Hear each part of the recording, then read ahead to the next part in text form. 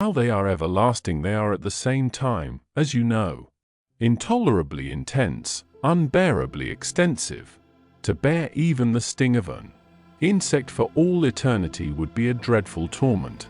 What must it be, then, to bear the manifold tortures of hell forever? Forever. For all eternity. Not for a year or for an age, but forever. Try to imagine the awful meaning of this. You have often seen the sand on the seashore. How fine are its tiny grains! And how many of those tiny little grains go to make up the small handful which a child grasps in its play? Now, imagine a mountain of that sand, 1,000,000 miles high, reaching from the earth to the farthest heavens, and 1,000,000 miles broad, extending to remotest space, and 1,000,000 miles in thickness, and imagine such an enormous mass of countless particles of sand multiplied as often as there are leaves in the forest, drops of water in the mighty ocean, feathers on birds, scales on fish, hairs on animals, atoms in the vast expanse of the air. And imagine that at the end of every 1,000,000 years, a little bird came to that mountain and carried away in its beak a tiny grain of that sand.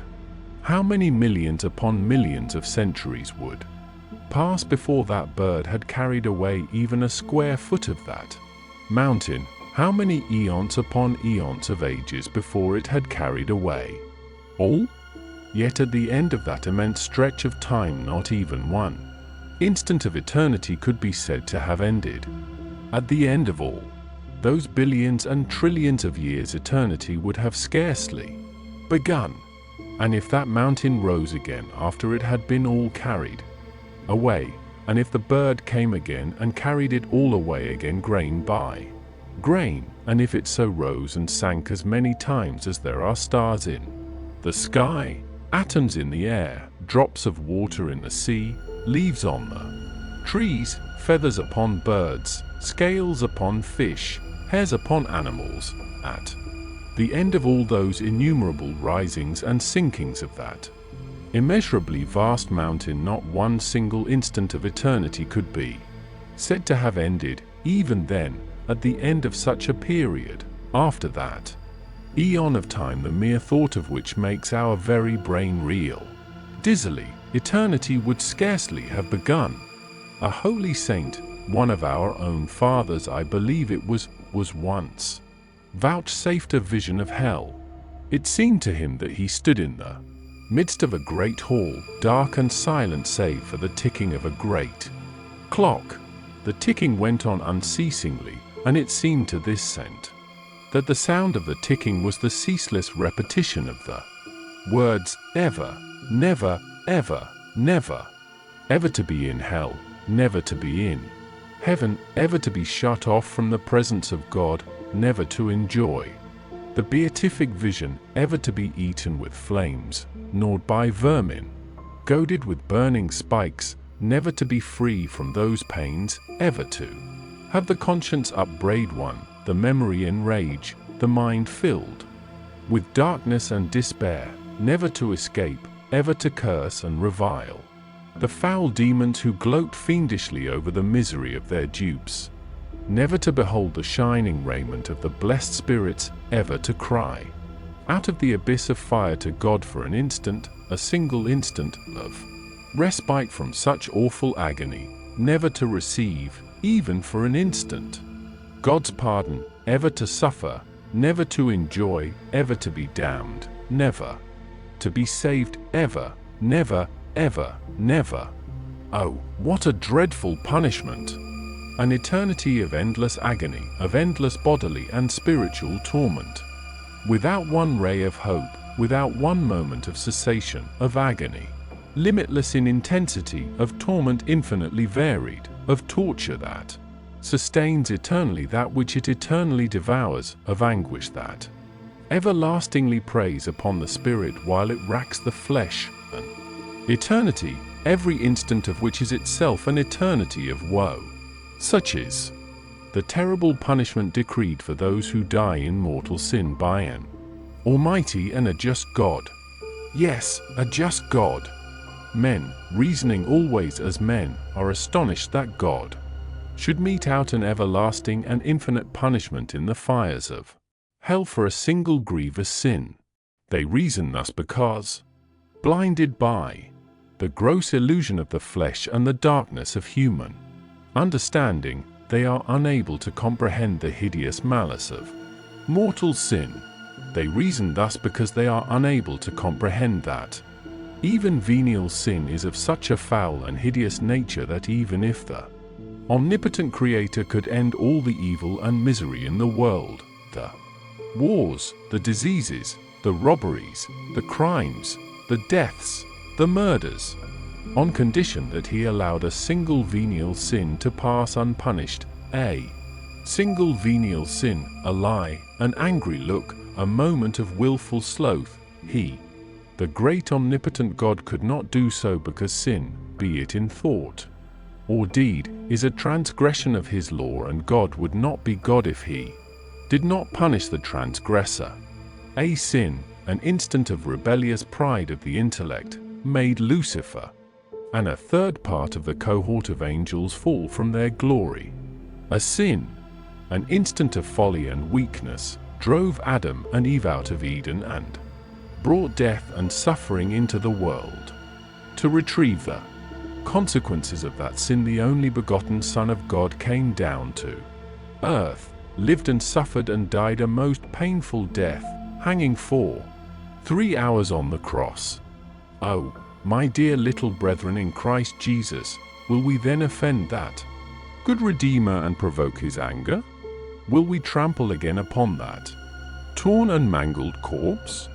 Will we spit upon that face so full of sorrow and love?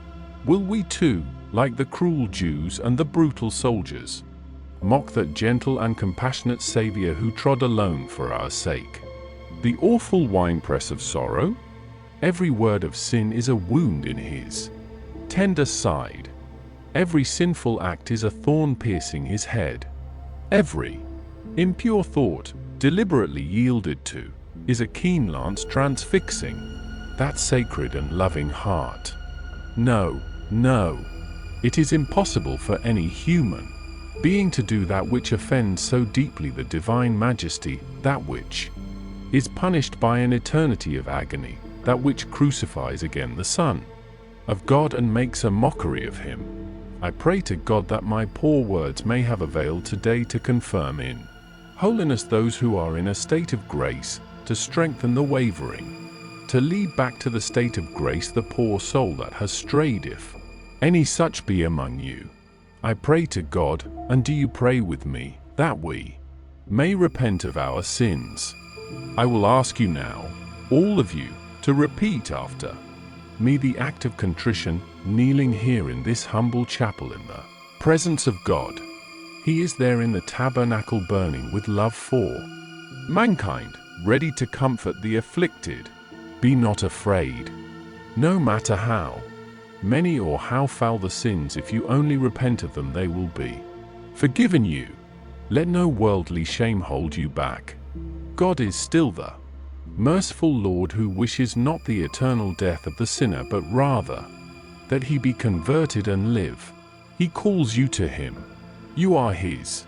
He made you out of nothing. He loved you as only a God can love. His arms are open to receive you, even though you have sinned against him. Come to him, poor sinner, poor vain, unerring sinner. Now is the acceptable time. Now is the hour. The priest rose and, turning towards the altar, knelt upon the step before the tabernacle in the fallen gloom. He waited till all in the chapel had knelt and every least noise was still. Then, raising his head, he repeated the act of contrition, phrase by phrase, with fervor. The boys answered him phrase by phrase. Stephen, his tongue cleaving to his palate, bowed his head, praying with his heart. Oh my God, oh my God, I am heartily sorry. I am heartily sorry for having offended thee, for having offended thee. and I detest my sins, and I detest my sins, above every other evil, above every other evil, because they displease thee, my God, because they displease thee, my God, who art so deserving, who art so deserving, of all my love, of all my love, and I firmly purpose, and I firmly purpose, by thy holy grace, by thy holy grace, never more to offend thee, never more to offend thee, and to amend my life, and to amend my life, underscore. He went up to his room after dinner in order to be alone with his soul, and at every step his soul seemed to sigh. At every step his soul, mounted with his feet, sighing in the ascent, through a region of viscid gloom. He halted on the landing before the door and then, grasping the porcelain knob, opened the door quickly. He waited in fear, his soul pining within him, praying silently that death might not touch his brow. As he passed over the threshold, that the fiends that inhabit darkness might not be given power over him, he waited still at the threshold as, at the entrance to some dark cave, faces were there, eyes, they waited and watched. We knew perfectly well, of course, that though it was bound to come to the light, he would find considerable difficulty in endeavoring to try to induce himself to try to endeavor to ascertain the spiritual plenipotentiary, and so we knew, of course, perfectly well. Murmuring faces waited and watched, murmurous voices filled the dark shell of the cave. He feared intensely in spirit and in flesh, but, raising his head bravely, he strode into the room firmly. A doorway, a room, the same window. He told himself calmly that those words had absolutely no sense which had seemed to rise murmurously from the dark. He told himself that it was simply his room with the door open. He closed the door and, walking swiftly to the bed, knelt beside it and covered his face with his hands. His hands were cold and damp and his limbs ached with chill. Bodily unrest and chill and weariness beset him, rooting his thoughts. Why was he kneeling there like a child, saying his evening prayers? To be alone with his soul, to examine his conscience, to meet his sins face to face, to recall their times and manners and circumstances, to weep over them. He could not weep. He could not summon them to his memory. He felt only an ache of soul and body, his whole being, memory, will, understanding, flesh, benumbed and weary. That was the work of devils, to scatter his thoughts and overcloud his conscience, assailing him at the gates of the cowardly and sin-corrupted flesh, and, praying God timidly to forgive him his weakness, he crawled up onto the bed and, wrapping the blankets closely about him, covered his face again with his hands. He had sinned. He had sinned so deeply against heaven and before God that he was not worthy to be called God's child. Could it be that he, Stephen Dedalus, had done those things? His conscience sighed in answer. Yes, he had done them, secretly, filthily, time after time, and, hardened in sinful impenitence, he had dared to wear the mask of holiness before the tabernacle itself, while his soul within was a living mass of corruption. How came it that God had not struck him dead? The leprous company of his sins closed about him, breathing upon him, bending over him from all sides. He strove to forget them in an act of prayer, huddling his limbs closer together and binding down his eyelids, but the senses of his soul would not be bound. And, though his eyes were shut fast, he saw the places where he had sinned, and, though his ears were tightly covered, he heard. He desired, with all his will, not to hear or see. He desired till his frame shook under the strain of his desire, and until the senses of his soul closed. They closed for an instant and then opened. He saw a field of stiff weeds and thistles and tufted nettle bunches. Thick among the tufts of rank stiff growth lay battered canisters and clots, and coils of solid excrement. A faint marshlight struggling upwards from all the ordure through the bristling grey-green weeds. An evil smell, faint and foul as the light, curled upwards sluggishly out of the canisters and from the stale crusted dung. Creatures were in the field. 1, 3, 6 creatures were moving in the field, hither and thither. Goatish creatures with human faces, horny-browed, lightly bearded and grey as India rubber. The malice of evil glittered in their hard eyes as they moved hither and thither, trailing their long tails behind them. A rictus of cruel malignity lit up greyly their old bony faces. One was clasping about his ribs a torn flannel waistcoat. Another complained monotonously as his beard stuck in the tufted weeds. Soft language issued from their spittleless lips as they swished in slow circles round and round the field, winding hither and thither through the weeds, dragging their long tails amid the rattling canisters.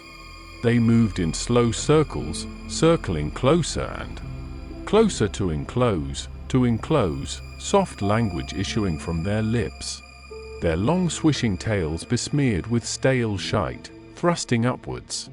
Their terrific faces. Help! He flung the blankets from him madly to free his face and neck.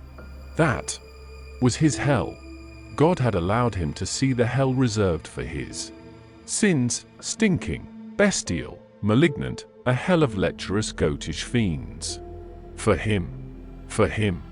He sprang from the bed, the reeking odor pouring down his throat, clogging and revolting his entrails. Air! The air of heaven! He stumbled towards the window, groaning and almost fainting with sickness. At the washstand a convulsion seized him within, and, clasping his cold forehead wildly, he vomited profusely in agony. When the fit had spent itself, he walked weakly to the window and, lifting the sash, sat in a corner of the embrasure and leaned his elbow upon the sill. The rain had drawn off, and amid the moving vapors from point to point of light the city was spinning about herself a soft cocoon of yellowish haze. Heaven was still and faintly luminous, and the air sweet to breathe, as in a thicket drenched with showers, and amid peace and shimmering lights and quiet fragrance he made a covenant with his heart. He prayed. He once had meant to come on earth in heavenly glory, but we sinned. And then he could not safely visit us but with a shrouded majesty and a bedimmed radiance, for he was God. So he came himself in weakness, not in power, and he sent thee, a creature in his stead, with a creature's comeliness and lustre suited to our state. And now thy very face and form, dear mother, speak to us of the eternal, not like earthly beauty, dangerous to look upon, but like the morning star which is thy emblem, bright and musical, breathing purity, telling of heaven and infusing peace. O harbinger of day, O light of the pilgrim, lead us still as thou hast led.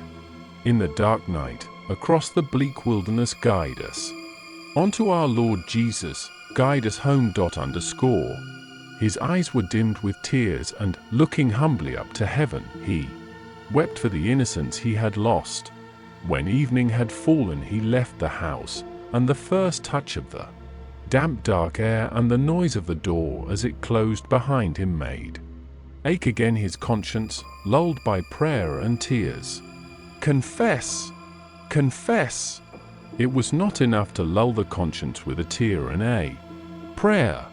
He had to kneel before the minister of the Holy Ghost and tell over his hidden sins truly and repentantly, before he heard again the footboard of the house door trail over the threshold as it opened to let him in, before he saw again the table in the kitchen set for supper. He would have knelt and confessed.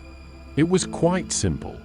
The ache of conscience ceased and he walked onward swiftly through the dark streets. There were so many flagstones on the footpath of that street, and so many streets in that city, and so many cities in the world.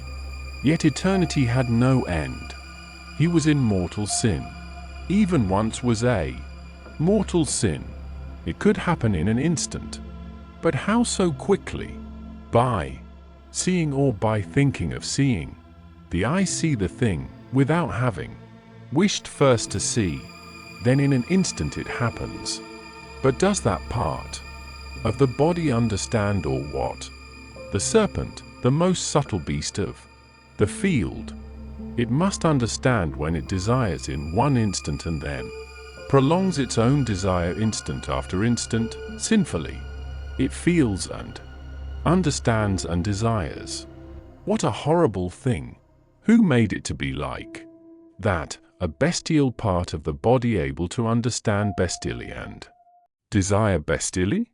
Was that then he, or an inhuman thing moved by a lower soul? His soul sickened at the thought of a torpid, snaky life feeding itself out of the tender marrow of his life and fattening upon the slime of lust. Oh, why was that so? Oh, why?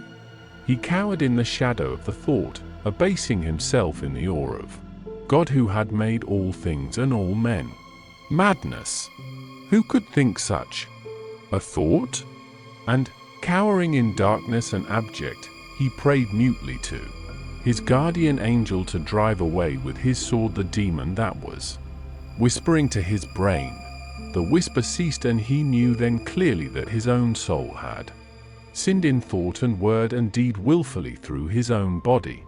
Confess! He had to confess every sin. How could he utter in words to the priest what he had done? Must. Or how could he explain without dying of shame? Or how could he have done such things without shame? A madman! Confess! Oh, he would indeed to be free and sinless. Again, perhaps the priest would know. Oh dear God! He walked on and on through ill-lit streets, fearing to stand still for a moment lest it might seem that he held back from what awaited him, fearing to arrive at that towards which he still turned with longing. How beautiful must be a soul in the state of grace when God looked upon it with love! Frowsy girls sat along the curbstones before their baskets. Their dank hair hung trailed over their brows. They were not beautiful to see as they crouched in the mire, but their souls were seen by God, and if their souls were in a state of grace they were radiant to see, and God loved them, seeing them. A wasting breath of humiliation blew bleakly over his soul to think of how he had fallen, to feel that those souls were dearer to God than his. The wind blew over him and passed on to the myriads and myriads of other souls on whom God's favor shone, now more and now less, stars now brighter and now dimmer, sustained and failing. And the glimmering souls passed away, sustained and failing, merged in a moving breath. One soul was lost, a tiny soul, his. It flickered once and went out, forgotten, lost. The end. Black, cold, void waste. Consciousness of place came ebbing back to him slowly over a vast tract of time, unlit, unfelt, unlived. The squalid scene composed itself. Around him, the common accents, the burning gas jets in the shops, odors of fish and spirits and wet sawdust, moving men and women. An old woman was about to cross the street, an oil can in her hand. He bent down and asked her, was there a chapel near? A chapel, sir? Yes, sir. Church Street Chapel. Church? She shifted the can to her other hand and directed him, and, as she held out her reeking withered right hand under its fringe of shawl, he bent lower towards her, saddened and soothed by her voice. Thank you. You are quite welcome, sir. The candles on the high altar had been extinguished, but the fragrance of incense still floated down the dim nave. Bearded workmen with pious faces were guiding a canopy out through a side door, the sacristan aiding them with quiet gestures and words. A few of the faithful still lingered, praying before one of the side altars or kneeling in the benches near the confessionals. He approached timidly and knelt at the last bench in the body, thankful for the peace and silence and fragrant shadow of the church. The board on which he knelt was narrow and worn, and those who knelt near him were humble followers of Jesus. Jesus, too, had been born in poverty and had worked in the shop of a carpenter, cutting boards and planing them, and had first spoken of the kingdom of God to poor fishermen, teaching all men to be meek and humble of heart. He bowed his head upon his hands, bidding his heart be meek and humble, that he might be like those who knelt beside him, and his prayers acceptable as theirs. He prayed beside them, but it was hard. His soul was foul with sin, and he dared not ask forgiveness with the simple trust of those whom Jesus, in the mysterious ways of God, had called first to his side, the carpenters, the fishermen, poor and simple, people following a lowly trade, handling and shaping the wood of trees, mending their nets with patience. A tall figure came down the aisle, and the penitent stirred, and at the last moment, glancing up swiftly, he saw a long grey beard and the brown habit of a Capuchin. The priest entered the box and was hidden. Two penitents rose and entered the confessional at either side.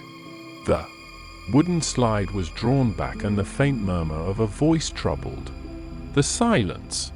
His blood began to murmur in his veins, murmuring like a sinful city, summoned from its sleep to hear its doom. Little flakes of fire fell, and powdery ashes fell softly, alighting on the houses of men. They stirred, waking from sleep, troubled by the heated air. The slide was shot back. The penitent emerged from the side of the box. The farther side was drawn.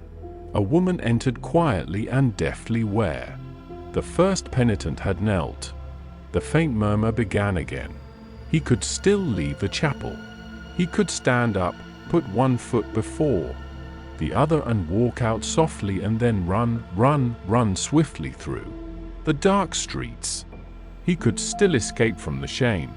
Had it been any terrible crime but that one sin? Had it been murder? Little fiery flakes fell and touched him at all points, shameful thoughts, shameful words, shameful acts. Shame covered him wholly like fine glowing ashes, falling continually. To say it in words, his soul, stifling and helpless, would cease to be. The slide was shot back. A penitent emerged from the farther side of the box. The near slide was drawn. A penitent entered where the other penitent had come out. A soft whispering noise floated in vaporous cloudlets out of the box. It was the woman, soft whispering cloudlets. Soft whispering vapor, whispering and vanishing. He beat his breast with his fist humbly, secretly under cover of the wooden armrest. He would be at one with others and with God. He would love his neighbor. He would love God who had made and loved him. He would kneel and pray with others and be happy. God would look down on him and on them and would love them all. It was easy to be good. God's yoke was sweet and light.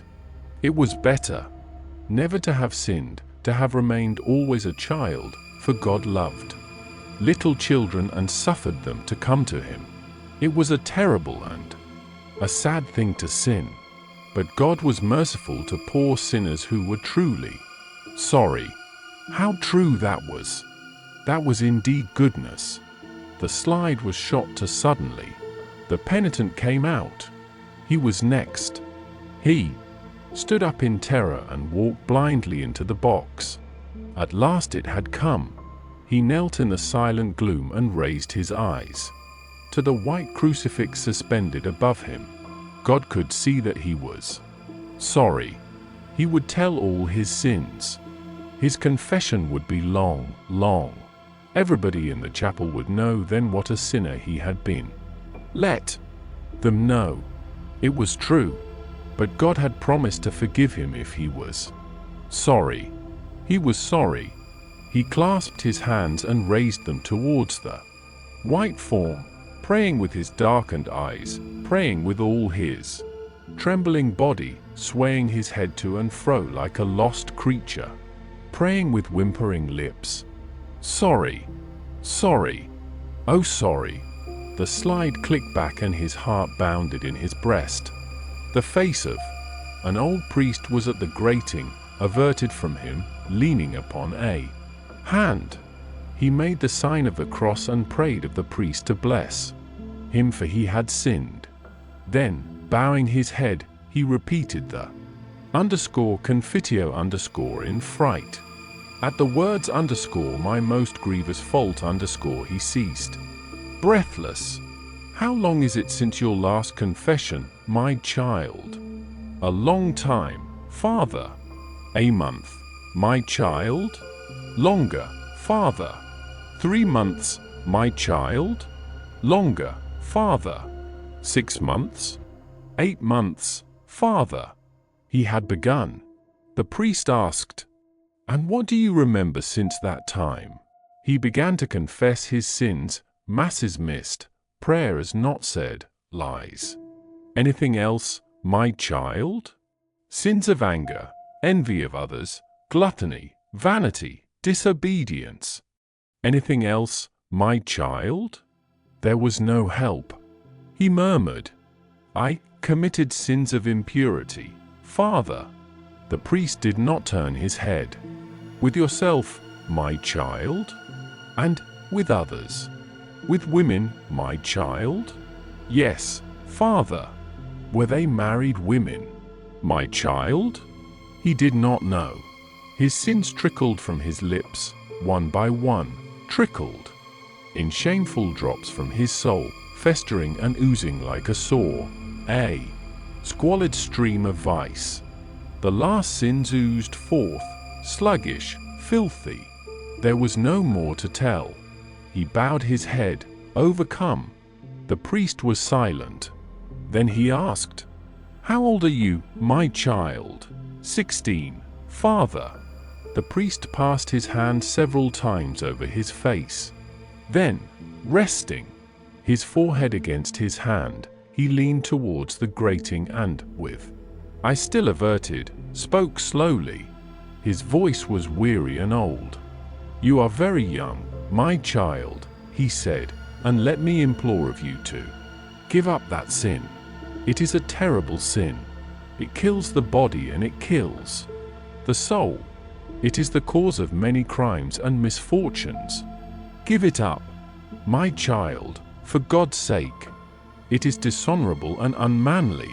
You cannot know where that wretched habit will lead you or where it will come against you. As long as you commit that sin, my poor child, you will never be worth 1 farthing to God.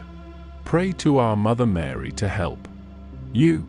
She will help you, my child. Pray to our Blessed Lady when that sin comes into your mind. I am sure you will do that, will you not? You repent of all those sins.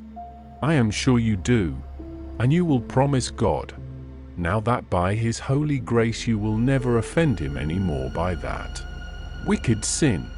You will make that solemn promise to God, will you not?" "Yes, Father." The old and weary voice fell like sweet rain upon his quaking, parching heart. "How sweet and sad! Do so, my poor child. The devil has led you astray. Drive him back to hell when he tempts you to dishonor your body in that way, the foul spirit who hates our Lord. Promise God now that you will give up that sin, that wretched sin."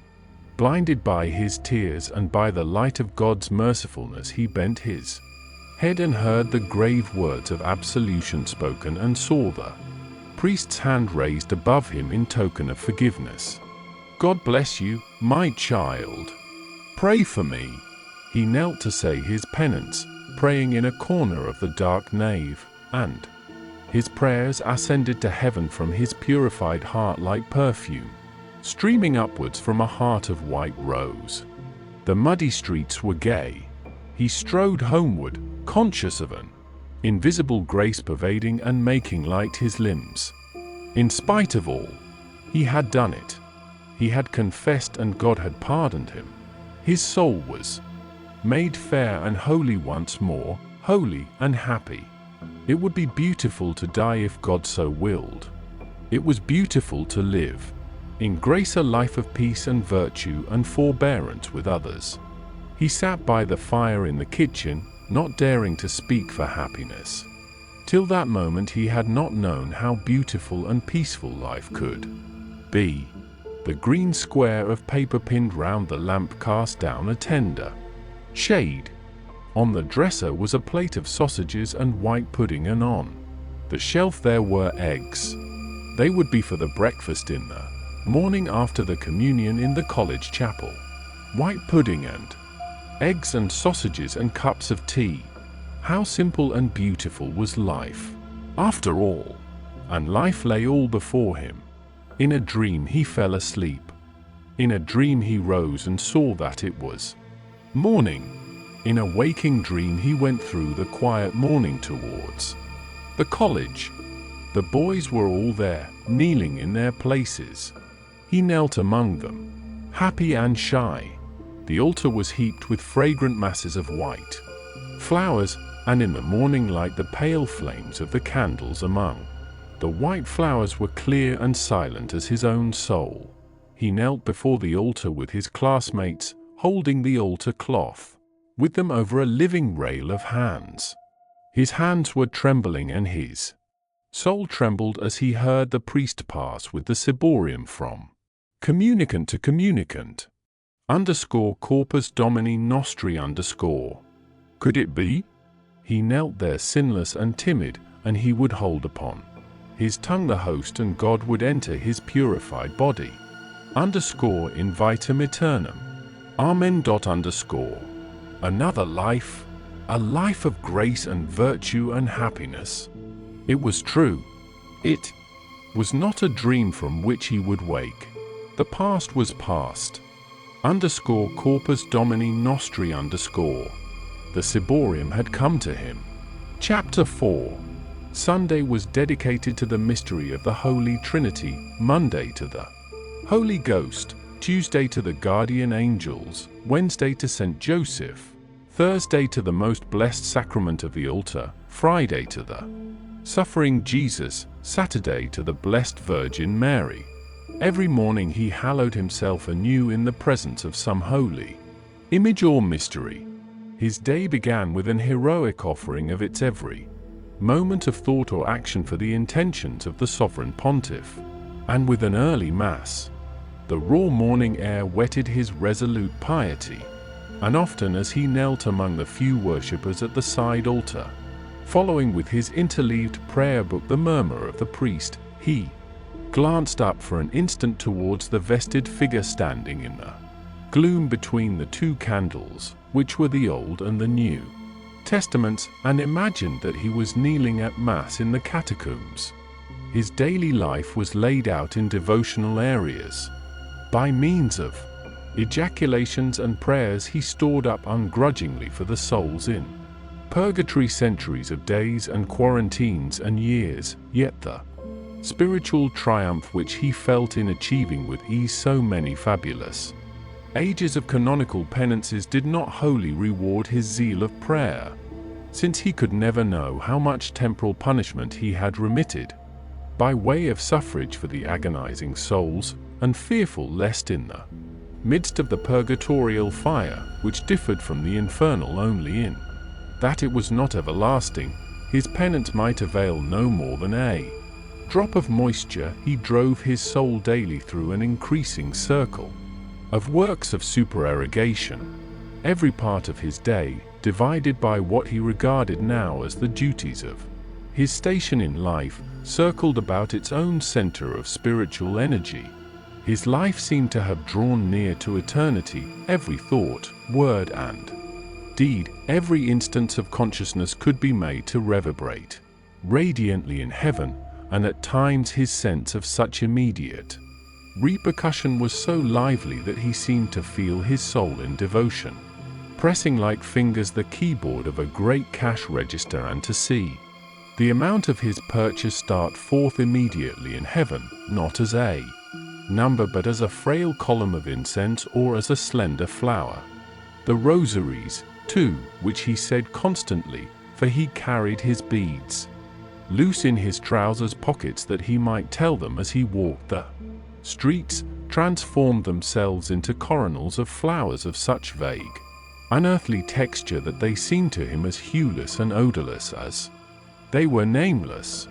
He offered up each of his 3 daily chaplets that his soul might grow strong in each of the 3 theological virtues, in faith in the Father who had created him, in hope in the Son who had redeemed him, and in love of the Holy Ghost who had sanctified him. And this thrice triple prayer he offered to the 3 persons through Mary, in the name of her joyful and sorrowful and glorious mysteries.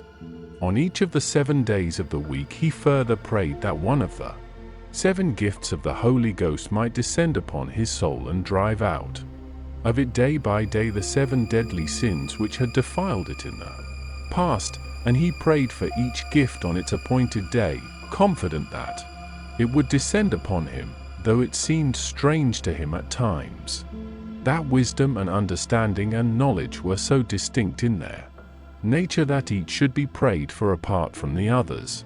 Yet he believed that at some future stage of his spiritual progress this difficulty would be removed when his sinful soul had been raised up from its weakness and enlightened by the 3rd person of the most blessed Trinity.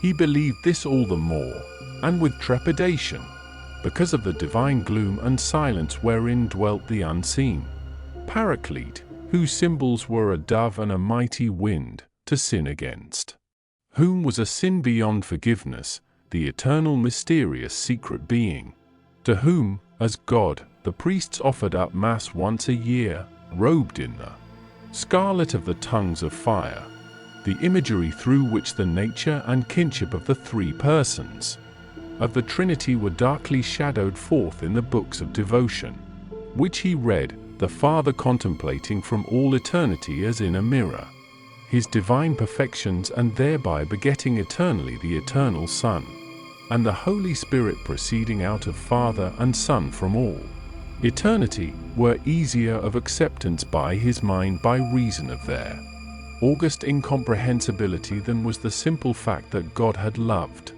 his soul from all eternity, for ages before he had been born into the world, for ages before the world itself had existed. He had heard the names of the passions of love and hate pronounced solemnly on the stage and in the pulpit, had found them set forth solemnly in books, and had wondered why his soul was unable to harbor them for any time or to force his lips to utter their names with conviction. A brief anger had often invested him, but he had never been able to make it an abiding passion, and had always felt himself passing out of it as if his very body were being divested with ease of some outer skin or peel. He had felt a subtle, dark, and murmurous presence penetrate his being and fire him with a brief iniquitous lust. It, too, had slipped beyond his grasp, leaving his mind lucid and indifferent. This, it seemed, was the only love and that the only hate his soul would harbor. But he could no longer disbelieve in the reality of love, since God himself had loved his individual soul with divine love from all eternity. Gradually, as his soul was enriched with spiritual knowledge, he saw the whole world forming one vast symmetrical expression of God's power and love. Life became a divine gift for every moment and sensation of which, were it even the sight of a single leaf hanging on the twig of a tree, his soul should praise and thank the giver. The world for all its solid substance and complexity no longer existed for his soul save as a theorem of divine power and love and universality. So entire and unquestionable was this sense of the divine meaning in all nature granted to his soul that he could scarcely understand why it was in any way necessary that he should continue to live. Yet that was part of the divine purpose, and he dared not question its use. He above all others who had sinned so deeply and so foully against the divine purpose, meek and abased by this consciousness of the one eternal, omnipresent perfect reality, his soul took up again her burden of pieties, masses, and prayers and sacraments and mortifications, and only then for the first time since he had brooded on the great mystery of love did he feel within him a warm movement like that of some newly born life or virtue of the soul itself, the attitude of rapture in sacred art, the raised and parted hands, the parted lips and eyes as of one about to swoon, became for him an image of the soul in prayer, humiliated and faint before her Creator. But he had been forewarned of the dangers of spiritual exaltation and did not allow himself to desist from even the least or lowliest devotion, striving also by constant mortification to undo the sinful past rather than to achieve a saintliness fraught with peril. Each of his senses was brought under a rigorous discipline.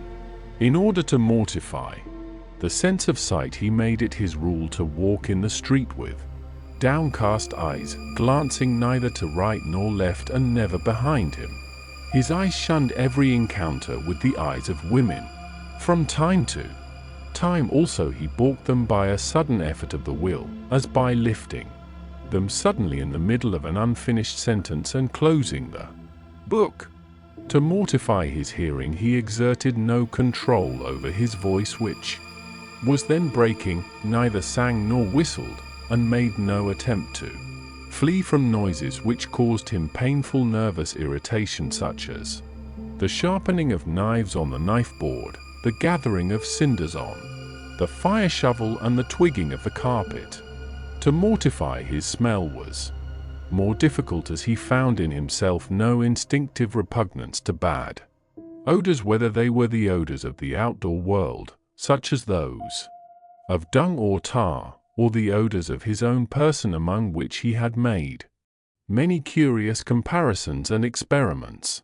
He found in the end that the only odor against which his sense of smell revolted was a certain stale, fishy stink like that of long-standing urine, and whenever it was possible he subjected himself to this unpleasant odor. To mortify the taste he practiced strict habits at table, observed to the letter all the fasts of the church, and sought by distraction to divert his mind from the savors of different foods.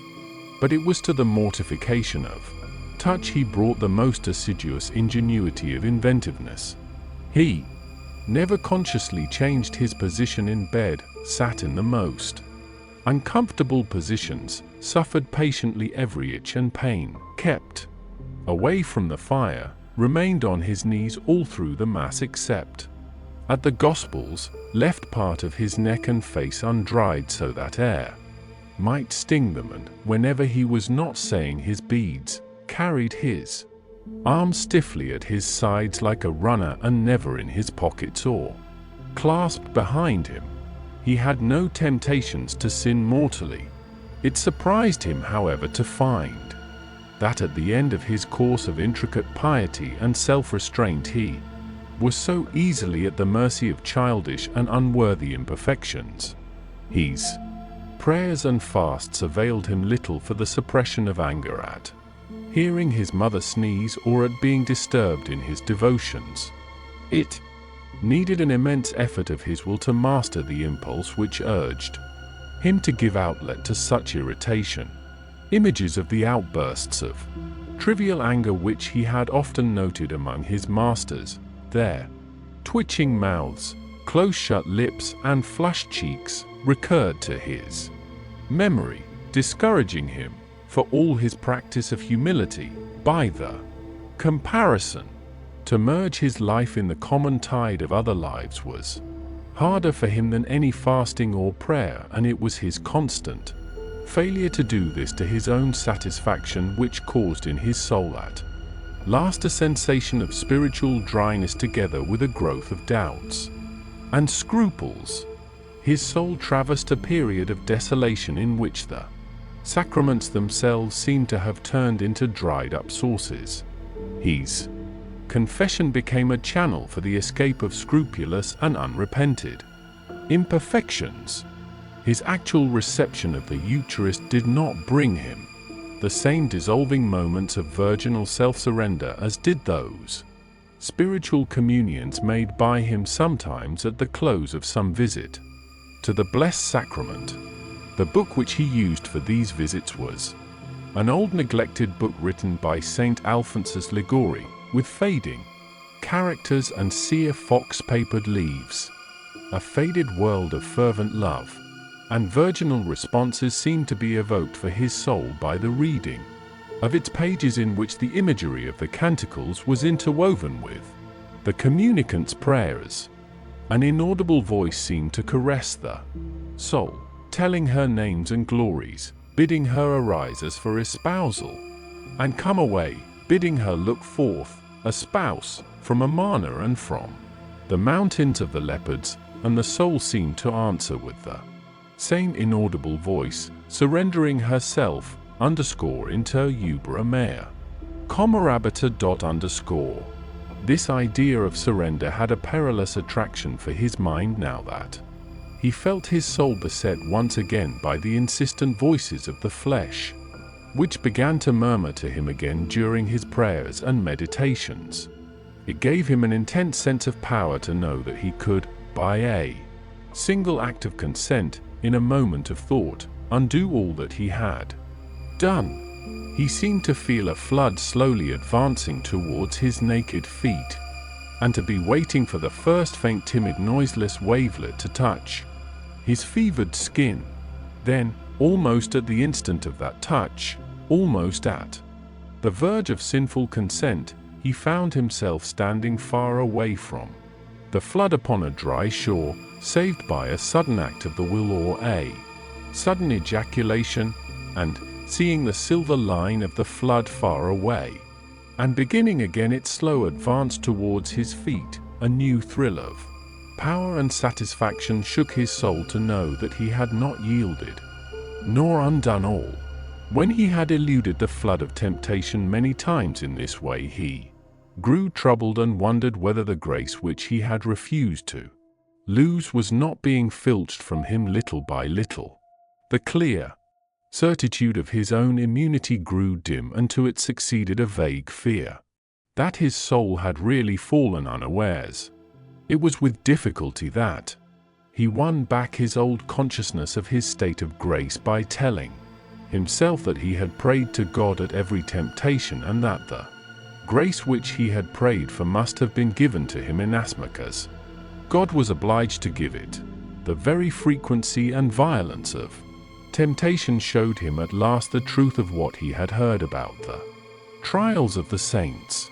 Frequent and violent temptations were a proof that the citadel of the soul had not fallen, and that the devil raged to make it fall. Often when he had confessed his doubts and scruples, some momentary inattention at prayer, a movement of trivial anger in his soul, or a subtle willfulness in speech or act, he was bidden by his confessor to name some sin of his past life before absolution was given him. He named it with humility and shame, and repented of it once more. It humiliated and shamed him to think that he would never be freed from it. Holy, however holily he might live, or whatever virtues or perfections he might attain, a restless feeling of guilt would always be present. With him, he would confess and repent and be absolved, confess and repent again and be absolved again, fruitlessly.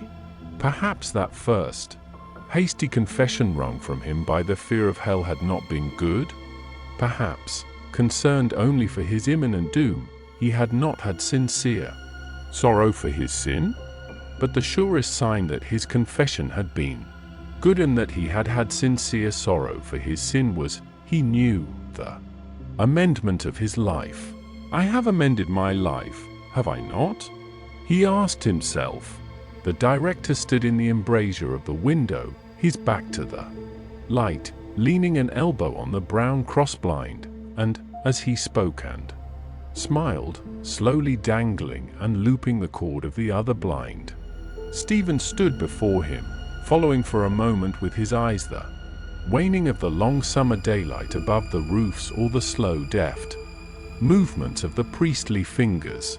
The priest's face was in total shadow, but the waning daylight from behind him touched the deeply grooved temples and the curves of the skull.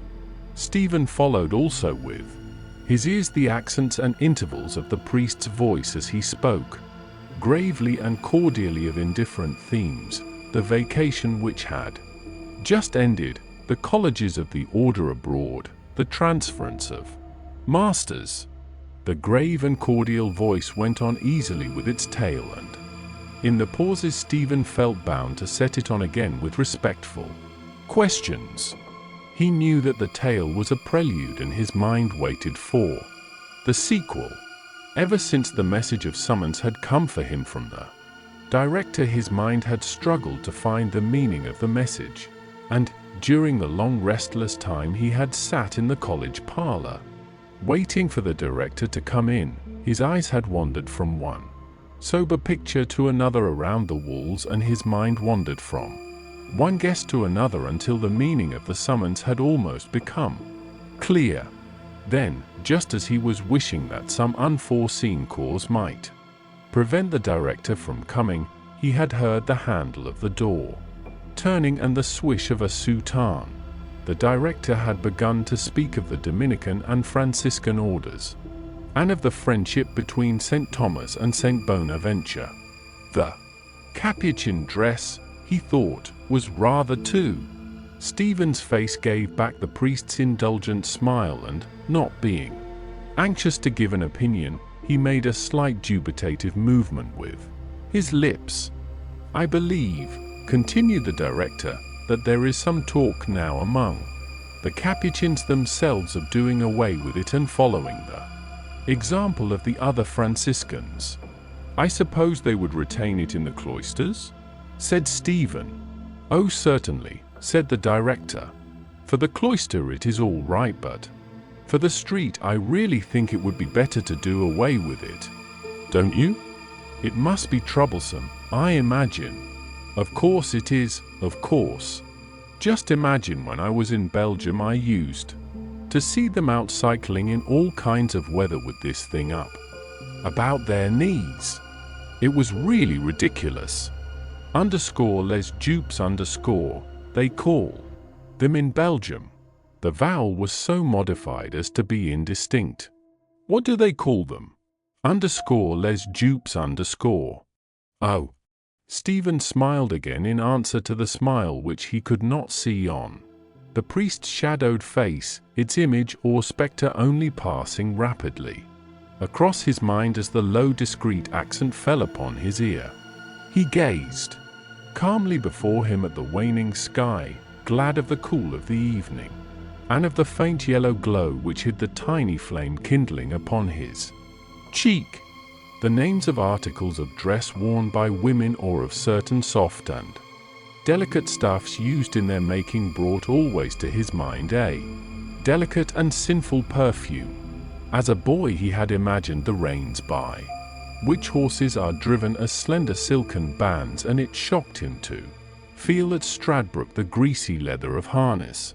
It had shocked him, too, when he had felt for the first time beneath his tremulous fingers the brittle texture of a woman's stocking for, retaining nothing of all he read save that which seemed to him an echo or a prophecy of his own state. It was only amid soft-worded phrases or within rose-soft stuffs that he dared to conceive of the soul or body of a woman moving with tender life. But the phrase on the priest's lips was disingenuous, for he knew that a priest should not speak lightly on that theme. The phrase had been spoken lightly with design, and he felt that his face was being searched by the eyes in the shadow. Whatever he had heard or read of the craft of Jesuits he had put aside frankly as not borne out by his own experience.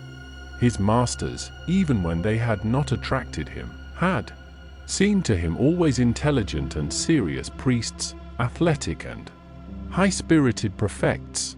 He thought of them as men who washed their bodies briskly with cold water and wore clean cold linen.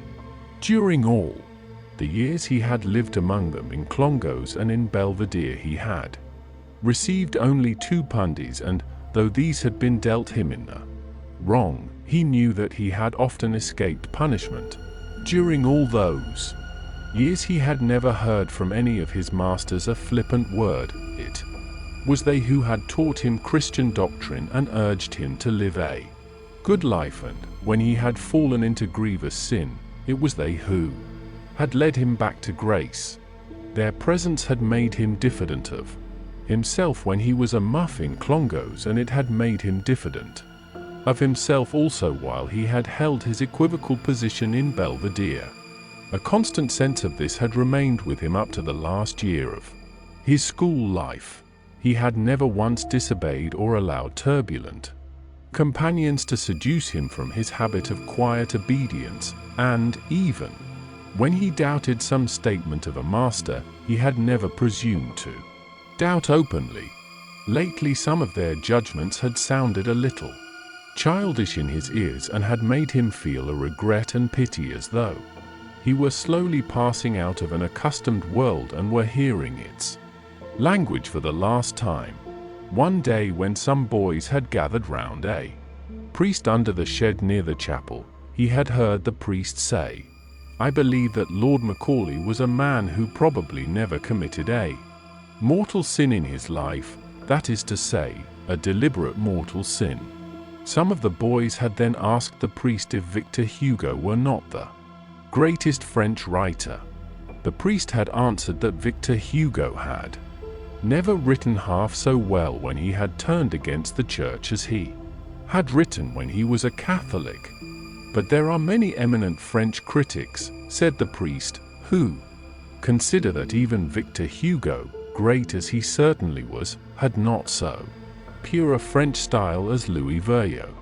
The tiny flame which the priest's allusion had kindled upon Stephen's cheek had sunk down again, and his eyes were still fixed calmly on the colourless sky. But an unresting doubt flew hither and thither before his mind. Masked memories passed quickly before him. He recognized scenes and persons, yet he was conscious that he had failed to perceive some vital circumstance in them. He saw himself walking about the grounds, watching the sports in Clongowes and eating Slim Jim out of his cricket cap. Some Jesuits were walking round the cycle track in the company of ladies. The echoes of certain expressions used in Clongowes sounded in remote caves of his mind. His ears were listening to these distant echoes amid the silence of the parlor when he became aware that the priest was addressing him in a different voice. "I sent for you today, Stephen, because I wish to speak to you on a very important subject." "Yes, sir." "Have you ever felt that you had a vocation?" Stephen parted his lips to answer yes, and then withheld the word. Suddenly, the priest waited for the answer and added, "I mean, have you ever felt within yourself, in your soul, a desire to join the order?" "Think. I have sometimes thought of it," said Stephen. The priest let the blind cord fall to one side and, uniting his hands, leaned his chin gravely upon them, communing with himself. "In a college like this," he said at length, "there is one boy, or perhaps 2 or 3 boys, whom God calls to the religious life. Such a boy is marked off from his companions by his piety, by the good example he shows to others. He is looked up to by them. He is chosen perhaps as prefect by his fellow sodalists. And you, Stephen, have been such a boy. In this college, prefect of our Blessed Lady's sodality. Perhaps you are the boy in this college whom God designs to call to himself. A strong note of pride reinforcing the gravity of the priest's voice made Stephen's heart quicken in response. To receive that call, Stephen, said the priest, is the greatest honor that the Almighty God can bestow upon a man. No king or emperor on this earth has the power of the priest of God.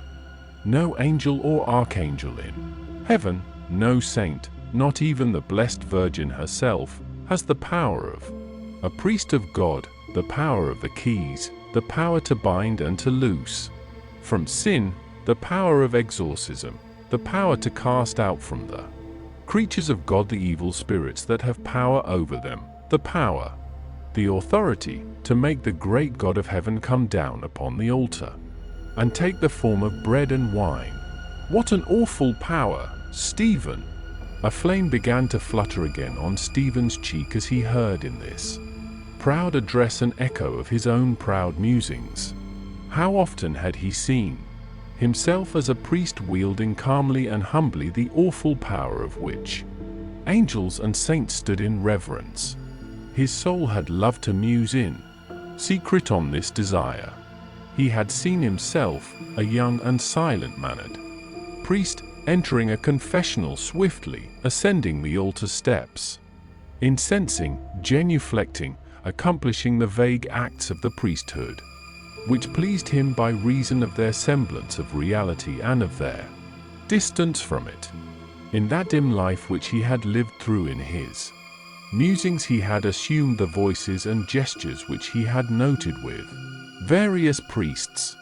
He had bent his knee sideways like such a one, he had shaken the thurible only slightly like such a one, his chasuble had swung open like that of such another as he turned to the altar again, after having blessed the people, and above all it had pleased him to fill the second place in those dim scenes of his imagining.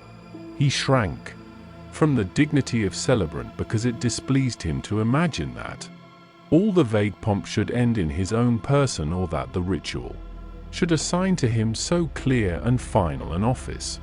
He longed for the minor sacred offices, to be vested with the tunicle of subdeacon at High Mass, to stand aloof from the altar, forgotten by the people, his shoulders covered with a humeral veil, holding the pattern within its folds, or, when the sacrifice had been accomplished, to stand as deacon, in a dalmatic of cloth of gold on the step below the celebrant, his hands joined and his face towards the people, and sing the chant _right.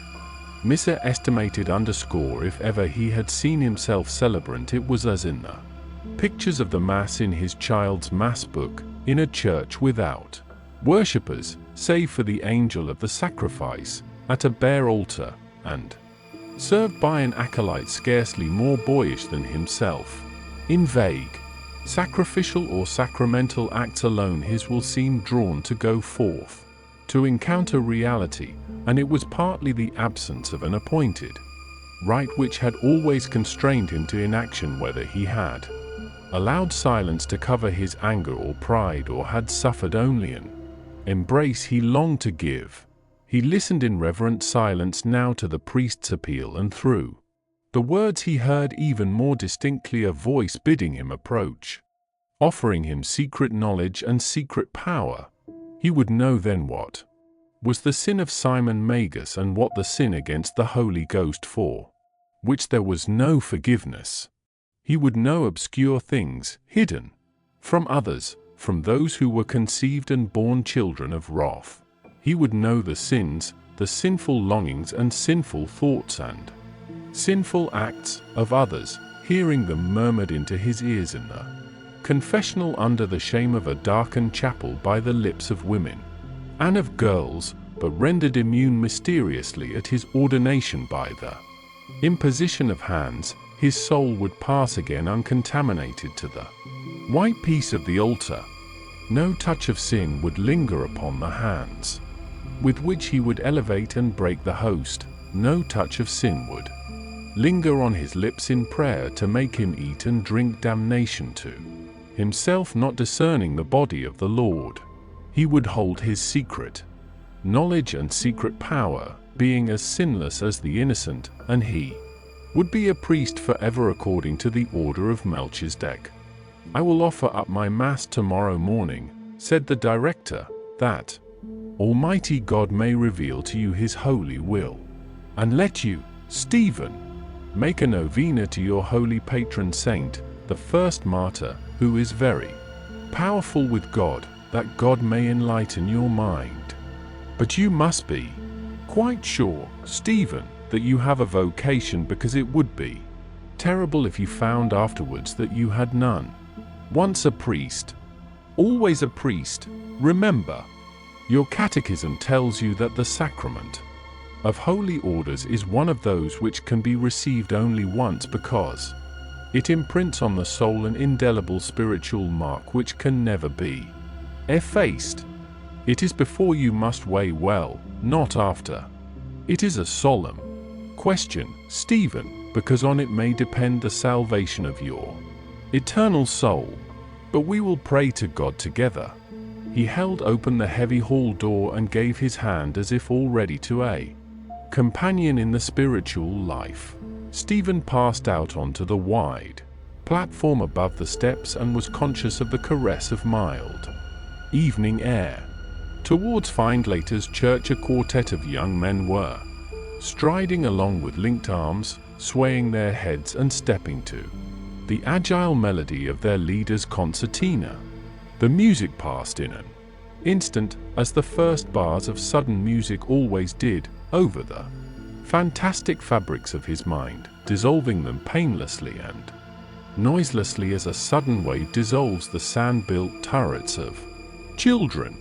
Smiling at the trivial air, he raised his eyes to the priest's face and, seeing in it a mirthless reflection of the sunken day, detached his hand slowly, which had acquiesced faintly in that companionship. As he descended the steps, the impression which effaced his troubled self-communion was that of a mirthless mask reflecting a sunken day from the threshold of the college.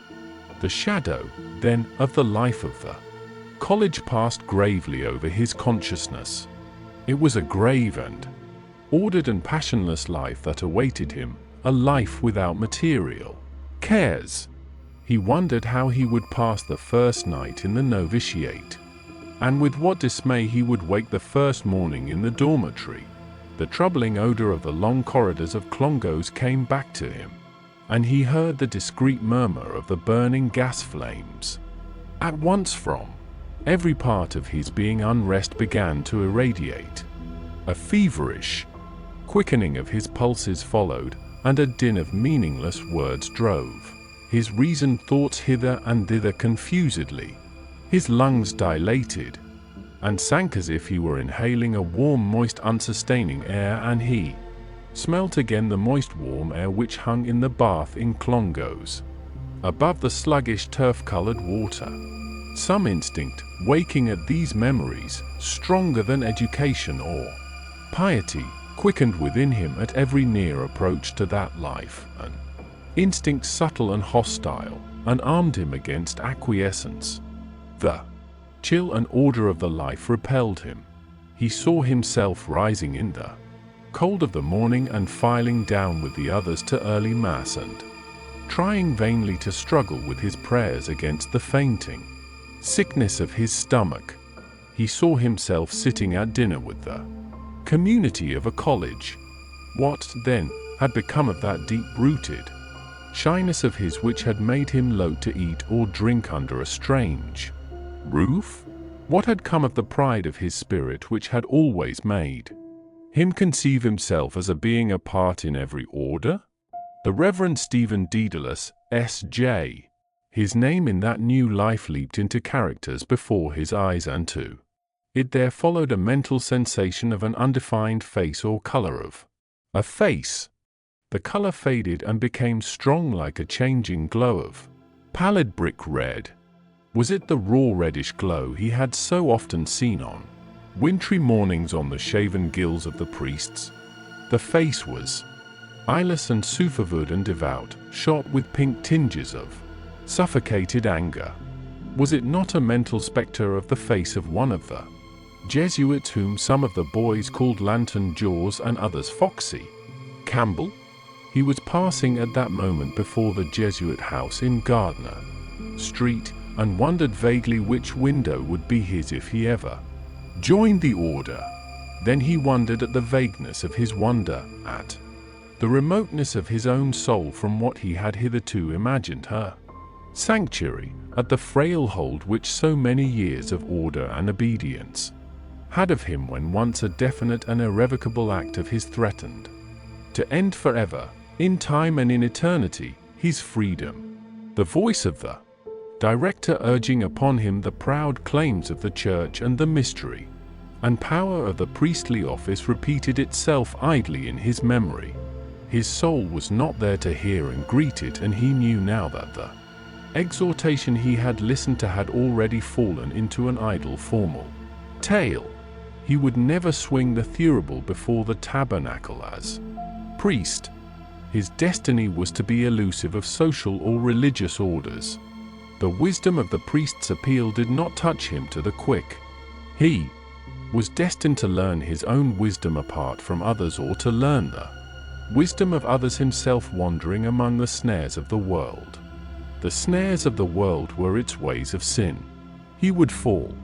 He had not yet fallen, but he would fall silently, in an instant. Not to fall was too hard, and he felt the silent lapse of his soul, as it would be at some instant to come, falling, but not yet fallen, still unfallen, but about to fall. He crossed the bridge over the stream of the Tolka and turned his eyes coldly for an instant towards the faded blue shrine of the Blessed Virgin, which stood foul-wise on a pole in the middle of a ham-shaped encampment of poor cottages. Then, bending to the left, he followed the lane which led up to his house. The faint sour stink of rotted cabbages came towards him from the kitchen gardens on the rising ground above the river.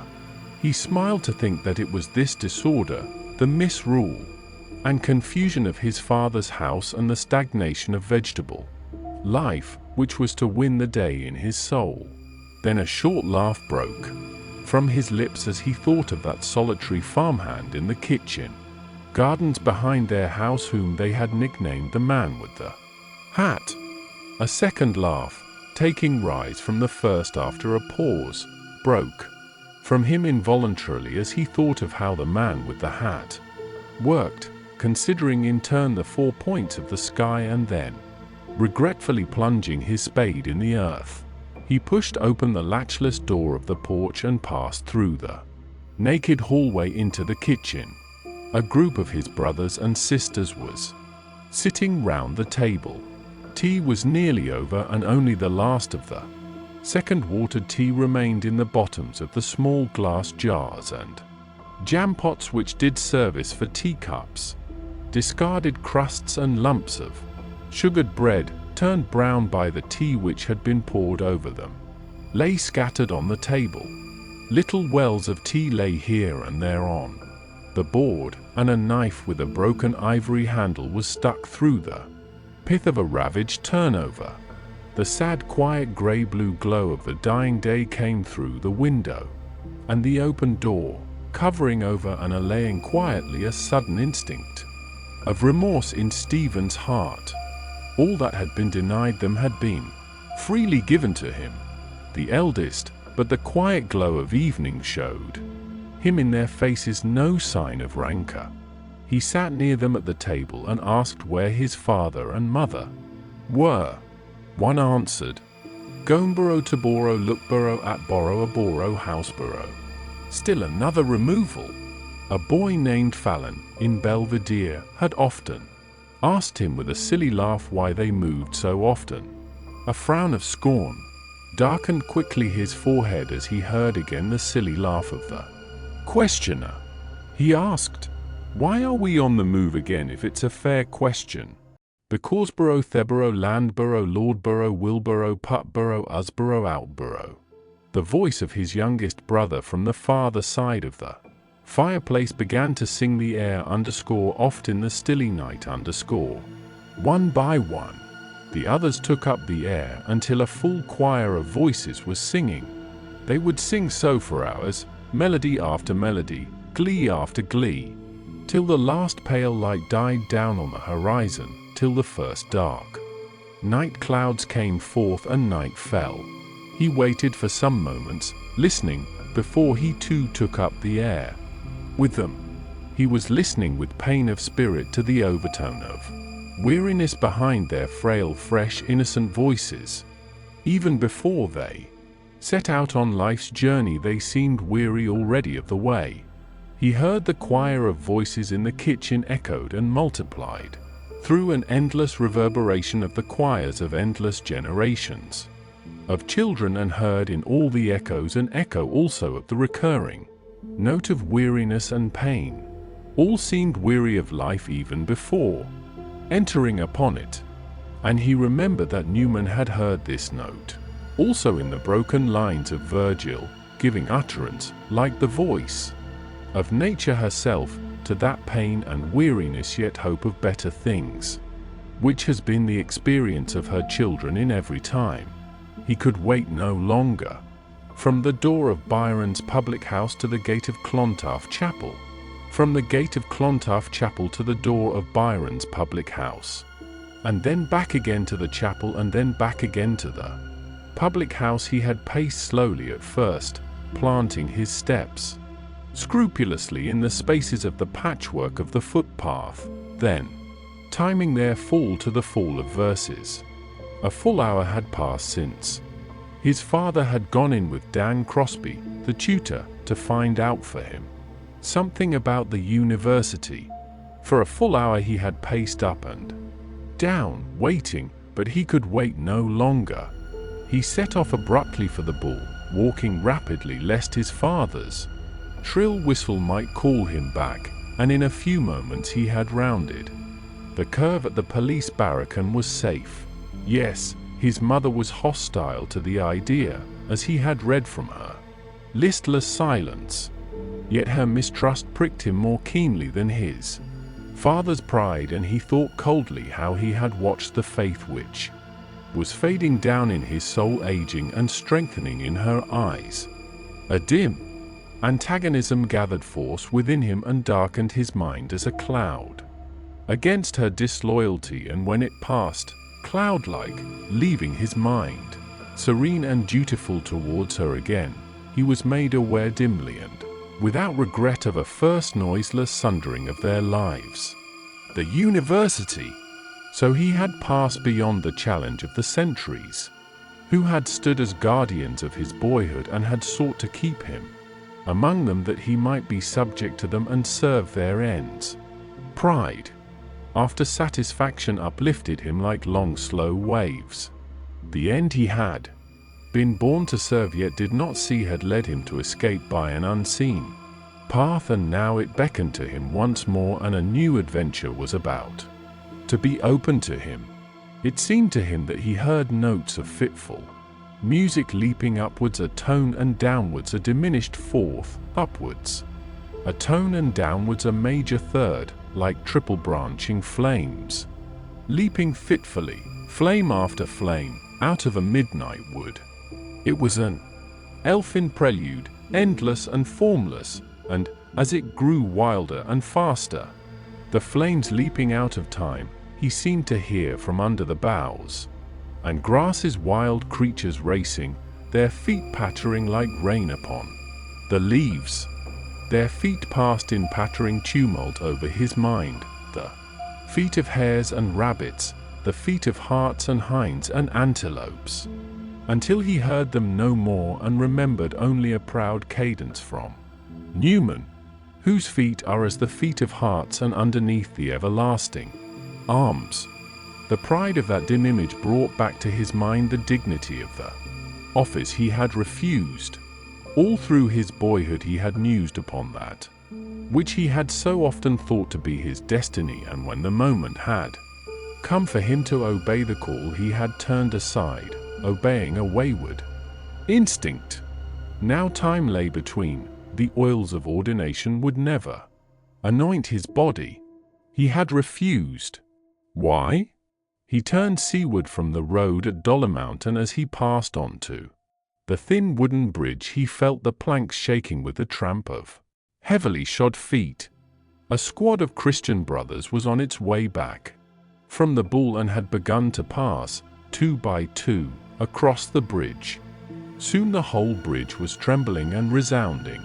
The uncouth faces passed him 2 by 2, stained yellow or red or livid by the sea, and as he strove to look at them with ease and indifference, a faint stain of personal shame and commiseration rose to his own face. Angry with himself, he tried to hide his face from their eyes by gazing down sideways into the shallow swirling water under the bridge, but he still saw a reflection therein of their top-heavy silk hats and humble tape-like collars and loosely hanging clerical clothes. Brother Hickey, Brother Quaid, Brother MacArdle, Brother K.O. Their piety would be like their names, like their faces, like their clothes, and it was idle for him to tell himself that their humble and contrite hearts, it might be, paid a far richer tribute of devotion than his had ever been, a gift tenfold more acceptable than his elaborate adoration. It was idle for him to move himself to be generous towards them, to tell himself that if he ever came to their gates, stripped of his pride, beaten and in beggars' weeds, that they would be generous towards him, loving him as themselves. Idle and embittering, finally, to argue against his own dispassionate certitude that the commandment of love bade us not to love our neighbor as ourselves with the same amount and intensity of love, but to love him as ourselves with the same kind of love. He drew forth a phrase from his treasure and spoke it softly to himself. A day of dappled sea-born clouds. The phrase and the day and the scene harmonized in accord. Words. Was it their colors? He allowed them to glow and fade, hue after hue. Sunrise gold, the russet and green of apple orchards, azure of waves, the gray-fringed fleece of clouds. No, it was not their colors, it was the poise and balance of the period itself. Did he then love the rhythmic rise and fall of words better than their associations of legend and color? Or was it that, being as weak of sight as he was shy of mind, he drew less pleasure from the reflection of the glowing, sensible world through the prism of a language many-colored and richly storied than from the contemplation of an inner world of individual emotions mirrored perfectly in a lucid, supple, periodic prose? He passed from the trembling bridge onto firm land again. At that instant, as it seemed to him, the air was chilled, and, looking askance towards the water, he saw a flying squall darkening and crisping. Suddenly the tide. A faint click at his heart, a faint throb in his throat told him once more of how his flesh dreaded the cold infrahuman odor of the sea, yet he did not strike across the downs on his left, but held straight on along the spine of rocks that pointed against the river's mouth. A veiled sunlight lit up faintly the grey sheet of water where the river was embayed. In the distance along the course of the slow-flowing, leafy slender masts flecked the sky, and, more distant still, the dim fabric of the city lay prone in haze. Like a scene on some vague arras, old as man's weariness, the image of the seventh city of Christendom was visible to him across the timeless air. No older nor more weary nor less patient of subjection than in the days of the Thingmote. Disheartened, he raised his eyes towards the slow-drifting clouds. Dappled and sea-born, they were voyaging across the deserts of the sky, a host of nomads on the march, voyaging high over Ireland, westward bound. The Europe they had come from lay out there beyond the Irish Sea, Europe of strange tongues and valid and wood-begirt and citadeled and of entrenched and marshaled races. He heard a confused music within him as of memories and names which he was almost conscious of but could not capture even for an instant. Then the music seemed to recede, to recede, to recede, and from each receding trail of nebulous music there fell always one long-drawn calling note, piercing like a star the dusk of silence. Again, again, again, a voice from beyond the world was calling, "Hello, Stephanos. Here comes the Dedalus. Ayo. Give it over, Dwyer, I'm telling you, or I'll give you a stuff in the kisser for yourself. Ayo. Good man, Tozer. Duck him. Come along, Dedalus. Boo Stephanoumenos. Boo Stephanephoros. Duck him. Guzzle him now, Tozer. Help. Help. Ayo. He recognized their speech collectively before he distinguished their faces. The mere sight of that medley of wet nakedness chilled him to the bone. Their bodies, corpse white or suffused with a pallid golden light or rawly tanned by the sun, gleamed with the wet of the sea. Their diving stone, poised on its rude supports and rocking under their plunges, and the rough-hewn stones of the sloping breakwater over which they scrambled in their horseplay gleamed with cold wet luster. The towels with which they smacked their bodies were heavy with cold seawater, and drenched with cold brine was their matted hair. He stood still in deference to their calls and parried their banter with easy words.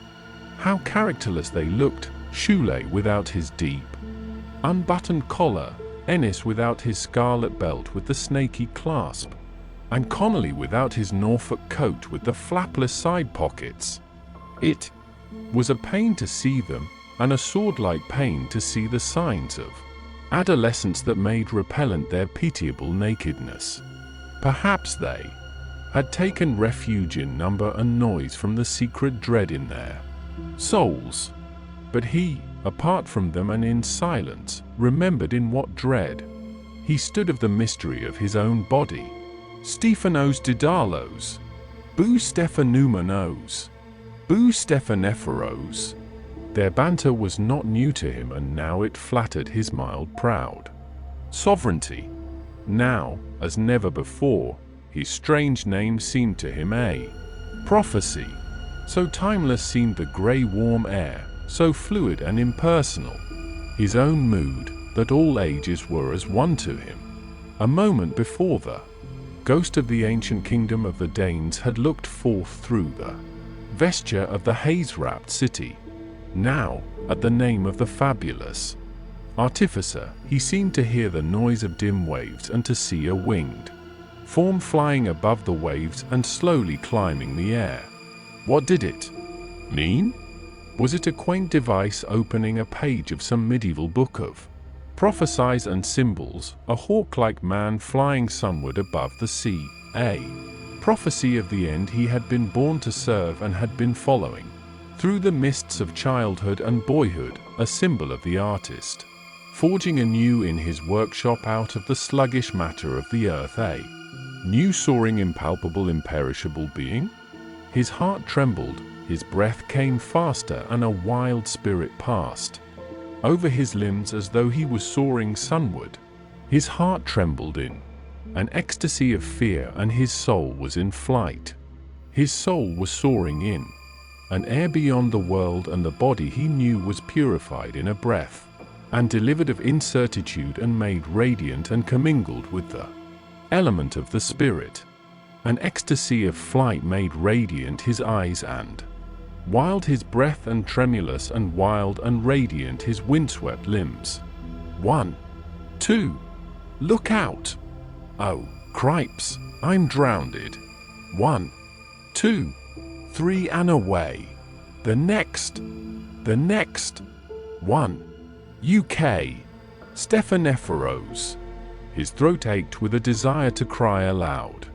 The cry of a hawk or eagle. on high, to cry piercingly of his deliverance to the winds. This was the call of life to his soul, not the dull, gross voice of the world of duties and despair, not the inhuman voice that had called him to the pale service of the altar. An instant of wild flight had delivered him, and the cry of triumph which his lips withheld cleft his brain. Stephanephoros! What were they now but cerements shaken from the body of death, the fear he had walked in night and day, the incertitude that had ringed him round, the shame that had abased him within and without, cerements, the linens of the grave? His soul had arisen from the grave of boyhood, spurning her grave clothes. Yes, yes, yes! He would create proudly out of the freedom and power of his soul, as the great artificer whose name he bore, a living thing, new and soaring and beautiful, impalpable, imperishable. He started up nervously from the stone block, for he could no longer quench the flame in his blood. He felt his cheeks aflame and his throat throbbing with song. There was a lust of wandering in his feet that burned to set out for the ends of the earth. On, on, his heart seemed to cry. Evening would deepen above the sea, night fall upon the plains, dawn glimmer before the wanderer and show him strange fields and hills and faces. Where? He looked northward towards Howth. The sea had fallen below the line of sea wrack on the shallow side of the breakwater, and already the tide was running out fast along the foreshore. Already one long oval bank of sand lay warm and dry amid the wavelets. Here and there warm isles of sand gleamed above the shallow tide and about the isles and around the long bank, and amid the shallow currents of the beach were light-clad figures, wading and delving. In a few moments he was barefoot, his stockings folded in his pockets, and his canvas shoes dangling by their knotted laces over his shoulders, and, picking a pointed salt-eaten stick out of the jetsam among the rocks, he clambered down the slope of the breakwater. There was a long rivulet in the strand, and, as he waded slowly up its course, he wondered at the endless drift of seaweed, emerald and black, and russet and olive. It moved beneath the current, swaying and turning. The water of the rivulet was dark with endless drift and mirrored the high drifting clouds. The clouds were drifting above him. Silently and silently the sea tangle was drifting below him, and the grey, warm air was still, and a new wild life was singing in his veins. Where was his boyhood now? Where was the soul that had hung back from her destiny, to brood alone upon the shame of her wounds, and in her house of squalor and subterfuge to queen it in faded cerements and in wreaths that withered at the touch? Or where was he? He was alone. He was unheeded, happy and near to the wild heart of life. He was alone and young and willful and wild-hearted, alone amid a waste of wild air and brackish waters, and the sea harvest of shells and tangle and veiled grey sunlight and gay-clad, light-clad figures of children and girls, and voices childish and girlish in the air. A girl stood before him in midstream, alone and still, gazing out to sea. She seemed like one whom magic had changed into the likeness of a strange and beautiful seabird. Her long, slender, bare legs were delicate as a crane's, and pure save where an emerald trail of seaweed had fashioned itself as a sign upon the flesh. Her thighs, fuller and soft-hued as ivory, were bared almost to the hips, where the white fringes of her drawers were like feathering of soft white down. Her slate-blue skirts were kilted boldly about her waist and dovetailed behind her. Her bosom was as a bird's, soft and slight and soft, as the breast of some dark-plumaged dove, but her long fair hair was girlish, and touched with the wonder of mortal beauty. Her face, she was alone and still, gazing out to sea, and when she felt his presence and the worship of his eyes. Her eyes turned to him in quiet sufferance of his gaze, without shame or wantonness. Long she suffered his gaze, and then quietly withdrew her eyes from his and bent them towards the stream, gently stirring the water with her foot hither and thither. The first faint noise of gently moving water broke the silence, low and faint and whispering, faint as the bells of sleep. Hither and thither, and a faint flame trembled on her cheek. "Heavenly God!" cried Stephen's soul, in an outburst of profane joy. He turned away from her suddenly and set off across the strand. His cheeks were aflame, his body was aglow, his limbs were trembling. On and on and on and on he strode, far out over the sands, singing wildly to the sea, crying to greet the advent of the life that had cried to him. Her image had passed into his soul forever, and no word had broken the holy silence of his ecstasy. Her eyes had called him, and his soul had leaped at the call. To live, to err, to fall, to triumph, to recreate life out of life. A wild angel had appeared to him, the angel of mortal youth and beauty, an envoy from the fair courts of life, to throw open before him in an instant of ecstasy the gates of all the ways of error and glory. On and on and on and on. He halted suddenly and heard his heart in the silence. How far had he walked? What hour was it? There was no human figure near him, nor any sound borne to him over the air. But the tide was near the turn, and already the day was on the wane. He turned landward and ran towards the shore, and, running up the sloping beach, reckless of the sharp shingle, found a sandy nook amid a ring of tufted sand knolls, and lay down there that the peace and silence of the evening might still the riot of his blood. He felt above him the vast indifferent dome and the calm processes of the heavenly bodies, and the earth beneath him, the earth that had borne him, had taken him to her breast. He closed his eyes in the languor of sleep. His eyelids trembled as if they felt the vast cyclic movement of the earth, and her watchers trembled as if they felt the strange light of some new world. His soul was swooning into some new world, fantastic, dim, uncertain as under sea, traversed by cloudy shapes and beings. A world, a glimmer or a flower, glimmering and trembling and unfolding, a breaking light, an opening flower. It spread in endless succession to itself, breaking in full crimson and unfolding and fading to palest rose, leaf by leaf and wave of light by wave of light, flooding all the heavens with its soft flushes, every flush deeper than the other. Evening had fallen when he woke, and the sand and arid grasses of his bed glowed no longer. He rose slowly and, recalling the rapture of his sleep, sighed at its joy. He climbed to the crest of the sand hill and gazed about him. Evening had fallen. A rim of the young moon cleft the pale waste of skyline, the rim of a silver hoop embedded in grey sand, and the tide was flowing in fast to the land with a low whisper of her waves, islanding a few last figures in distant pools. Chapter 5. He drained his third cup of watery tea to the dregs and set to chewing the crusts of fried bread that were scattered near him, staring into the dark pool of the jar. The yellow dripping had been scooped out like a bog hole, and the pool under it brought back to his memory the dark, turf-colored water of the bath in Clongowes. The box of pawn tickets at his elbow had just been rifled, and he took up idly one after another in his greasy fingers the blue and white dockets, scrawled and sanded and creased and bearing the name of the pledger as Daly or McEvoy. 1 pair buskins, 1 deed coat, 3 articles and white, 1 man's pants.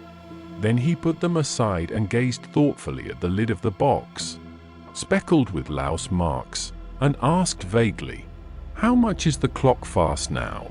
His mother straightened the battered alarm clock that was lying on its side in the middle of the mantelpiece until its dial showed 11:45, and then laid it once more on its side.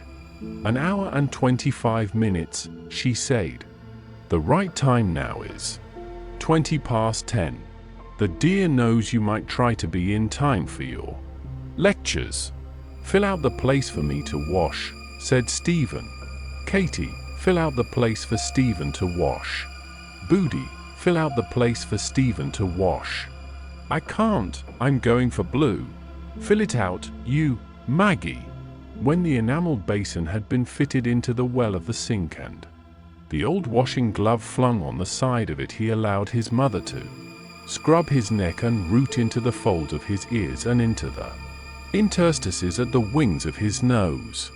"Well, it's a poor case," she said, "when a university student is so dirty that his mother has to wash him."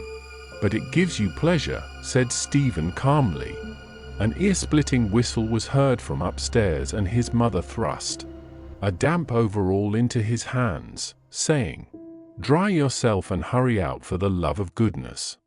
A second shrill whistle, prolonged angrily, brought one of the girls to the foot of the staircase. "Yes, father? Is your lazy bitch of a brother gone out yet?" "Yes, father." "Sure?" "Yes, father." "HM."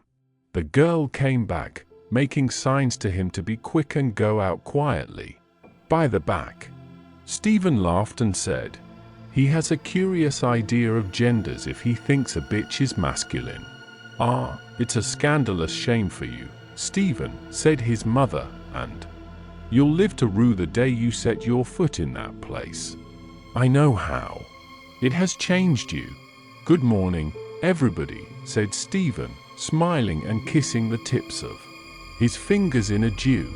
The lane behind the terrace was waterlogged, and as he went down it, slowly, choosing his steps amid heaps of wet rubbish, he heard a mad nun screeching in the nuns' madhouse beyond the wall.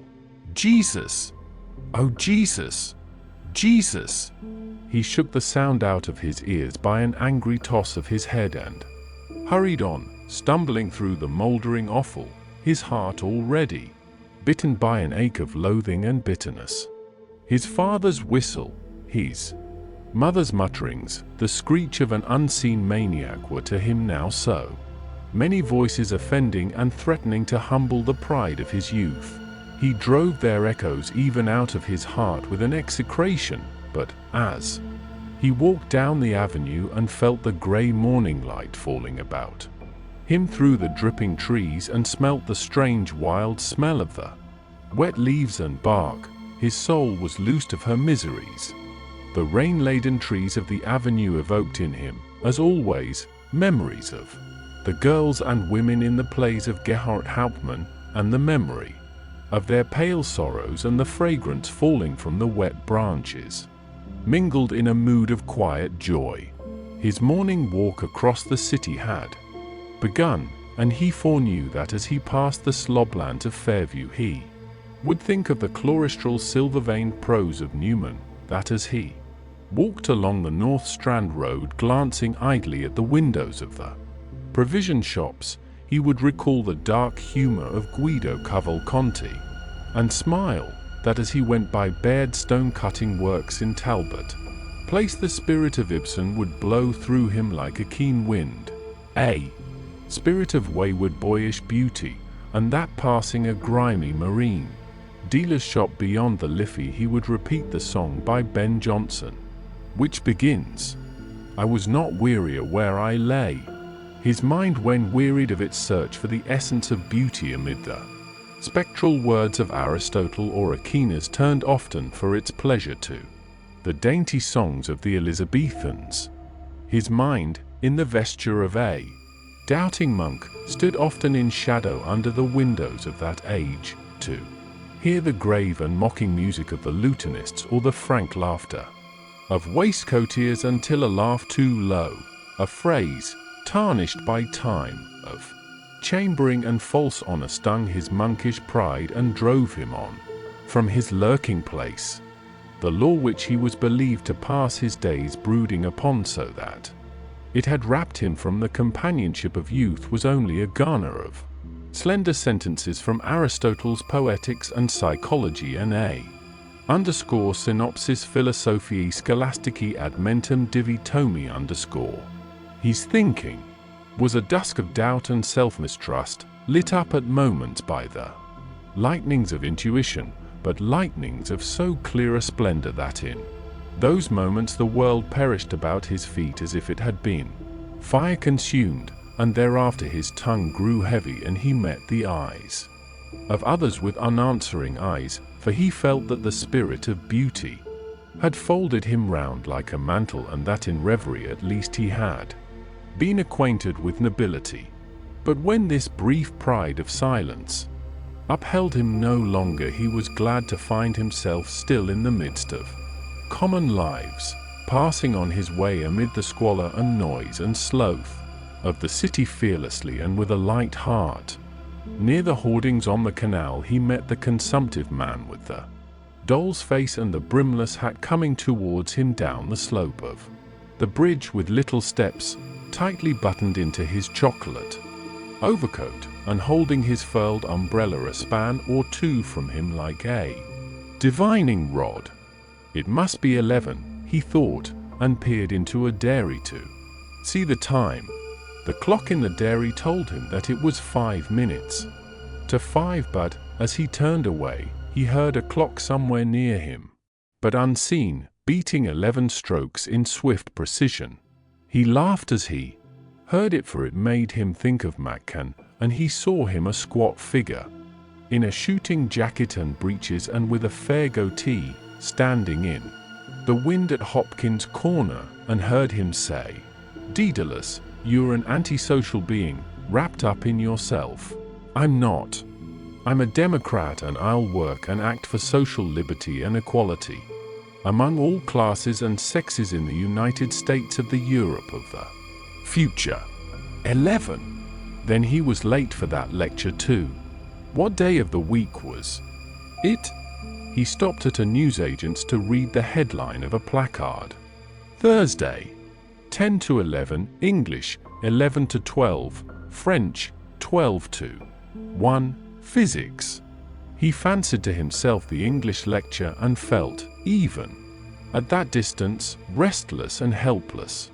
He saw the heads of his classmates meekly bent as they wrote in their notebooks the points they were bidden to note: nominal definitions, essential definitions, and examples or dates of birth or death, chief works, a favorable and an unfavorable criticism side by side. His own head was unbent, for his thoughts wandered abroad, and whether he looked around the little class of students or out of the window across the desolate gardens of the green, an odor assailed him of cheerless cellar damp and decay. Another head than his, right before him in the first benches, was poised squarely above its bending fellows like the head of a priest appealing without humility to the tabernacle for the humble worshippers about him. Why was it that when he thought of Cranley he could never raise before his mind the entire image of his body, but only the image of the head and face? Even now, against the grey curtain of the morning, he saw it before him like the phantom of a dream, the face of a severed head, or death mask, crowned on the brows by its stiff black upright hair as by an iron crown. It was a priest-like face, priest-like in its pallor, in the wide-winged nose, in the shadowings below the eyes and along the jaws, priest-like in the lips that were long and bloodless and faintly smiling. And Stephen, remembering swiftly how he had told Cranley of all the tumults and unrest and longings in his soul, day after day and night by night, only to be answered by his friend's listening silence, would have told himself that it was the face of a guilty priest who heard confessions of those whom he had not power to absolve, but that he felt again in memory the gaze of its dark womanish eyes Through this image he had a glimpse of a strange dark cavern of speculation, but at once turned away from it, feeling that it was not yet the hour to enter it. But the nightshade of his friends' listlessness seemed to be diffusing in the air around him a tenuous and deadly exhalation, and he found himself glancing from one casual word to another on his right or left in stolid wonder that they had been so silently emptied of instantaneous sense until every mean shop legend bound his mind like the words of a spell, and his soul shriveled up, sighing with age as he walked on in a lane among heaps of dead language. His own consciousness of language was ebbing from his brain and trickling into the very words themselves, which set to band and disband themselves in wayward rhythms. The ivy winds upon the wall, and winds and twines upon the wall. The yellow ivy upon the wall. Ivy, ivy up the wall. Did anyone ever hear such drivel?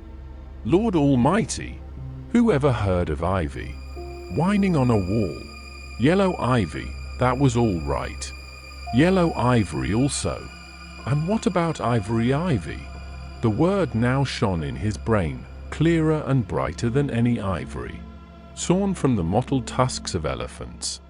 Ivory. Evoia, avorio. One of the first examples that he had learnt in Latin had run. India mittit Iber, and he recalled the shrewd northern face of the rector who had taught him to construe the metamorphoses of Ovid in a courtly English, made whimsical by the mention of porkers and potsherds and chines of bacon. He had learnt what little he knew of the laws of Latin verse from a ragged book written by a Portuguese priest. Contra hit orator, variant in carmine vats.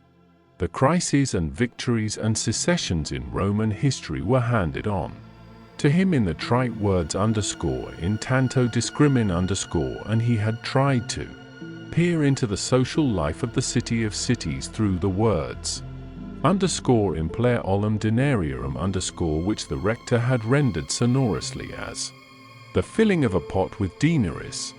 The pages of his time-worn Horace never felt cold to the touch even when his own fingers were cold. They were human pages, and 50 years before they had been turned by the human fingers of John Duncan in Verarity and by his brother, William Malcolm in Verarity.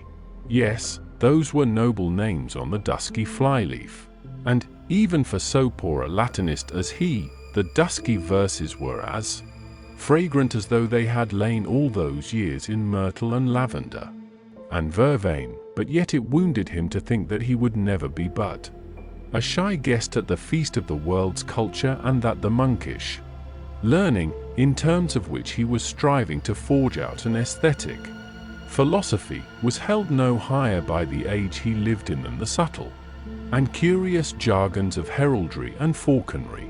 The grey block of Trinity on his left set heavily in the cities. Ignorance, like a dull stone set in a cumbrous ring, pulled his mind downward, and while he was striving this way and that to free his feet from the fetters of the reformed conscience, he came upon the droll statue of the national poet of Ireland. He looked at it without anger, for, though sloth of the body and of the soul crept over it like unseen vermin, over the shuffling feet and up the folds of the cloak and around the servile head, it seemed humbly conscious of its indignity. It was a furbolg in the borrowed cloak of a Milesian, and he thought of his friend Davin, the peasant student. It was a jesting name between them, but the young peasant bore with it lightly. Go on, Stevie. I have a hard head, you tell me. Call me what you will. The homely version of his Christian name on the lips of his friend had touched Stephen pleasantly when first heard, for he was as formal in speech with others as they were with him.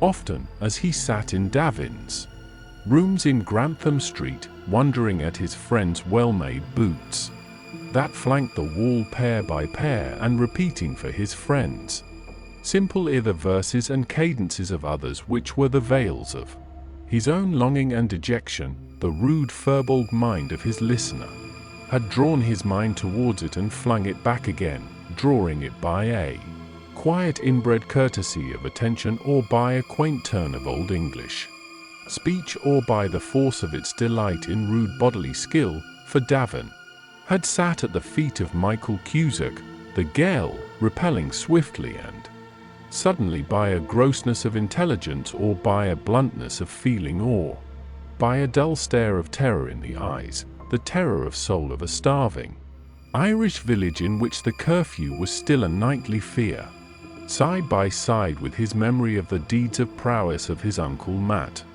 Davin, the athlete, the young peasant, worshipped the sorrowful legend of Ireland, the gossip of his fellow students which strove to render the flat life of the college significant at any cost, loved to think of him as a young Fenian. His nurse had taught him Irish and shaped his rude imagination by the broken lights of Irish myth. He stood towards the myth upon which no individual mind had ever drawn out a line of beauty, and to its unwieldy tales that divided themselves as they moved down the cycles in the same attitude as towards the Roman Catholic religion, the attitude of a dull-witted loyal serf. Whatsoever of thought or of feeling came to him from England or by way of English culture, his mind stood armed against in obedience to a password, and of the world that lay beyond England he knew only the foreign legion of France in which he spoke of serving. Coupling this ambition with the young man's humour, Stephen had often called him one of the tame geese, and there was even a point of irritation in the name pointed against that very reluctance of speech and deed in his friend, which seemed so often to stand between Stephen's mind, eager of speculation, and the hidden ways of Irish life. One night the young peasant, his spirit stung by the violent or luxurious language in which Stephen escaped from the cold silence of intellectual revolt, had called up before Stephen's mind a strange vision. The two were walking slowly towards Davin's rooms through the dark narrow streets of the poorer Jews. "A thing happened to myself, Stevie, last autumn, coming on winter, and I never told it to a living soul, and you are the first person now I ever told it to. I disremember if it was October or November. It was October, because it was before I came up here to join the matriculation class." Stephen had turned his smiling eyes towards his friend's face, flattered by his confidence and won over to sympathy by the speaker's simple accent. "I was away all that day from my own place over in Buttevant. I don't know if you know where that is, at a hurling match between the Croaks' own boys and the fearless Thurles, and by God, Stevie, that was the hard fight. My first cousin, Fonzie Davin, was stripped to his buff that day, minding cool for the limericks, but he was up with the forwards half the time and shouting like mad. I never will forget that day. One of the Croaks made a woeful wipe at him one time with his command, and I declare to God he was within an aim's ace of getting it at the side of his temple. Oh, honest to God, if the crook of it caught him that time, he was done for. I am glad he escaped," Stephen had said with a laugh, "but surely that's not the strange thing that happened you?" "Well, I suppose that doesn't interest you, but leastways there was such noise after the match that I missed the train home, and I couldn't get any kind of a yoke to give me a lift, for, as luck would have it, there was a mass meeting that same day over in Castletown Roche, and all the cars in the country were there, so there was nothing for it only to stay the night or to foot it out. Well, I started to walk, and on I went, and it was coming on night when I got into the Ballyhura Hills. That's better than 10 miles from Kilmallock, and there's a long lonely road. After that, you wouldn't see the sign of a Christian house along the road or hear a sound. It was pitch dark almost.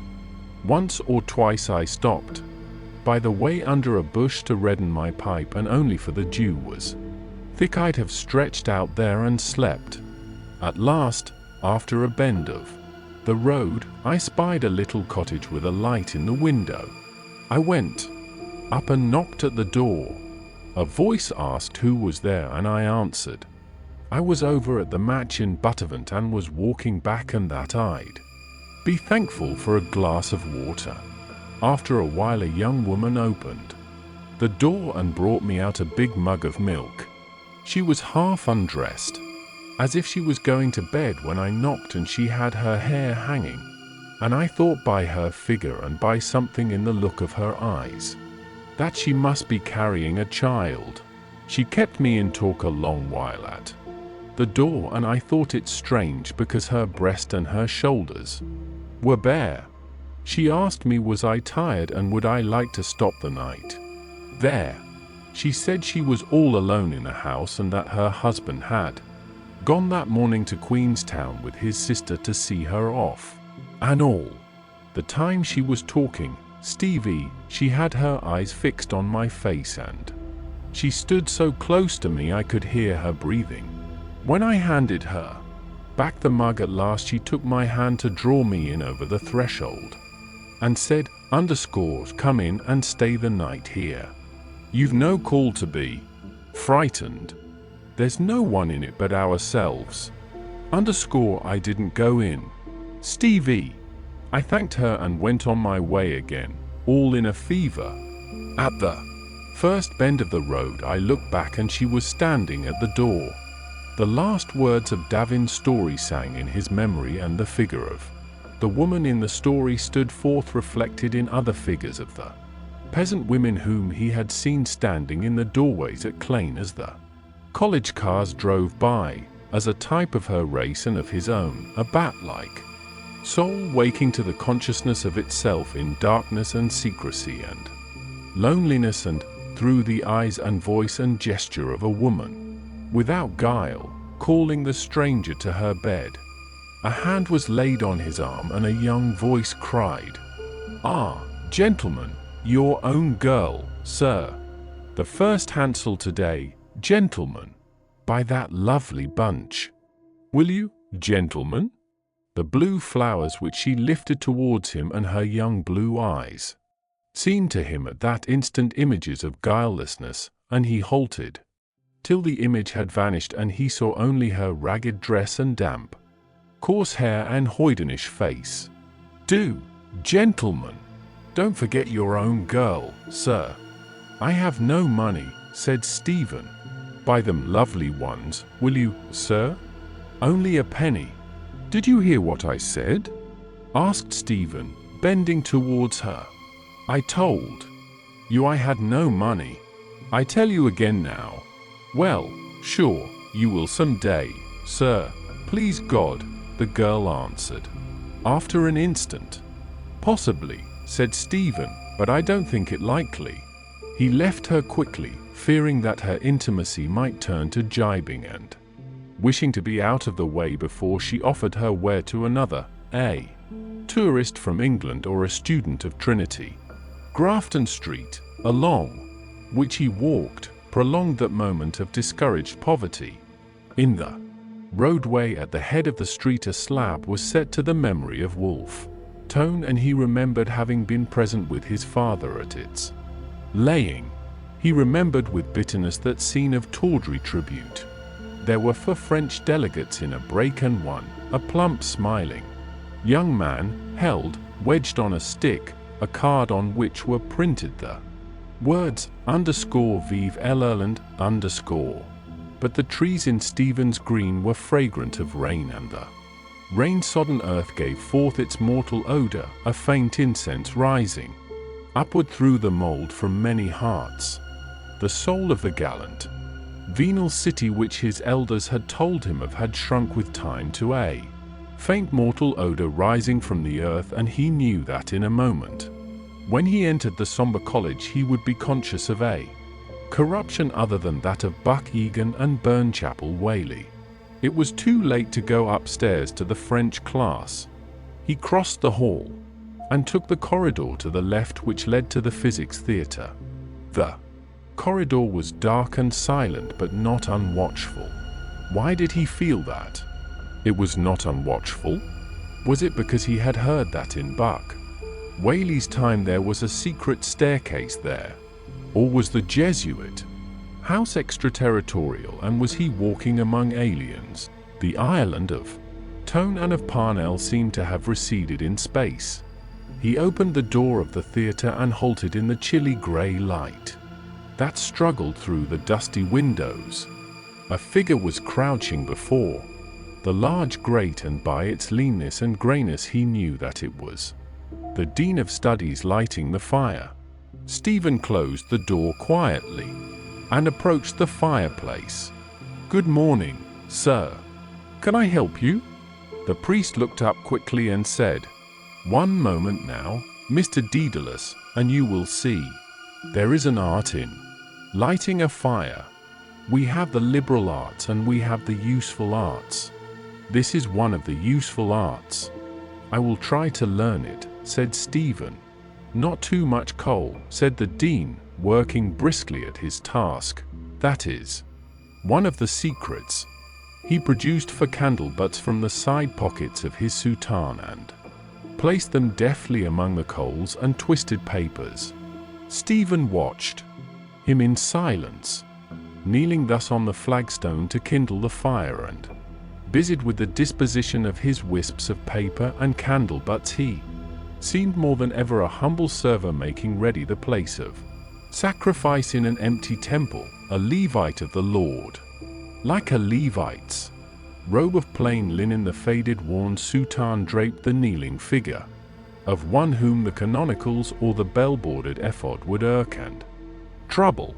His very body had waxed old in lowly service of the Lord, in tending the fire upon the altar, in bearing tidings secretly, in waiting upon worldlings, in striking swiftly when bidden, and yet had remained ungraced by aught of saintly or of prelatic beauty.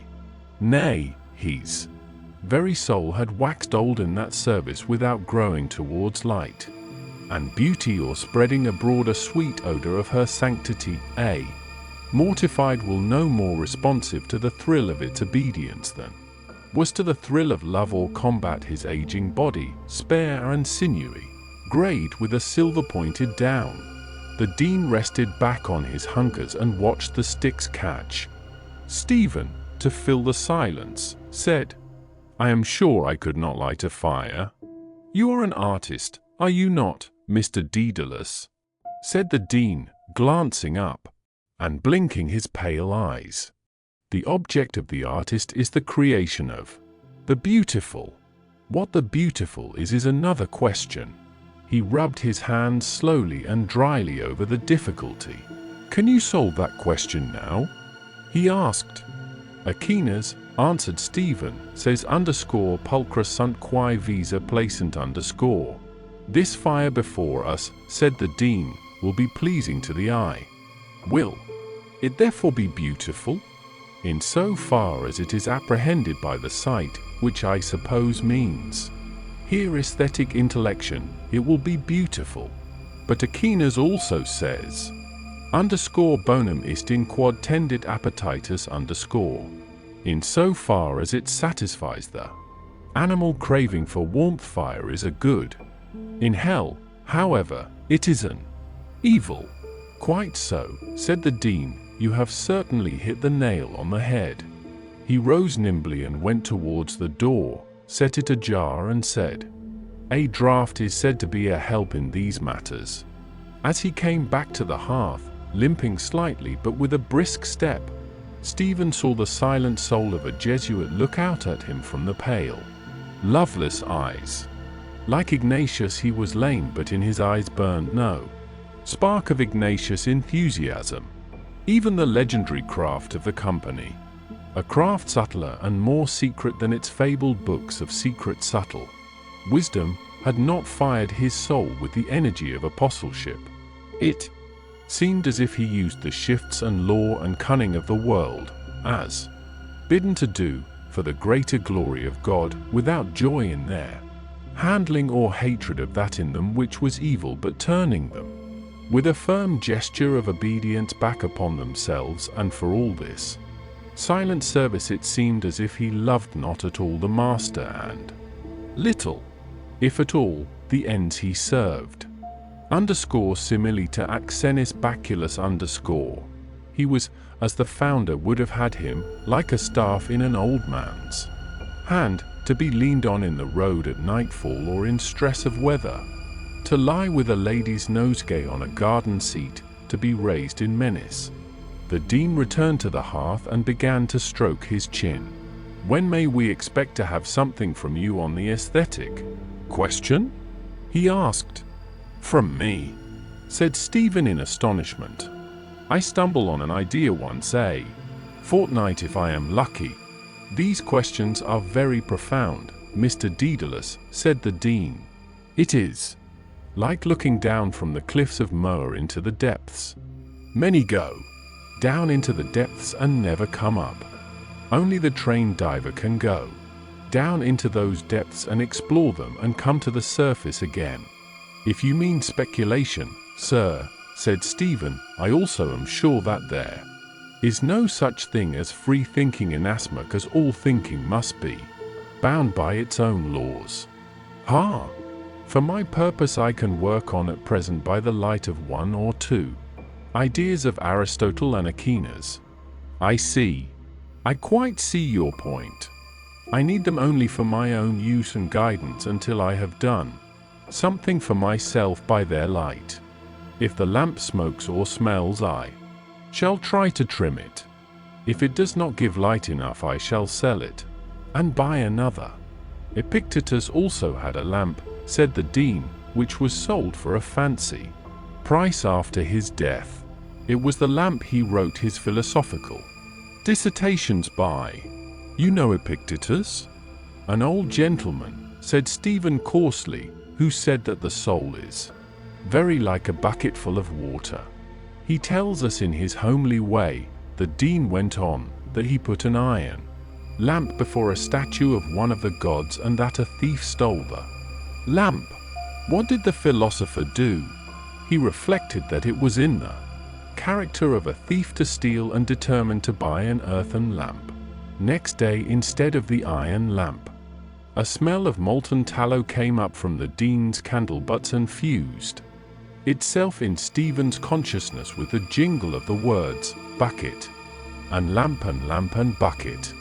The priest's voice, too, had a hard, jingling tone. Stephen's mind halted by instinct, checked by the strange tone and the imagery, and by the priest's face, which seemed like an unlit lamp or a reflector hung in a false focus. What lay behind it, or within it? A dull torpor of the soul, or the dullness of the thundercloud, charged with intellection and capable of the gloom of God? "I meant a different kind of lamp, sir," said Stephen. "Undoubtedly," said the dean. "One difficulty," said Stephen, "in aesthetic discussion is to know whether words are being used according to the literary tradition or according to the tradition of the marketplace. I remember a sentence of Newman's in which he says of the Blessed Virgin that she was detained in the full company of the saints. The use of the word in the marketplace is quite different. I hope I am not detaining you. Not in the least, said the dean politely. No, said Stephen, smiling. I mean, yes, I see, said the dean quickly. I quite catch the point. Detain. He thrust forward his under jaw and uttered a dry, short cough. To return to the lamp, he said, the feeding of it is also a nice problem. You must choose the pure oil, and you must be careful when you pour it in not to overflow it, not to pour in more than the funnel can hold. What funnel? Asked Stephen. The funnel through which you pour the oil into your lamp. That? Said Stephen. Is that called a funnel? Is it not a tundish? What is a tundish? That. The funnel. Is that called a tundish in Ireland? Ask the dean. I never heard the word in my life. It is called a tundish in Lower Drumcondra, said Stephen, laughing, where they speak the best English. A tundish, said the dean reflectively. That is a most interesting word. I must look that word up. Upon my word I must.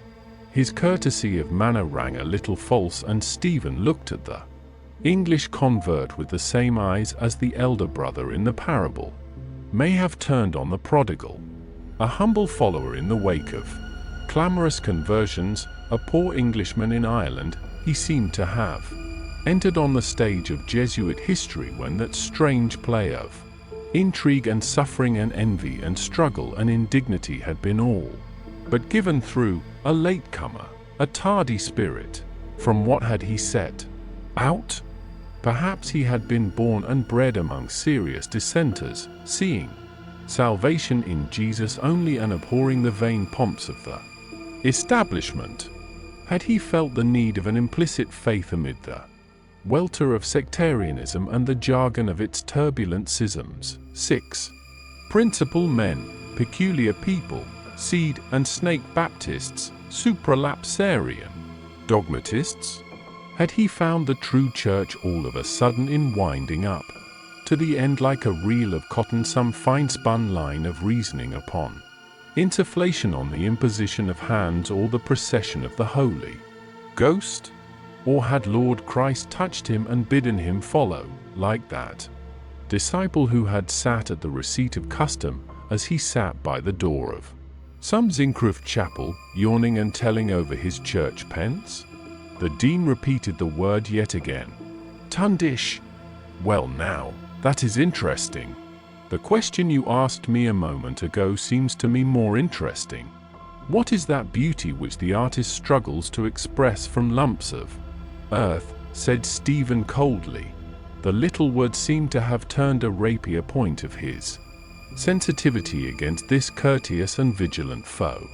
He felt with a smarter dejection that the man to whom he was speaking was a countryman of Ben Jonson. He thought, the language in which we are speaking is his before it is mine. How different are the words underscore home, Christ, ale, master underscore on his lips and on mine.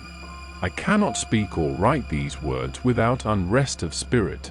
His language, so familiar and so foreign, will always be for me an acquired speech. I have not made or accepted its words. My voice holds them at bay. My soul frets in the shadow of his language. And to distinguish between the beautiful and the sublime, the dean added, to distinguish between moral beauty and material beauty, and to inquire what kind of beauty is proper to each of the various arts. These are some interesting points we might take up. Stephen, disheartened suddenly by the dean's firm, dry tone, was silent, and through the silence a distant noise of many boots and confused voices came up the staircase. In pursuing these speculations, said the dean conclusively, there is, however, the danger of perishing of inanition. First you must take your degree. Set that before you as your first aim. Then, little by little, you will see your way. I mean in every sense, your way in life and in thinking. It may be uphill pedaling at first. Take Mr. Moonan. He was a long time before he got to the top. But he got there. I may not have his talent, said Stephen quietly. You never know, said the dean brightly. We never can say what is in us. I most certainly should not be despondent. Underscore per aspera ad astra dot underscore. He left the hearth quickly and went towards the landing to oversee the arrival of the first arts class. Leaning against the fireplace, Stephen heard him greet briskly and impartially every student of the class, and could almost see the frank smiles of the coarser students.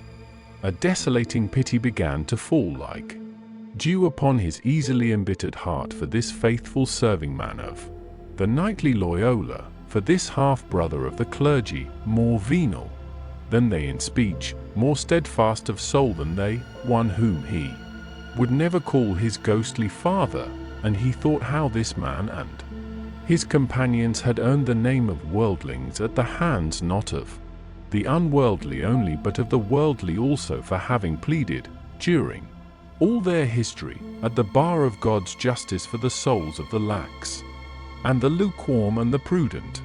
The entry of the professor was signalled by a few rounds of Kentish fire from the heavy boots of those students who sat on the highest tier of the gloomy theatre under the grey cobwebbed windows. The calling of the roll began, and the responses to the names were given out in all tones until the name of Peter Byrne was reached. Here, a deep bass note in response came from the upper tier, followed by coughs of protest along the other benches. The professor paused in his reading and called the next name. Cranley. No answer. Mr. Cranley. A smile flew across Stephen's face as he thought of his friends. Studies. Try Leopard's Town, said a voice from the bench behind.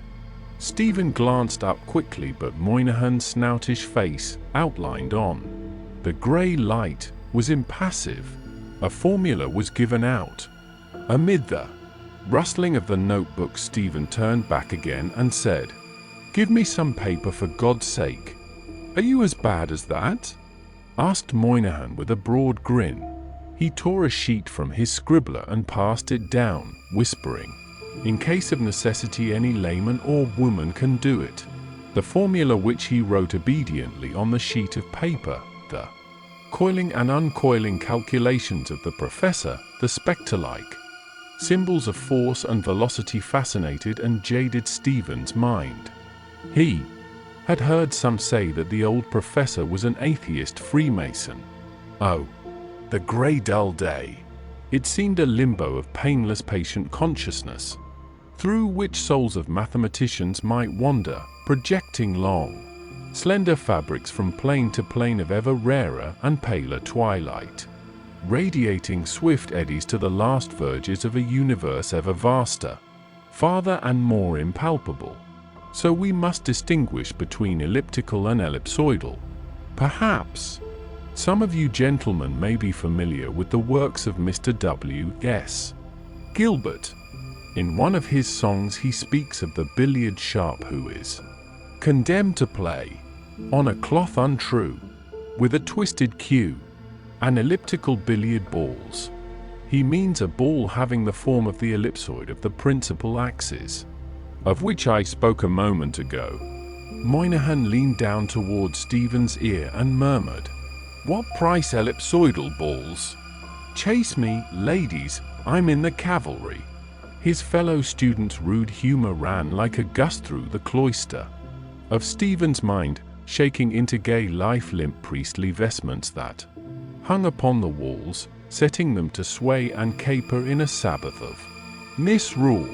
The forms of the community emerged from the gust-blown vestments, the dean of studies, the portly florid bursar with his cap of grey hair, the president, the little priest with feathery hair who wrote devout verses, the squat peasant form of the professor of economics, the tall form of the young professor of mental science, discussing on the landing a case of conscience with his class like a giraffe cropping high leafage among a herd of antelopes, the grave, troubled prefect of the sodality, the plump round-head professor of Italian with his rogue's eyes.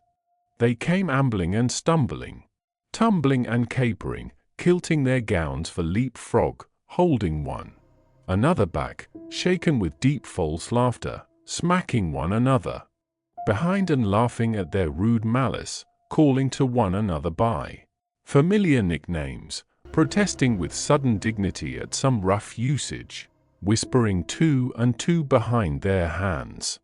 The professor had gone to the glass cases on the side wall, from a shelf, of which he took down a set of coils, blew away the dust from many points and, bearing it carefully to the table, held a finger on it, while he proceeded with his lecture. He explained that the wires in modern coils were of a compound called platinoid lately discovered by F.W. Martino. He spoke clearly the initials and surname of the discoverer. Moynihan whispered from behind. "Good old fresh water, Martin." "Ask him," Stephen whispered back with weary humor, "if he wants a subject for electrocution. He can have me." Moynihan, seeing the professor bend over the coils, rose in his bench, and, clacking noiselessly the fingers of his right hand, began to call, with the voice of a slobbering urchin, "Please, teacher. This boy is after saying a bad word, teacher." Platinoid, the professor said solemnly, is preferred to German silver, because it has a lower coefficient of resistance by changes of temperature. The platinoid wire is insulated and the covering of silk that insulates it is wound on the ebonite bobbins just where my finger is. If it were wound single, an extra current would be induced in the coils. The bobbins are saturated in hot paraffin wax. A sharp Ulster voice said from the bench below Stephen, "Are we likely to be asked questions on applied science?" The professor began to juggle gravely with the terms pure science and applied science. A heavy-built student, wearing gold spectacles, stared with some wonder at the questioner. Moynihan murmured from behind in his natural voice, "Isn't McAllister a devil for his pound of flesh?" Stephen looked coldly on the oblong skull beneath him, overgrown with tangled twine-colored hair. The voice, the accent, the mind of the questioner offended him, and he allowed the offense to carry him towards willful unkindness, bidding his mind think that the student's father would have done better had he sent his son to Belfast to study and have saved something on the train fare by so doing. The oblong skull beneath did not turn to meet this shaft of thought, and yet the shaft came back to its bowstring, for he saw in a moment the student's way-pale face. "That thought is not mine," he said to himself quickly. It came from the comic Irishman in the bench behind. "Patience.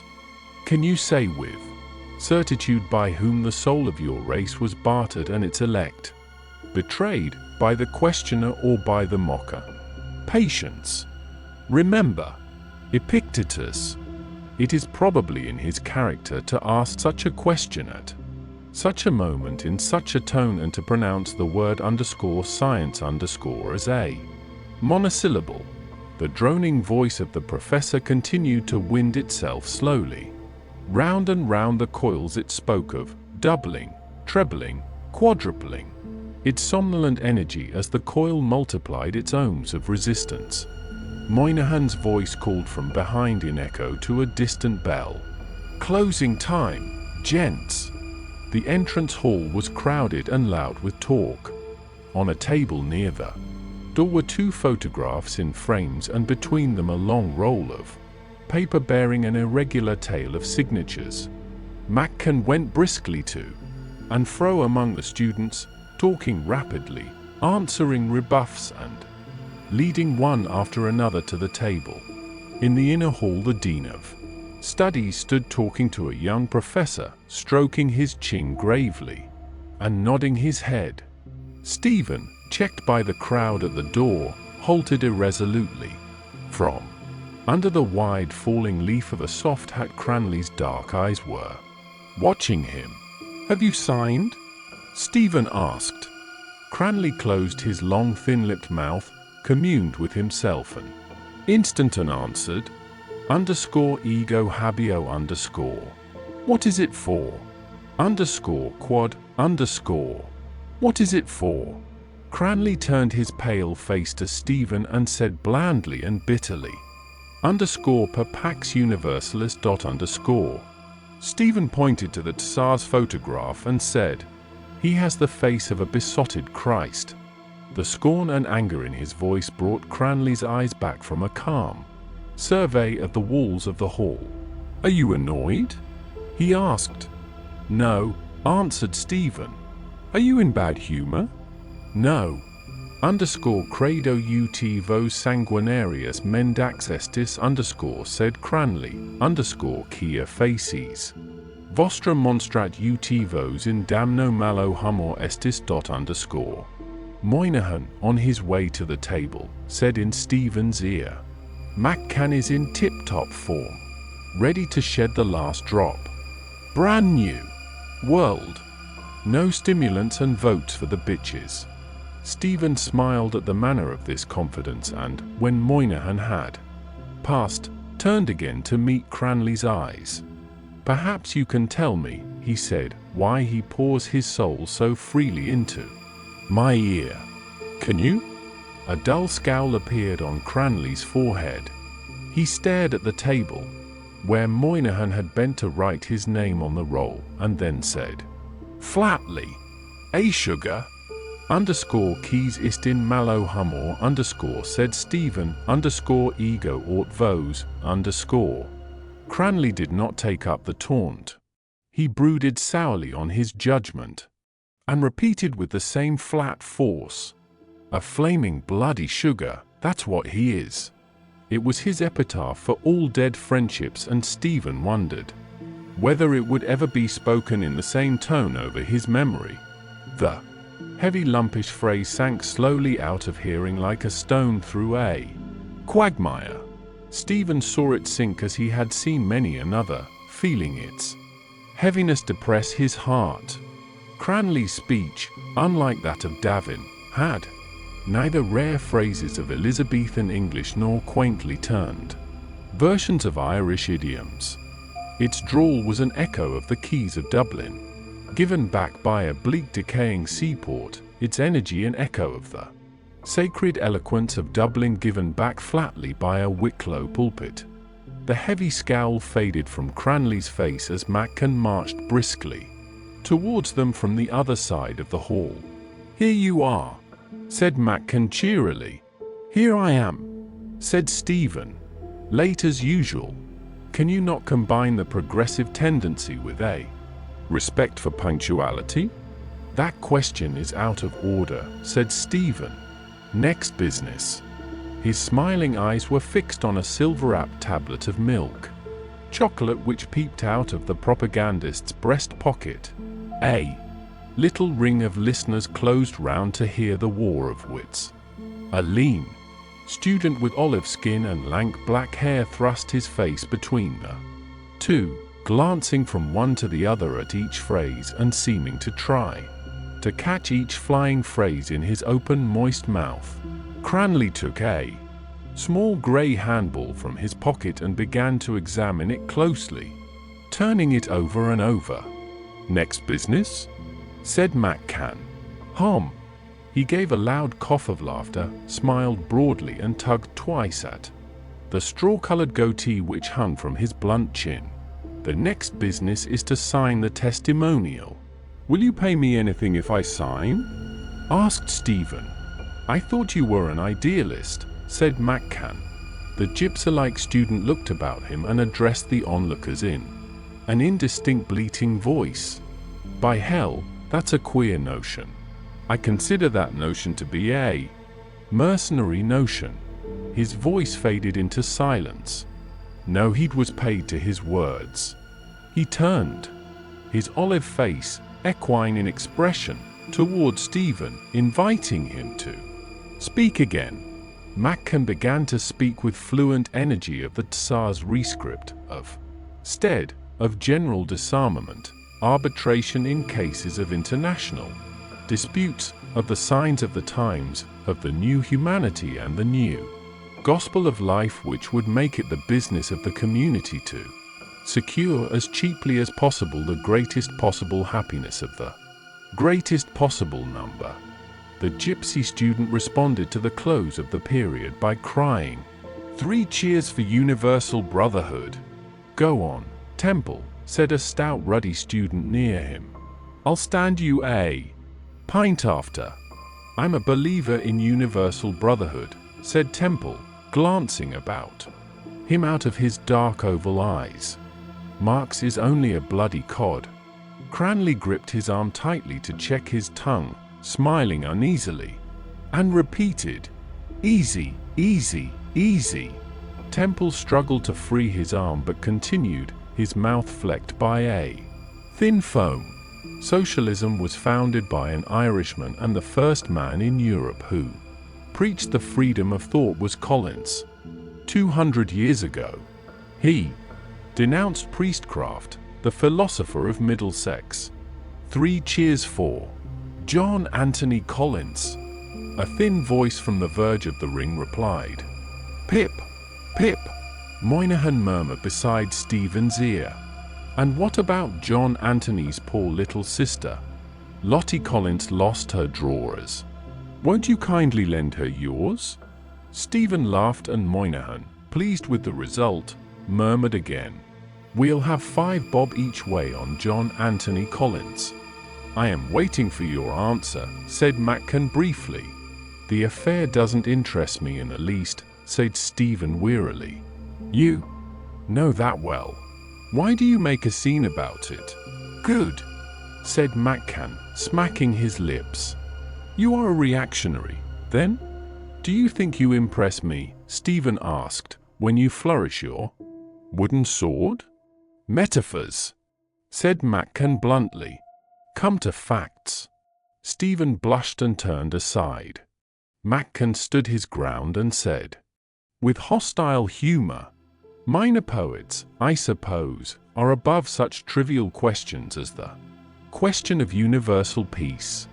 Cranley raised his head and held the handball between the 2 students, by way of a peace offering, saying, _pax super totum sanguinarium globum .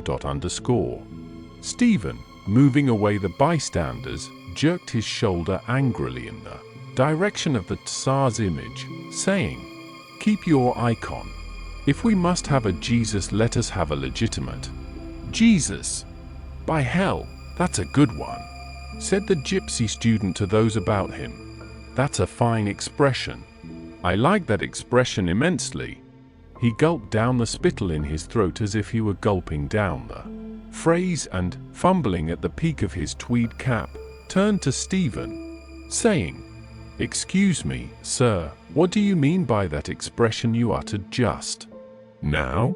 Feeling himself jostled by the students near him, he said to them, "I am curious to know now what he meant by that expression."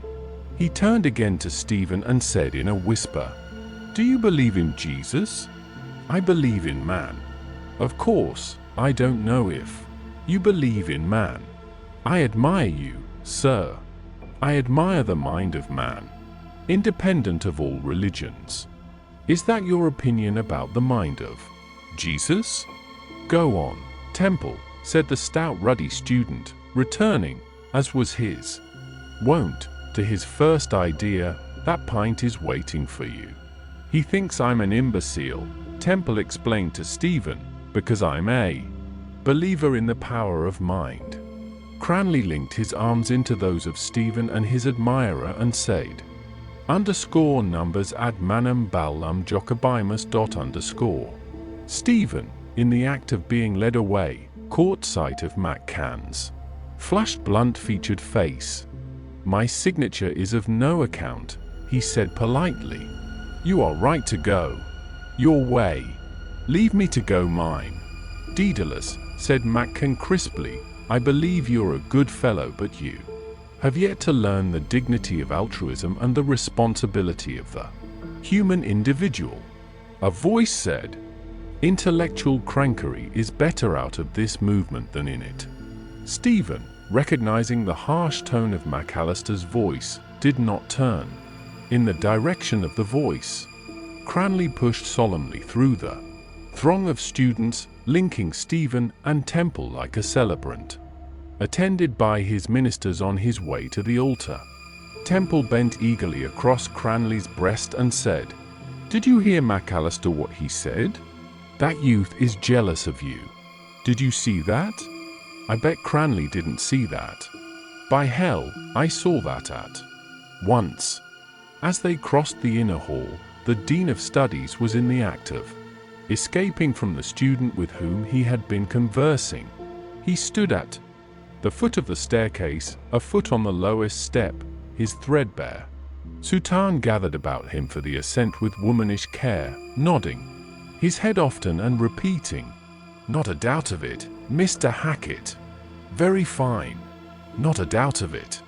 In the middle of the hall the prefect of the college sodality was speaking earnestly, in a soft querulous voice, with a boarder.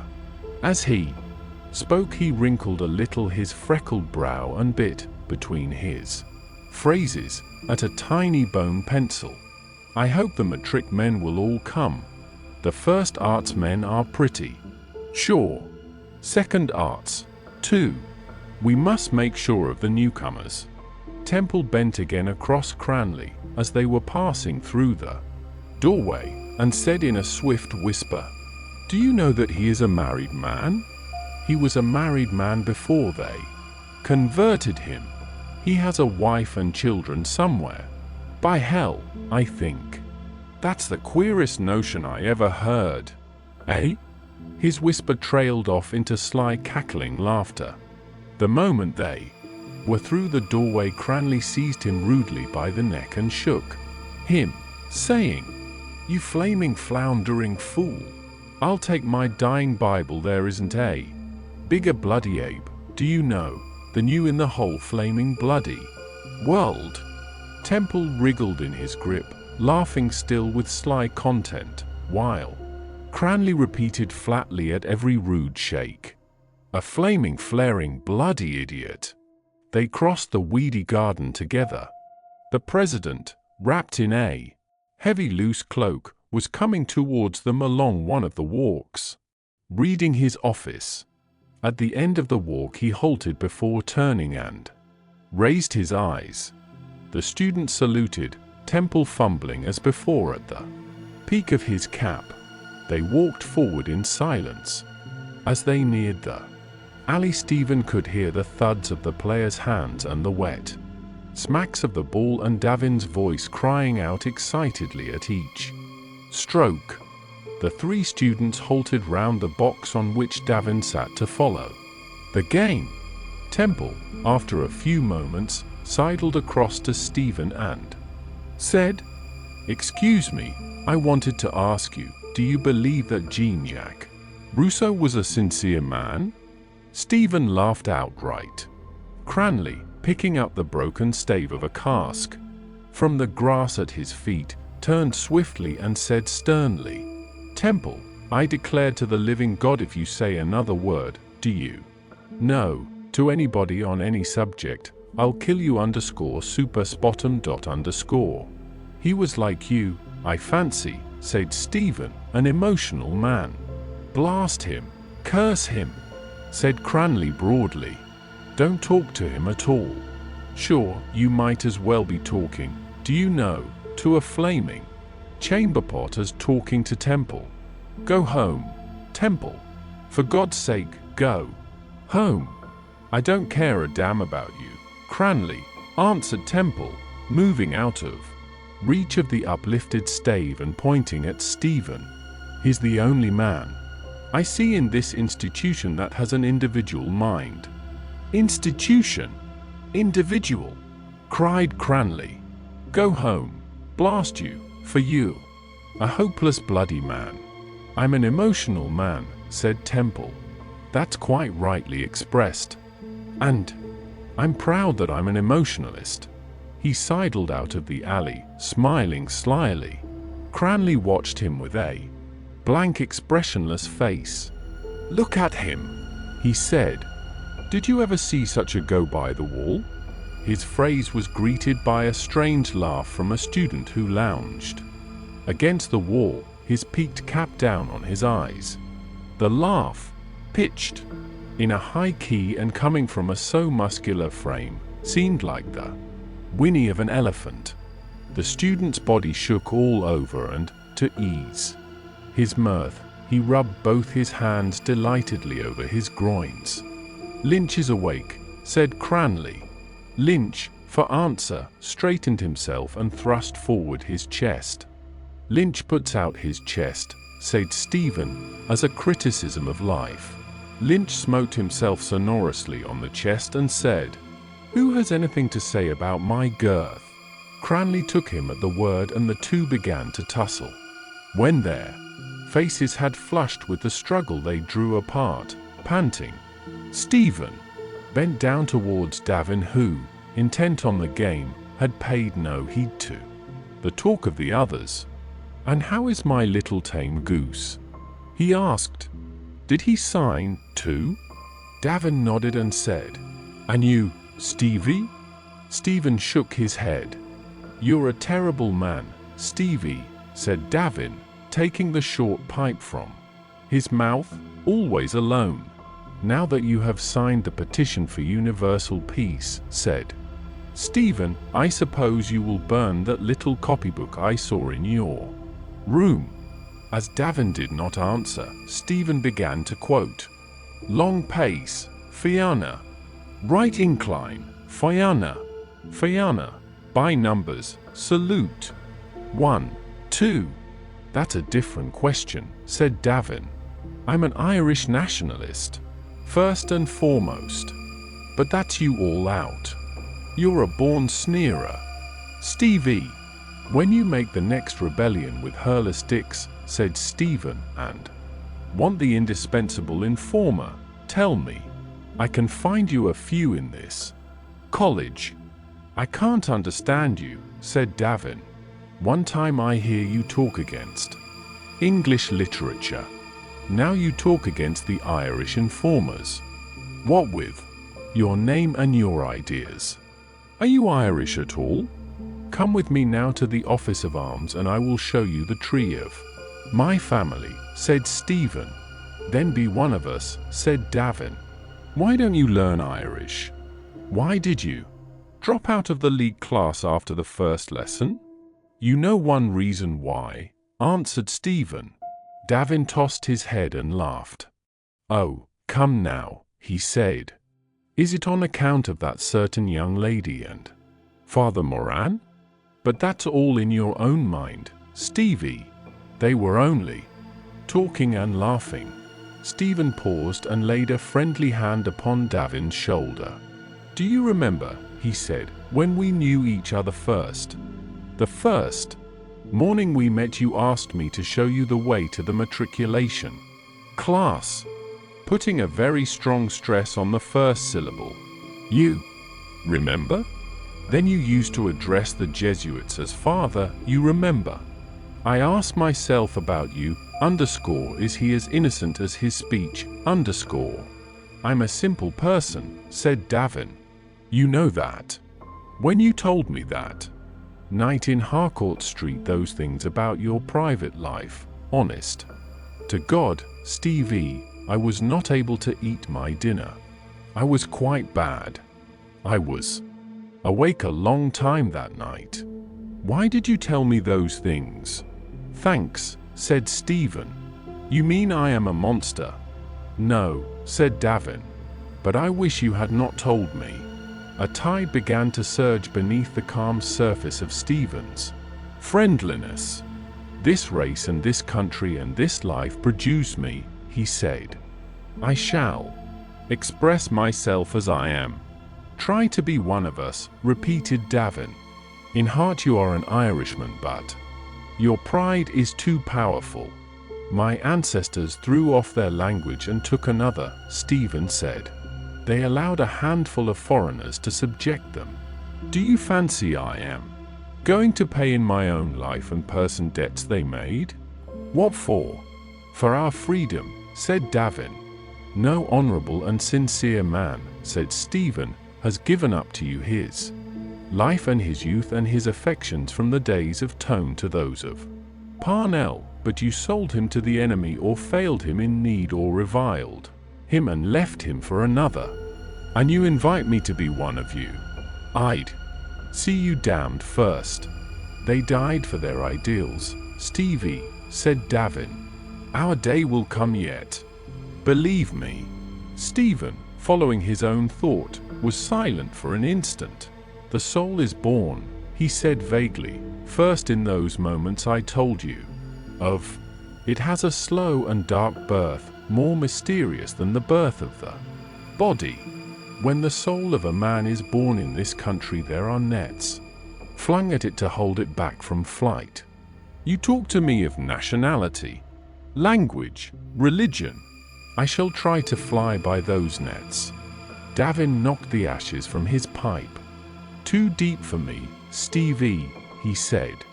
But a man's country comes first. Ireland first, Stevie. You can be a poet or a mystic after. Do you know what Ireland is? Asked Stephen with cold violence.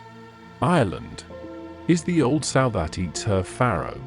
Davin rose from his box and went towards the players, shaking his head sadly. But in a moment his sadness left him and he was hotly disputing with Cranley and the two players who had finished their game. A match of four was arranged, Cranley insisting, however, that his ball should be used. He let it rebound twice or thrice to his hand and struck it strongly and swiftly towards the base of the alley, exclaiming in answer to its thud, "Your soul!" Stephen stood with Lynch till the score began to rise. Then he plucked him by the sleeve to come away. Lynch obeyed, saying, "Let us eat go, as Cranley has it." Stephen smiled at this side thrust. They passed back through the garden and out through the hall where the doddering porter was pinning up a hall notice in the frame. At the foot of the steps they halted and Stephen took a packet of cigarettes from his pocket and offered it to his companion. "I know you are poor," he said. "Damn your yellow insolence," answered Lynch. This second proof of Lynch's culture made Stephen smile again. "It was a great day for European culture," he said, "when you made up your mind to swear in yellow." They lit their cigarettes and turned to the right. After a pause, Stephen began, "Aristotle has not defined pity and terror." "I have. I say." Lynch halted and said bluntly, "Stop. I won't listen. I am sick. I was out last night on a yellow, drunk with Horan and Goggins." Stephen went on, "Pity is the feeling which arrests the mind in the presence of whatsoever is grave and constant in human sufferings and unites it with the human sufferer. Terror is the feeling which arrests the mind in the presence of whatsoever is grave and constant in human sufferings and unites it with the secret cause." "Repeat," said Lynch. Stephen repeated the definition slowly. "A girl got into a hansom a few days ago," he went on, "in London. She was on her way to meet her mother whom she had not seen for many years. At the corner of a street the shaft of a lorry shivered the window of the hansom in the shape of a star. A long fine needle of the shivered glass pierced her heart. She died on the instant. The reporter called it a tragic death. It is not. It is remote from terror and pity, according to the terms of my definitions. The tragic emotion, in fact, is a face looking two ways, towards terror and towards pity, both of which are phases of it. You see, I use the word underscore arrest underscore. I mean that the tragic emotion is static, or rather, the dramatic emotion is. The feelings excited by improper art are kinetic, desire or loathing. Desire urges us to possess, to go to something. Loathing urges us to abandon, to go from something. The arts, which excite them, pornographical or didactic, are therefore improper arts. The aesthetic emotion, I used the general term, is therefore static. The mind is arrested and raised above desire and loathing. You say that art must not excite desire, said Lynch. I told you that. One day I wrote my name in pencil on the backside of the Venus of Praxiteles in the museum. Was that not desire? I speak of normal natures, said Stephen. You also told me that when you were a boy in that charming Carmelite school you ate pieces of dried cow dung. Lynch broke again into a whinny of laughter and again rubbed both his hands over his groins, but without taking them from his pockets. "Oh, I did, he cried. Stephen turned towards his companion and looked at him for a moment, boldly in the eyes. Lynch, recovering from his laughter, answered his look from his humbled eyes. The long, slender, flattened skull beneath, the long pointed cap brought before Stephen's mind the image of a hooded reptile. The eyes, too, were reptile-like in glint and gaze. Yet, at that instant, humbled and alert in their look, they were lit by one tiny human point, the window of a shriveled soul, poignant and self-embittered. "As for that," Stephen said in polite parenthesis, "we are all animals.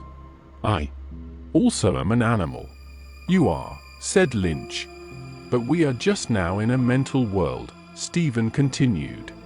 "The desire and loathing excited by improper aesthetic means are really not aesthetic emotions, not only because they are kinetic in character but also because they are not more than physical. Our flesh shrinks from what it dreads and responds to the stimulus of what it desires by a purely reflex action of the nervous system. Our eyelid closes before we are aware that the fly is about to enter our eye." "Not always," said Lynch critically. "In the same way," said Stephen, "your flesh responded to the stimulus of a naked statue, but it was, I say, simply a reflex action of the nerves. Beauty expressed by the artist cannot awaken in us an emotion which is kinetic or a sensation which is purely physical. It awakens, or ought to awaken, or induces, or ought to induce, an aesthetic stasis, an ideal pity or an ideal terror, a stasis called forth, prolonged, and at last dissolved by what I call the rhythm of beauty." "What is that exactly?" asked Lynch. "Rhythm," said Stephen, "is the first formal aesthetic relation of part to part in any aesthetic whole, or of an aesthetic whole to its part or parts, or of any part to the aesthetic whole of which it is a part." "If that is rhythm," said Lynch, "let me hear what you call beauty, and please remember, though I did eat a cake of cow dung once, that I admire only beauty." Stephen raised his cap as if in greeting. Then, blushing slightly, he laid his hand on Lynch's thick tweed sleeve. "We are right," he said, "and the others are wrong. To speak of these things and to try to understand their nature, and, having understood it, to try slowly and humbly and constantly to express, to press out again, from the gross earth or what it brings forth, from sound and shape and color, which are the prison gates of our soul, an image of the beauty we have come to understand, that is art." They had reached the canal bridge and, turning from their course, went on by the trees. A crude grey light mirrored in the sluggish water, and a smell of wet branches over their heads seemed to war against the course of Stephen's thought. "But you have not answered my question," said Lynch. "What is art? What is the beauty it expresses?" "That was the first definition I gave you, you sleepyhead wretch," said Stephen, "when I began to try to think out the matter for myself. Do you remember the night Cranley lost his temper and began to talk about Wicklow bacon?" "I remember," said Lynch. "He told us about them flaming fat devils of pigs." "Art," said Stephen, "is the human disposition of sensible or intelligible matter for an aesthetic end. You remember the pigs and forget that. You are a distressing pair, you and Cranley." Lynch made a grimace at the raw grey sky and said, "If I am to listen to your aesthetic philosophy, give me at least another cigarette. I don't care about it. I don't even care about women. Damn you and damn everything. I want a job of $500 a year. You can't get me one." Stephen handed him the packet of cigarettes. Lynch took the last one. That remained, saying simply, "Proceed." Aquinas, said Stephen, says that is beautiful, the apprehension of which pleases. Lynch nodded. I remember that, he said, _pulchra sunt quae visa placent _. He uses the word _visa said Stephen, to cover aesthetic apprehensions of all kinds, whether through sight or hearing or through any other avenue of apprehension. This word, though it is vague, is clear enough to keep away good and evil which excite desire and loathing. It means certainly a stasis and not a kinesis. How about the true? It produces also a stasis of the mind. You would not write your name in pencil across the hypotenuse of a right-angled triangle. No, said Lynch, give me the hypotenuse of the Venus of Praxiteles. Static therefore, said Stephen. Plato, I believe, said that beauty is the splendor of truth. I don't think that it has a meaning, but the true and the beautiful are akin. Truth is beheld by the intellect which is appeased by the most satisfying relations of the intelligible. Beauty is beheld by the imagination which is appeased by the most satisfying relations of the sensible.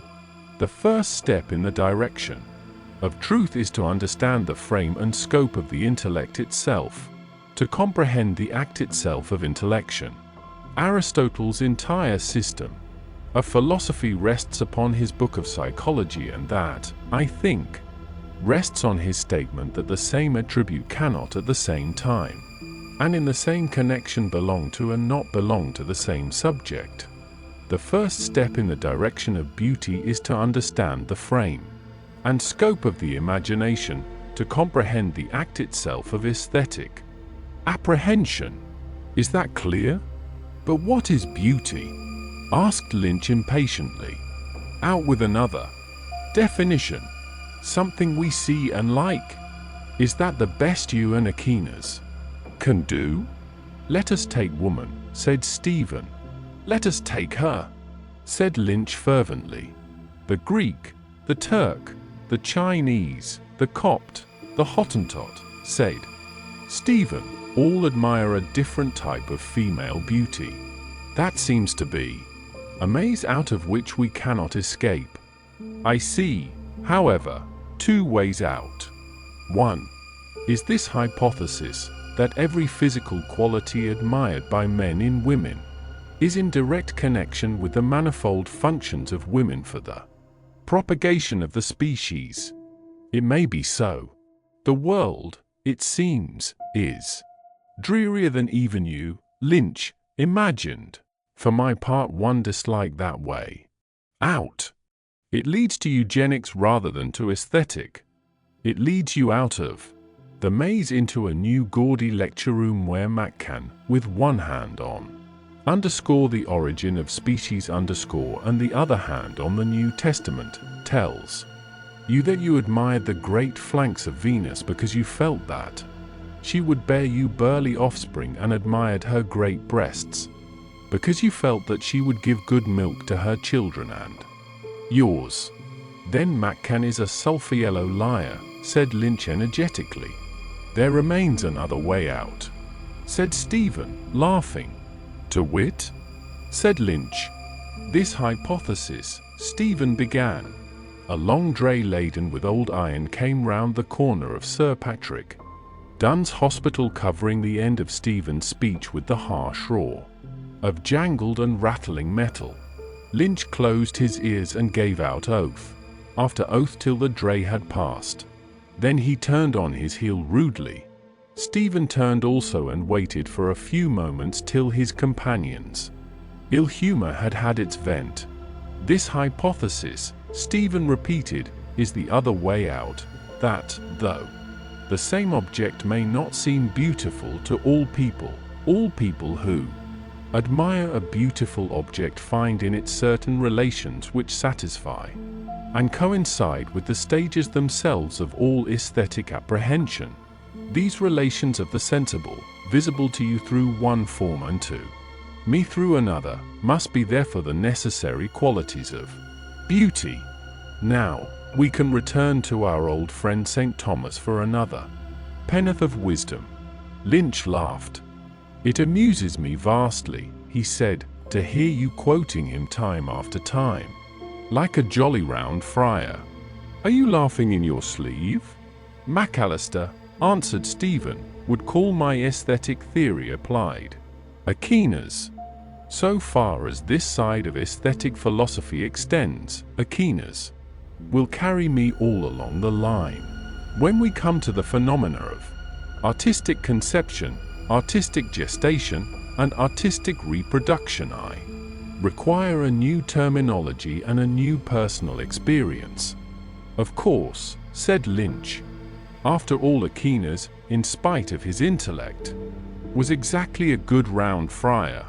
But you will tell me about the new personal experience and new terminology some other day. Hurry up and finish the first part. Who knows? Said Stephen, smiling. Perhaps Aquinas would understand me better than you. He was a poet himself. He wrote a hymn for Maundy Thursday. It begins with the words _Pange lingua gloriosi. They say it is the highest glory of the hymnal. It is an intricate and soothing hymn. I like it, but there is no hymn that can be put beside that mournful and majestic processional song, the _Vexilla Regis of Venantius Fortunatus. Lynch began to sing softly and solemnly in a deep bass voice. Impleta sunt quae consonit.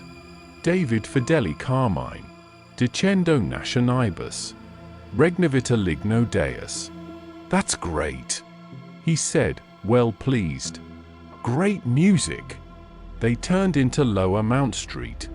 A few steps from the corner, a fat young man, wearing a silk neckcloth, saluted them and stopped.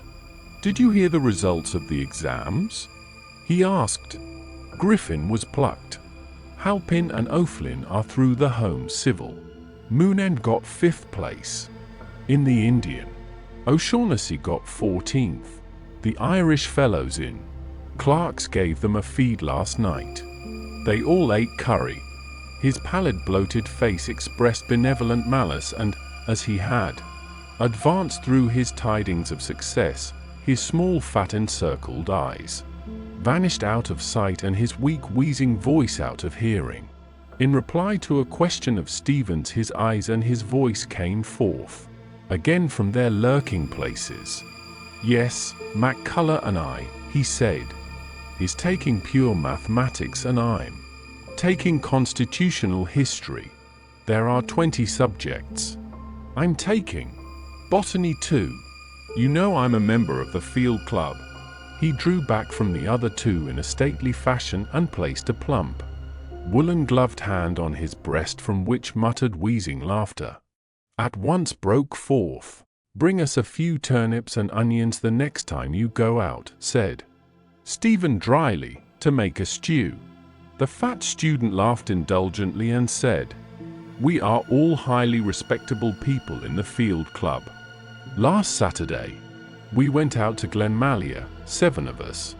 With women, Donovan? Said Lynch. Donovan again laid his hand on his chest and said, Our end is the acquisition of knowledge.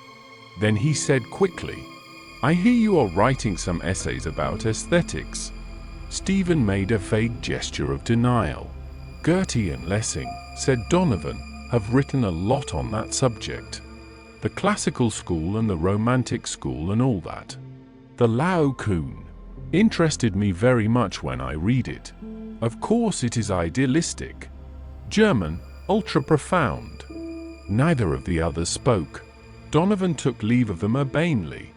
I must go, he said softly and benevolently. I have a strong suspicion, amounting almost to a conviction, that my sister intended to make pancakes today for the dinner of the Donovan family. Goodbye, Stephen said in his wake. Don't forget the turnips for me and my mate. Lynch gazed after him, his lip curling in slow scorn till his face resembled a devil's mask. To think that that yellow pancake-eating excrement can get a good job, he said at length, and I have to smoke cheap cigarettes. They turned their faces towards Merrion Square and went for a little in silence. To finish what I was saying about beauty, said Stephen, the most satisfying relations of the sensible must therefore correspond to the necessary phases of artistic apprehension. Find these and you find the qualities of universal beauty. Aquinas says, _ad pulchritudinem tria, requirantur integritas, consonantia, claritas. I translate it so. Three things are needed for beauty: wholeness, harmony, and radiance. Do these correspond to the phases of apprehension? Are you following? Of course, I am, said Lynch. If you think I have an excrementitious intelligence, run after Donovan and ask him to listen to you. Stephen pointed to a basket which a butcher's boy had slung inverted on his head. Look at that basket, he said. I see it, said Lynch. In order to see that basket, said Stephen, your mind first of all separates the basket from the rest of the visible universe which is not the basket. The first phase of apprehension is a bounding line drawn about the object to be apprehended. An aesthetic image is presented to us either in space or in time. What is audible is presented in time. What is visible is presented in space. But temporal or spatial, the aesthetic image is first luminously apprehended as self-bounded and self-contained upon the immeasurable background of space or time, which is not it. You apprehended it as _one thing. You see it as one whole. You apprehend its wholeness. That is _integritas. Bullseye, said Lynch, laughing. Go on. Then, said Stephen, you pass from point to point, led by its formal lines. You apprehend it as balanced part against part within its limits. You feel the rhythm of its structure.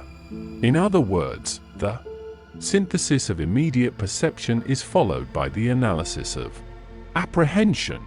Having first felt that it is _one thing, you feel now that it is a thing . You apprehend it as complex, multiple, divisible, separable, made up of its parts, the result of its parts and their sum, harmonious. That is _consonantia .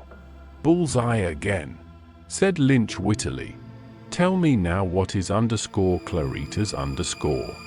And you win the cigar.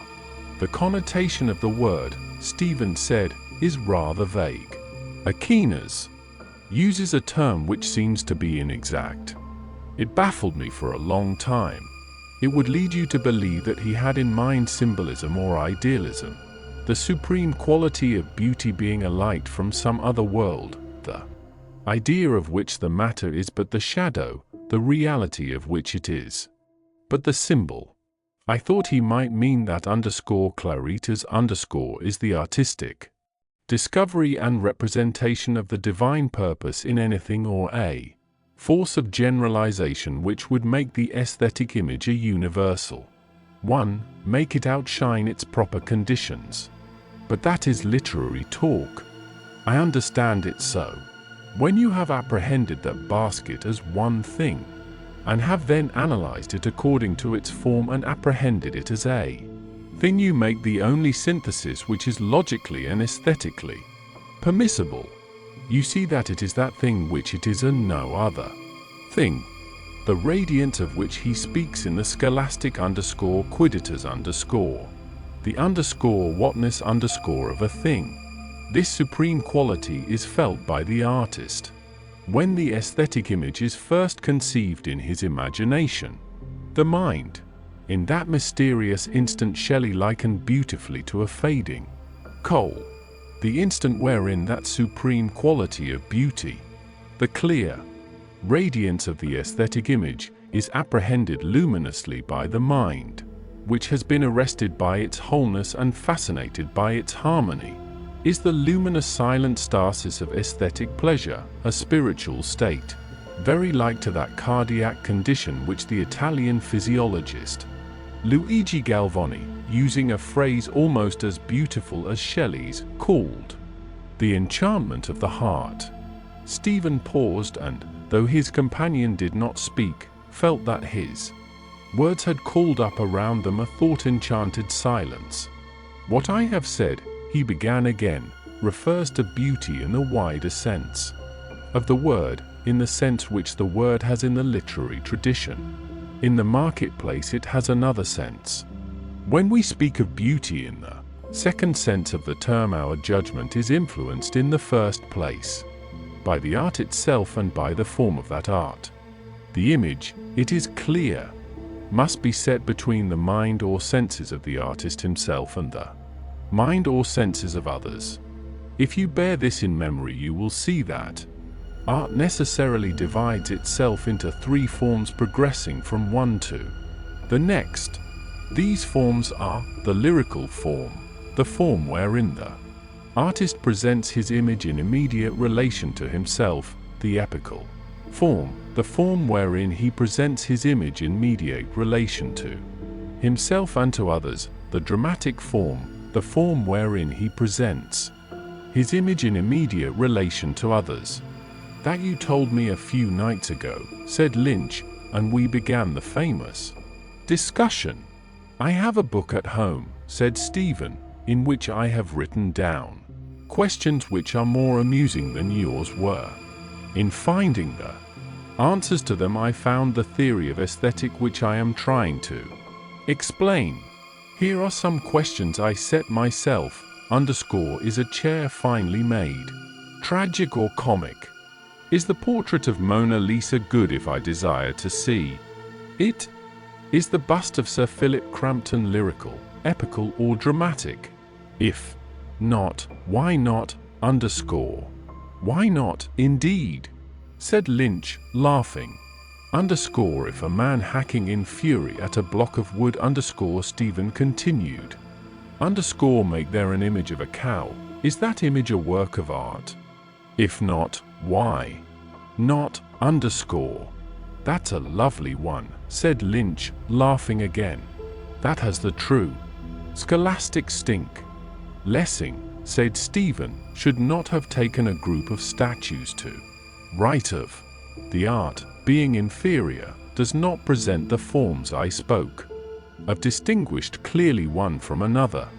Even in literature, the highest and most spiritual art, the forms are often confused.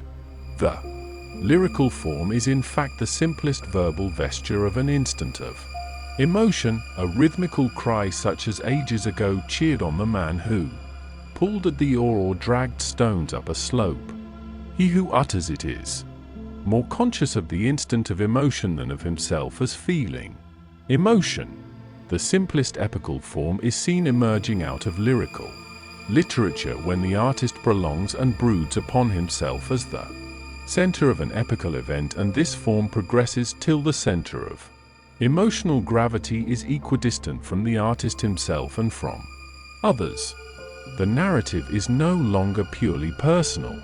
The personality of the artist passes into the narration itself, flowing round and round the persons and the action like a vital sea. This progress you will see easily in that old English ballad Turpin Hero which begins in the first person and ends in the third person. The dramatic form is reached when the vitality which has flowed and eddied round each person fills every person with such vital force that he or she assumes a proper and intangible aesthetic life. The personality of the artist, at first a cry, or a cadence or a mood, and then a fluid and lambent narrative, finally refines itself out of existence, impersonalizes itself, so to speak. The aesthetic image in the dramatic form is life purified in and reprojected from the human imagination. The mystery of aesthetic, like that of material creation, is accomplished. The artist, like the god of creation, remains within or behind or beyond or above his handiwork, invisible, refined out of existence, indifferent, paring his fingernails, trying to refine them also out of existence. Said Lynch. A fine rain began to fall from the high-veiled sky, and they turned into the Duke's lawn to reach the National Library before the shower came. "What do you mean," Lynch asked surlily, "by prating about beauty and the imagination in this miserable God-forsaken island?" No wonder the artist retired within or behind his handiwork after having perpetrated this country. The rain fell faster. When they passed through the passage beside Kildare House, they found many students sheltering under the arcade of the library. Cranley, leaning against a pillar, was picking his teeth with a sharpened match, listening to some companions. Some girls stood near the entrance door. Lynch whispered to Stephen, "Your beloved is here." Stephen took his place silently on the step below the group of students, heedless of the rain which fell fast, turning his eyes towards her from time to time. She too stood silently among her companions. She has no priest to flirt with, he thought with conscious bitterness, remembering how he had seen her last. Lynch was right. His mind, emptied of theory and courage, lapsed back into a listless peace. He heard the students talking among themselves. They spoke of two friends who had passed the final medical examination, of the chances of getting places on ocean liners, of poor and rich practices. "That's all a bubble. An Irish country practice is better. Hines was 2 years in Liverpool and he says the same. A frightful hole, he said it was. Nothing but midwifery cases." "Do you mean to say it is better to have a job here in the country than in a rich city like that? I know a fellow. Hines has no brains. He got through by stewing, pure stewing. Don't mind him. There's plenty of money to be made in a big commercial city. Depends on the practice. _ego credo utv to pauperum ist simpliciter atrox, simpliciter. Sanguinarius atrox, in Liverpoolio. _ Their voices reached his ears as if from a distance in interrupted pulsation. She was preparing to go away with her companions. The quick light shower had drawn off, tarrying in clusters of diamonds among the shrubs of the quadrangle, where an exhalation was breathed forth by the blackened earth. Their trim boots prattled as they stood on the steps of the colonnade, talking quietly and gaily, glancing at the clouds, holding their umbrellas at cunning angles against the few last raindrops, closing them again, holding their skirts demurely. And if he had judged her harshly? If her life were a simple rosary of hours, her life simple and strange as a bird's life, gay in the morning, restless all day, tired at sundown, her heart simple and willful as a bird's heart? Towards dawn he awoke. Oh, what sweet music! His soul was all dewy wet. Over his limbs in sleep pale cool waves of light had passed. He lay still, as if his soul lay amid cool waters, conscious of faint sweet music. His mind was waking slowly to a tremulous morning knowledge, a morning inspiration. A spirit filled him, pure as the purest water, sweet as dew, moving as music. But how faintly it was inbreathed, how passionlessly, as if the seraphim themselves were breathing upon him. His soul was waking slowly, fearing to awake wholly. It was that windless hour of dawn when madness wakes and strange plants open to the light and the moth flies forth silently. An enchantment of the heart. The night had been enchanted. In a dream or vision he had known the ecstasy of seraphic life. Was it an instant Of enchantment only all long hours and years and ages. The instant of inspiration seemed now to be reflected from all sides at once from a multitude of cloudy circumstances of what had happened or of what might have happened. The instant flashed forth like a point of light, and now from cloud on cloud of vague circumstance confused form was veiling softly its afterglow.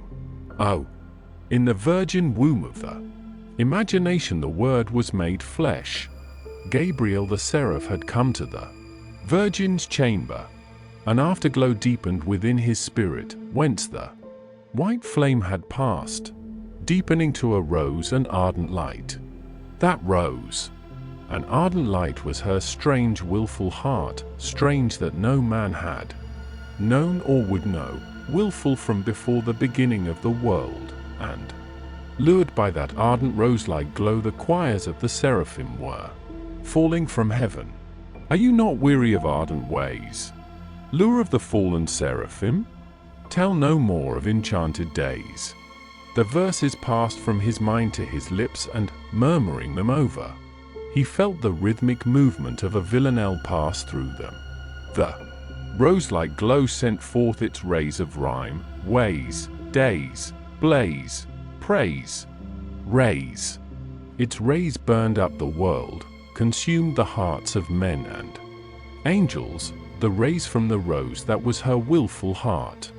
Your eyes have set man's heart ablaze, and you have had your will of him. Are you not weary of ardent ways? And then the rhythm died away, ceased, began again to move and beat. And then smoke, incense ascending from the altar of the world. Above the flame the smoke of praise goes up from ocean rim to rim. Tell no more of enchanted days. Smoke went up from the whole earth, from the vapory oceans, smoke of her praise. The earth was like a swinging, swaying censer, a ball of incense, an ellipsoidal ball. The rhythm died out at once, the cry of his heart was broken. His lips began to murmur the first verses over and over, then went on stumbling through half verses, stammering and baffled, then stopped. The heart's cry was broken. The veiled windless hour had passed, and behind the panes of the naked window the morning light was gathering. A bell beat faintly very far away. A bird twittered, 2 birds, 3. The bell and the bird ceased, and the dull white light spread itself east and west, covering the world, covering the roselight in his heart. Fearing to lose all, he raised himself suddenly on his elbow to look for paper and pencil. There was neither on the table, only the soup plate he had eaten the rice from for supper, and the candlestick with its tendrils of tallow and its paper socket, singed by the last flame. He stretched his arm wearily towards the foot of the bed, groping with his hand in the pockets of the coat that hung there. His fingers found a pencil and then a cigarette packet. He lay back and, tearing open the packet, placed the last cigarette on the window ledge and began to write out the stanzas of the villanelle in small neat letters on the rough cardboard surface. Having written them out, he lay back on the lumpy pillow, murmuring them.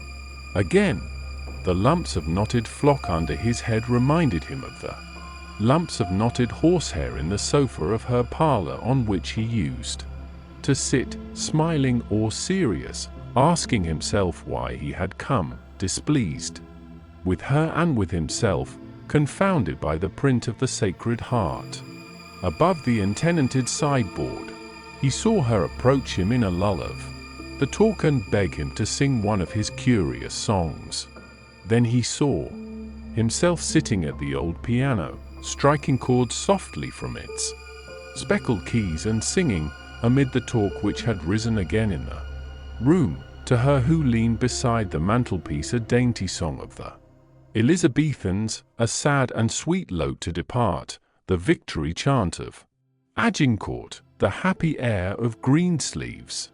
While he sang and she listened, or feigned to listen, his heart was at rest. But when the Quaint old songs had ended, and he heard again the voices in the room. He remembered his own sarcasm, the house where young men are called by their Christian names a little too soon.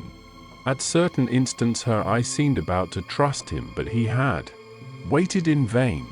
She passed now, dancing lightly across his memory as she had been that night at the carnival ball, her white dress a little lifted, a white spray nodding in her hair.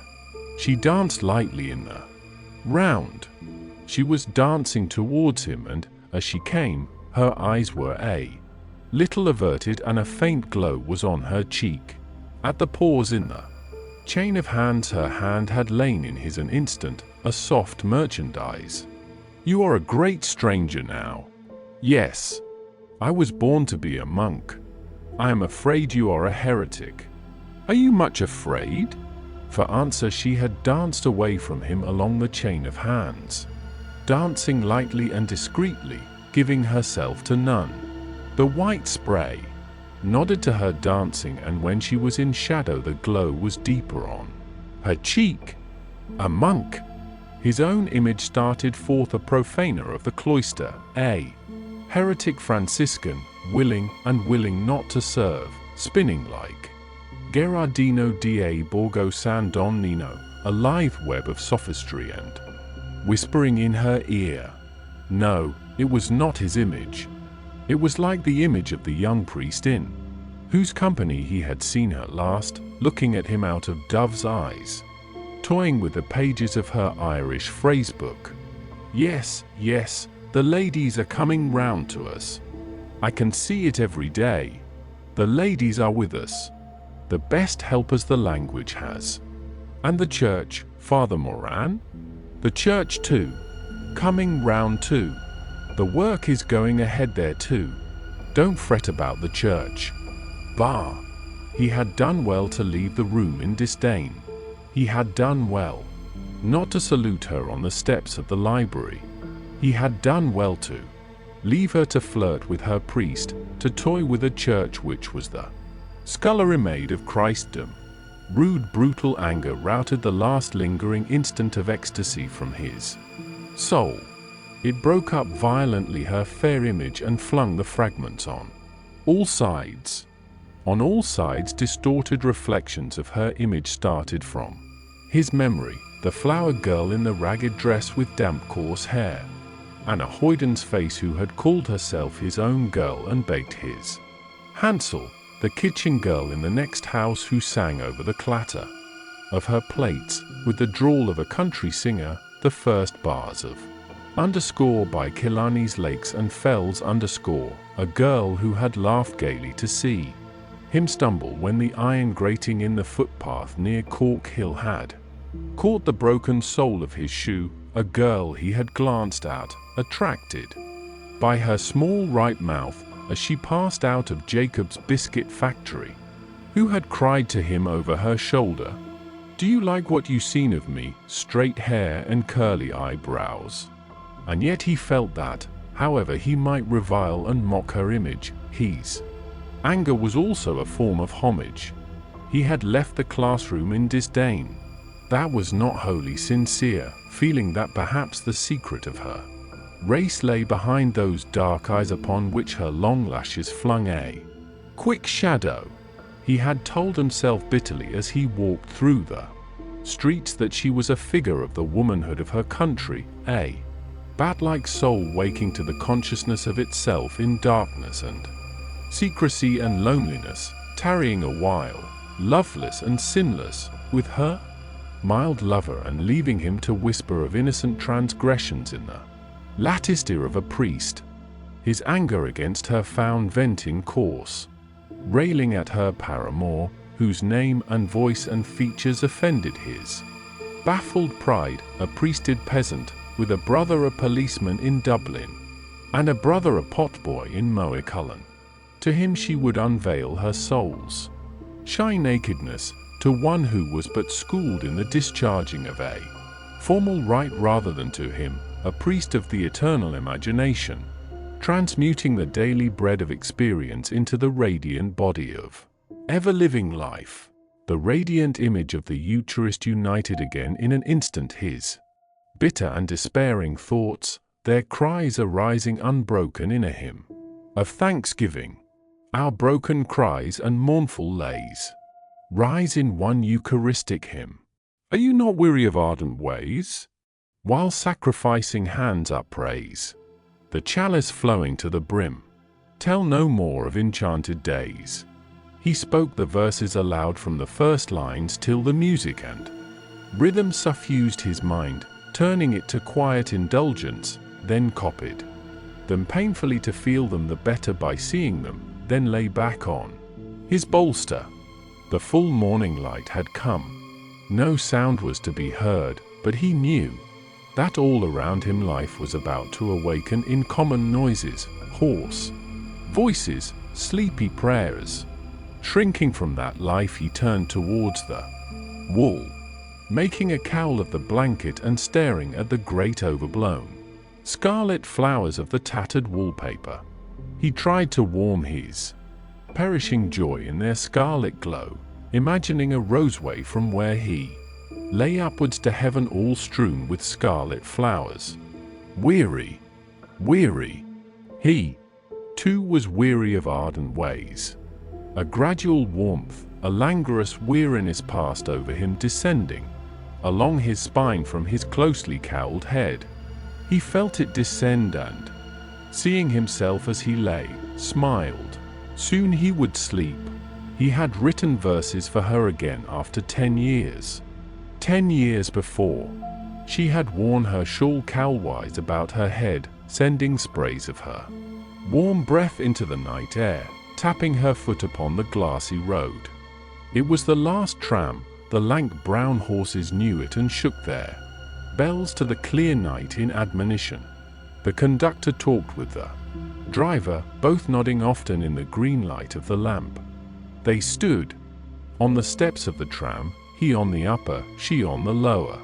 She came up to his step many times between their phrases and went down again, and once or twice remained beside him, forgetting to go down, and then went down. Let be, let be. 10 years from that wisdom of children to his folly. If he sent her the verses, they would be read out at breakfast amid the tapping of eggshells. Folly indeed. Her brothers would laugh and try to wrest the page from each other with their strong, hard fingers. The suave priest, her uncle, seated in his armchair, would hold the page at arm's length, read it smiling, and approve of the literary form. No, no, that was folly. Even if he sent her the verses, she would not show them to others. No, no, she could not. He began to feel that he had wronged her. A sense of her innocence moved him almost to pity her, an innocence he had never understood till he had come to the knowledge of it through sin, an innocence which she, too, had not understood while she was innocent or before the strange humiliation of her nature had first come upon her. Then first her soul had begun to live as his soul had when he had first sinned, and a tender compassion filled his heart as he remembered her frail pallor, and her eyes, humbled and saddened by the dark shame of womanhood. While his soul had passed from ecstasy to languor, where had she been? Might it be, in the mysterious ways of spiritual life, that her soul at those same moments had been conscious of his homage? It might be. A glow of desire kindled again his soul and fired and fulfilled all his body. Conscious of his desire, she was waking from odorous sleep, the temptress of his villanelle. Her eyes, dark and with a look of languor, were opening to his eyes. Her nakedness yielded to him, radiant, warm, odorous and lavish-limbed, enfolded him like a shining cloud, enfolded him like water with a liquid life, and like a cloud of vapor, or like waters circumfluent in space, the liquid letters of speech, symbols of the element of mystery, flowed forth over his brain. Are you not weary of ardent ways? Lure of the fallen seraphim? Tell no more of enchanted days. Your eyes have set man's heart ablaze. and you have had your will of him. Are you not weary of ardent ways? Above the flame the smoke of praise goes up from ocean rim to rim. Tell no more of enchanted days. Our broken cries and mournful lays rise in one Eucharistic hymn. Are you not weary of ardent ways? While sacrificing hands upraise the chalice flowing to the brim.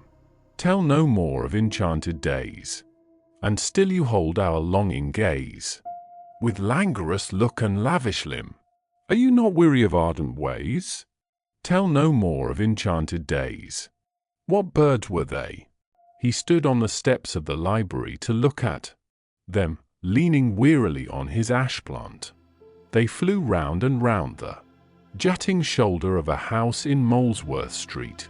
The air of the late March evening made clear their flight, their dark darting quivering, bodies flying clearly against the sky as against a limp hung cloth of smoky tenuous blue. He watched their flight. Bird after bird, a dark flash, a swerve, a flutter of wings. He tried to count them before all their darting, quivering bodies passed 6, 10, 11, and wondered were they odd, or even in number. 12, 13, for two came wheeling down from the upper sky. They were flying high and low, but ever round and round, in straight and curving lines, and ever flying from left to right, circling about a temple of air. He listened to the cries, like the squeak of mice behind the wainscot, a shrill twofold note. But the notes were long and shrill and whirring, unlike the cry of vermin, falling a third or a fourth and trilled as the flying beaks clove the air. Their cry was shrill and clear and fine, and falling like threads of silken light unwound from whirring spools. The inhuman clamor soothed his ears, in which his mother's sobs and reproaches murmured insistently, and the dark frail quivering bodies, wheeling and fluttering and swerving round an airy temple of the tenuous sky, soothed his eyes, which still saw the image of his mother's face. Why was he gazing upwards from the steps of the porch, hearing their shrill twofold cry, watching their flight? For an augury of good or evil? A phrase of Cornelius Agrippa flew through his mind, and then there flew hither and thither shapeless thoughts from Swedenborg on the correspondence of birds to things of the intellect, and of how the creatures of the air have their knowledge and know their times and seasons, because they, unlike man, are in the order of their life and have not perverted that order by reason. And for ages men had gazed upward as he was gazing at birds in flight. The colonnade above him made him think vaguely of an ancient temple, and the ash plant on which he leaned wearily of the curved stick of an augur. A sense of fear of the unknown moved in the heart of his weariness, a fear of symbols and portents, of the hawk-like man whose name he bore soaring out of his captivity on osier-woven wings, of Thoth, the god of writers, writing with a reed upon a tablet, and bearing on his narrow ibis head the cusped moon. He smiled as he thought of the god's image, for it made him think of a bottlenose judge in a wig, putting commas into a document which he held at arm's length, and he knew that he would not have remembered the god's name, but that it was like an Irish oath. It was folly. But was it for this folly that he was about to leave forever the house of prayer and prudence into which he had been born, and the order of life out of which he had come? They came back with shrill cries over the jutting shoulder of the house, flying darkly against the fading air. What birds were they? He thought that they must be swallows who had come back from the south. Then he was to go away, for they were birds ever going and coming, building ever an unlasting home under the eaves of men's houses, and ever leaving the homes they had built to wander. Bend down your faces, Una and Alil. I gaze upon them as the swallow gazes upon the nest under the eave before he wander the loud waters. A soft liquid joy like the noise of many waters flowed over his memory. and he felt in his heart the soft peace of silent spaces of fading, tenuous sky above the waters, of oceanic silence, of swallows flying through the sea dusk over the flowing waters. A soft liquid joy flowed through the words where the soft long vowels hurtled noiselessly and fell away, lapping and flowing back and ever, shaking the white bells of their waves in mute chime and mute peal, and soft low swooning cry, and he felt that the augury he had sought in the wheeling darting birds and in the pale space of sky above him had come forth from his heart like a bird from a turret, quietly and swiftly, symbol of departure or of loneliness. The verses crooned in the ear of his memory, composed slowly before his remembering eyes, the scene of the hall on the night of the opening of the National Theatre. He was alone, at the side of the balcony, looking out of jaded eyes at the culture of Dublin in the stalls and at the tawdry scenecloths and human dolls, framed by the garish lamps of the stage. A burly policeman sweated behind him and seemed at every moment about to act. The cat calls and hisses and mocking cries ran in rude gusts round the hall from his scattered fellow students. A libel on Ireland, made in Germany, blasphemy. We never sold our faith. No Irish woman ever did it. We want no amateur atheists. We want no budding Buddhists. A sudden swift hiss fell from the windows above him, and he knew that the electric lamps had been switched on in the reader's room. He turned into the pillared hall, now calmly lit, went up the staircase and passed in through the clicking turnstile. Cranley was sitting over near the dictionaries. A thick book, opened at the frontispiece, lay before him on the wooden rest. He leaned back in his chair, inclining his ear like that of a confessor to the face of the medical student who was reading to him a problem from the chess page of a journal.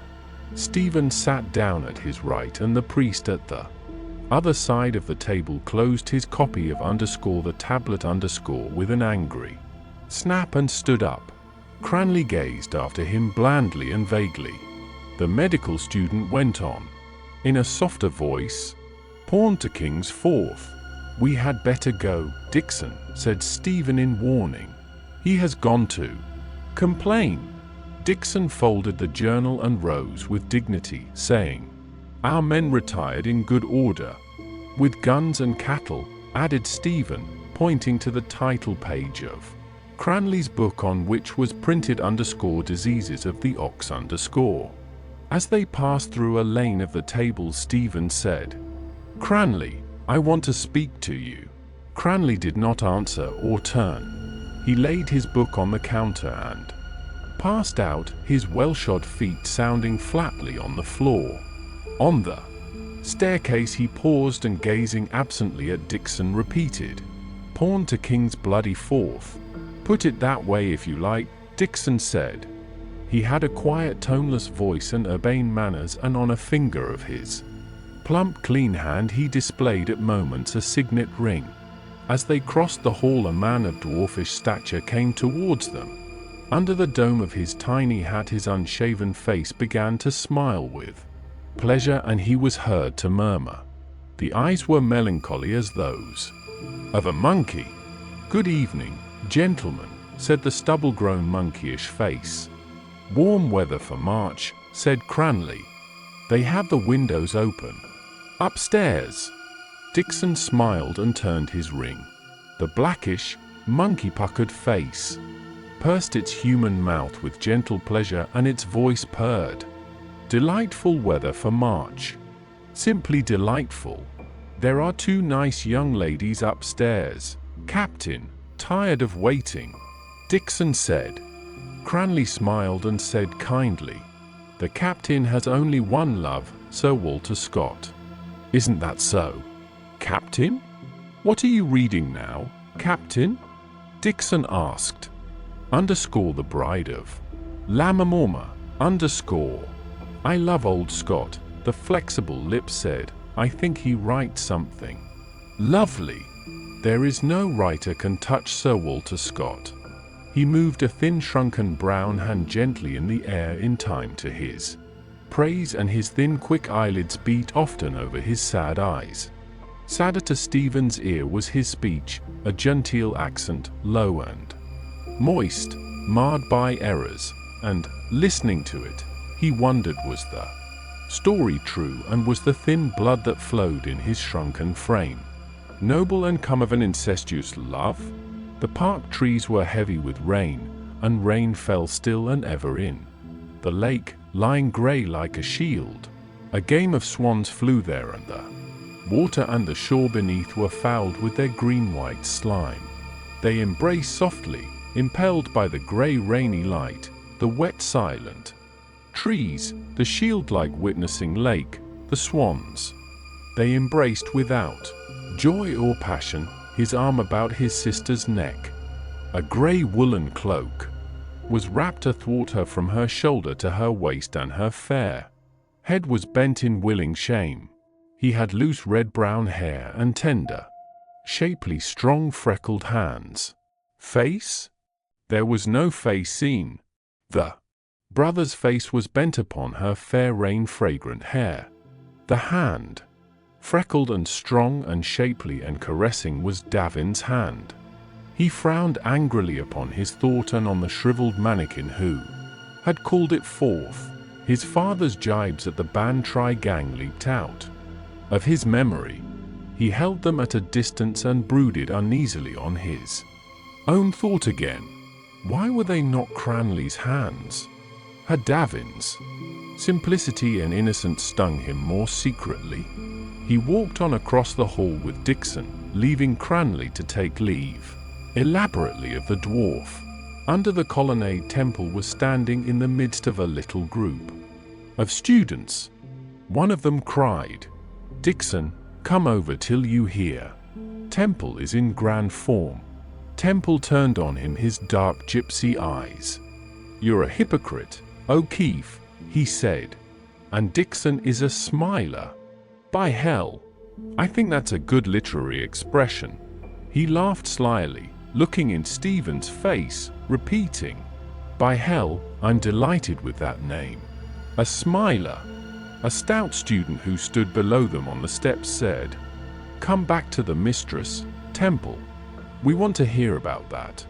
He had faith, Temple said. And he was a married man too. And all the priests used to be dining there. By hell, I think they all had a touch. "We shall call it riding a hack to spare the hunter," said Dixon. "Tell us, Temple," O'Keefe said, "how many quarts of porter have you in you?" "All your intellectual soul is in that phrase, O'Keefe," said Temple, with open scorn. He moved with a shambling gait round the group and spoke to Stephen. "Did you know that the Fosters are the kings of Belgium?" he asked. Cranley came out through the door of the entrance hall, his hat thrust back on the nape of his neck and picking his teeth with care. "And here's the wiseacre," said Temple. "Do you know that about the Fosters?" He paused for an answer. Cranley dislodged a fig seed from his teeth on the point of his rude toothpick and gazed at it intently. "The Foster family," Temple said, "is descended from Baldwin I, King of Flanders. He was called the Forester. Forester and Foster are the same name. A descendant of Baldwin I, Captain Francis Foster settled in Ireland and married the daughter of the last chieftain of Clan Brassel. Then there are the Blake Fosters. That's a different branch from Baldhead, King of Flanders," Cranley repeated, rooting again deliberately at his gleaming uncovered teeth. "Where did you pick up all that history?" O'Keefe asked. "I know all the history of your family, too," Temple said, turning to Stephen. "Do you know what Giraldus Cambrensis says about your family?" "Is he descended from Baldwin too?" asked a tall, consumptive student with dark eyes. "Bald head," Cranley repeated, sucking at a crevice in his teeth. Underscore penobilis et pervitusta familia underscore Temple said to Stephen. The stout student who stood below them on the steps farted briefly. Dixon turned towards him, saying in a soft voice, "Did an angel speak?" Cranley turned also and said vehemently but without anger, "Goggins, you're the flamingest dirty devil I ever met, do you know?" "I had it on my mind to say that," Goggins answered firmly. "It did no one any harm, did it?" "We hope," Dixon said suavely, "that it was not of the kind known to science as a underscore Paulo post futurum dot underscore."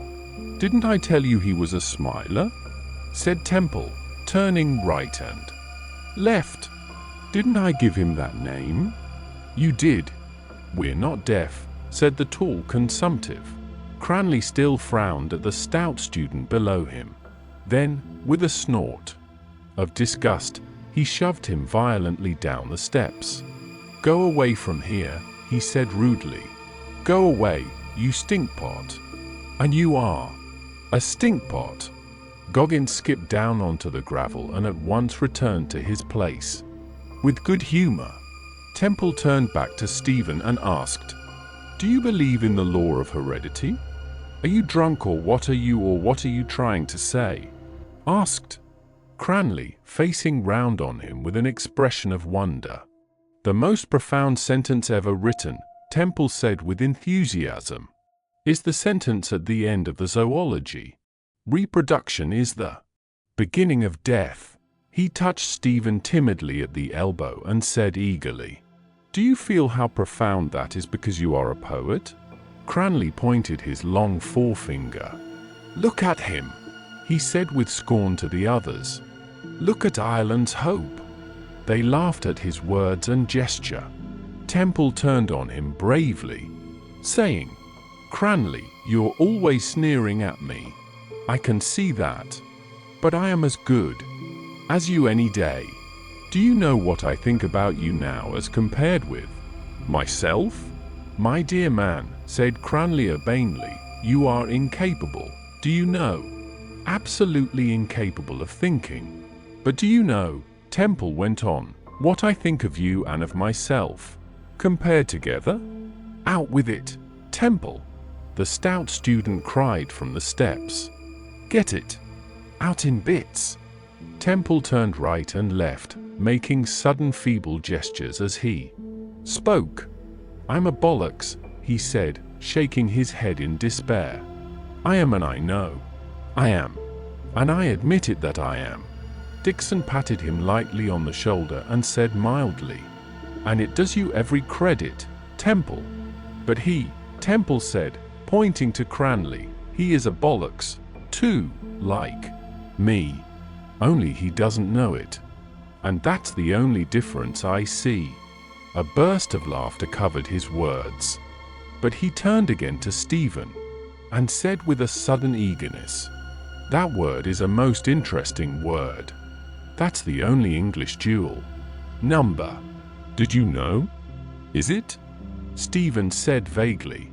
He was watching Cranley's firm-featured suffering face, lit up now by a smile of false patience. The gross name had passed over it like foul water poured over an old stone image, patient of injuries, and, as he watched him, he saw him raise his hat in salute and uncover the black hair that stood stiffly from his forehead like an iron crown. She passed out from the porch of the library and bowed across Stephen, in reply to Cranley's greeting. He also? Was there not a slight flush on Cranley's cheek? Or had it come forth at Temple's words? The light had waned. He could not see. Did that explain his friend's listless silence, his harsh comments, the sudden intrusions of rude speech with which he had shattered so often? Stephen's ardent wayward confessions? Stephen had forgiven freely, for he had found this rudeness also in himself, and he remembered an evening when he had dismounted from a borrowed creaking bicycle to pray to God in a wood near Malahide. He had lifted up his arms and spoken in ecstasy to the somber nave of the trees, knowing that he stood on holy ground and in a holy hour. And when two constabulary men had come into sight round a bend in the gloomy road, he had broken off his prayer to whistle loudly an air from the last pantomime. He began to beat the frayed end of his ash plant against the base of a pillar. Had Cranley not heard him? Yet he could wait. The talk about him ceased for a moment, and a soft hiss fell again from a window above. But no other sound was in the air, and the swallows whose flight he had followed with idle eyes were sleeping. She had passed through the dusk, and therefore the air was silent save for one soft hiss that fell, and therefore the tongues about him had ceased their babble. Darkness was falling. Darkness falls from the air. A trembling joy, lambent as a faint light, played like a fairy host around him. But why? Her passage through the darkening air, all the verse, with its black vowels and its opening sound, rich and lute-like. He walked away slowly towards the deeper shadows at the end of the colonnade, beating the stones softly with his stick to hide his reverie from the students whom he had left, and allowed his mind to summon back to itself the age of Dowland and Bird and Nash. Eyes opening from the darkness of desire, eyes that dimmed the breaking east. What was their languid grace but the softness of chambering? And what was their shimmer but the shimmer of the scum that mantled the cesspool of the court of a slobbering Stuart? And he tasted, in the language of memory, ambered wines, dying fallings of sweet airs, the proud pavane, and saw with the eyes of memory kind gentlewomen in Covent Garden wooing from their balconies with sucking mouths, and the pox-fouled wenches of the taverns, and young wives that, gaily yielding to their ravishers, clipped and clipped again. The images he had summoned gave him no pleasure. They were secret and inflaming, but her image was not entangled by them. That was not the way to think of her. It was not even the way in which he thought of her. Could his mind then not trust itself? Old phrases, sweet only with a disinterred sweetness, like the fig seeds Cranley rooted out of his gleaming teeth. It was not thought nor vision, though he knew vaguely that her figure was passing homeward through the city. Vaguely first, and then more sharply he smelt her body. A conscious unrest seethed in his blood. Yes, it was her body he smelt, a wild and languid smell, the tepid limbs over which his music had flowed desirously, and the secret soft linen upon which her flesh distilled odor and a dew. A louse crawled over the nape of his neck, and, putting his thumb and forefinger deftly beneath his loose collar, he caught it. He rolled its body, tender yet brittle as a grain of rice, between thumb and finger, for an instant before he let it fall from him, and wondered, would it live or die? There came to his mind a curious phrase from Cornelius A. Lapide, which said that the lice born of human sweat were not created by God with the other animals on the sixth day. But the tickling of the skin of his neck made his mind raw and red.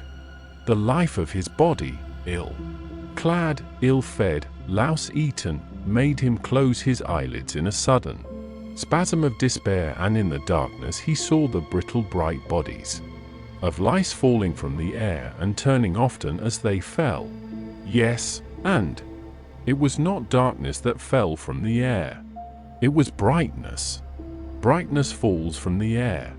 He had not even remembered rightly Nash's line. All the images it had awakened were false. His mind bred vermin. His thoughts were lice-born. Of the sweat of sloth. He came back quickly along the colonnade towards the group of students. Well then, let her go, and be damned to her. She could love some clean athlete who washed himself every morning to the waist and had black hair on his chest. Let her. Cranley had taken another dried fig from the supply in his pocket and was eating it slowly and noisily. Temple sat on the pediment of a pillar, leaning back, his cap pulled down on his sleepy eyes. A squat young man came out of the porch, a leather portfolio tucked under his armpit. He marched towards the group, striking the flags with the heels of his boots and with the ferrule of his heavy umbrella. Then, raising the umbrella in salute, he said to all, "Good evening, sirs." He struck the flags again and tittered while his head trembled with a slight nervous movement. The tall consumptive student and Dixon and O'Keefe were speaking in Irish and did not answer him. Then, turning to Cranley, he said, "Good evening, particularly to you." He moved the umbrella in indication and tittered again. Cranley, who was still chewing the fig, answered with loud movements of his jaws. "Good? Yes. It is a good evening." The squat student looked at him seriously and shook his umbrella gently and reprovingly. "I can see," he said, "that you are about to make obvious remarks." Cranley answered, holding out what remained of the half-chewed fig and jerking it towards the squat student's mouth in sign that he should eat. The squat student did not eat it but, indulging his special humor, said gravely, still tittering and prodding his phrase with his umbrella, "Do you intend that?" He broke off, pointed bluntly to the munched pulp of the fig, and said loudly, "I allude to that."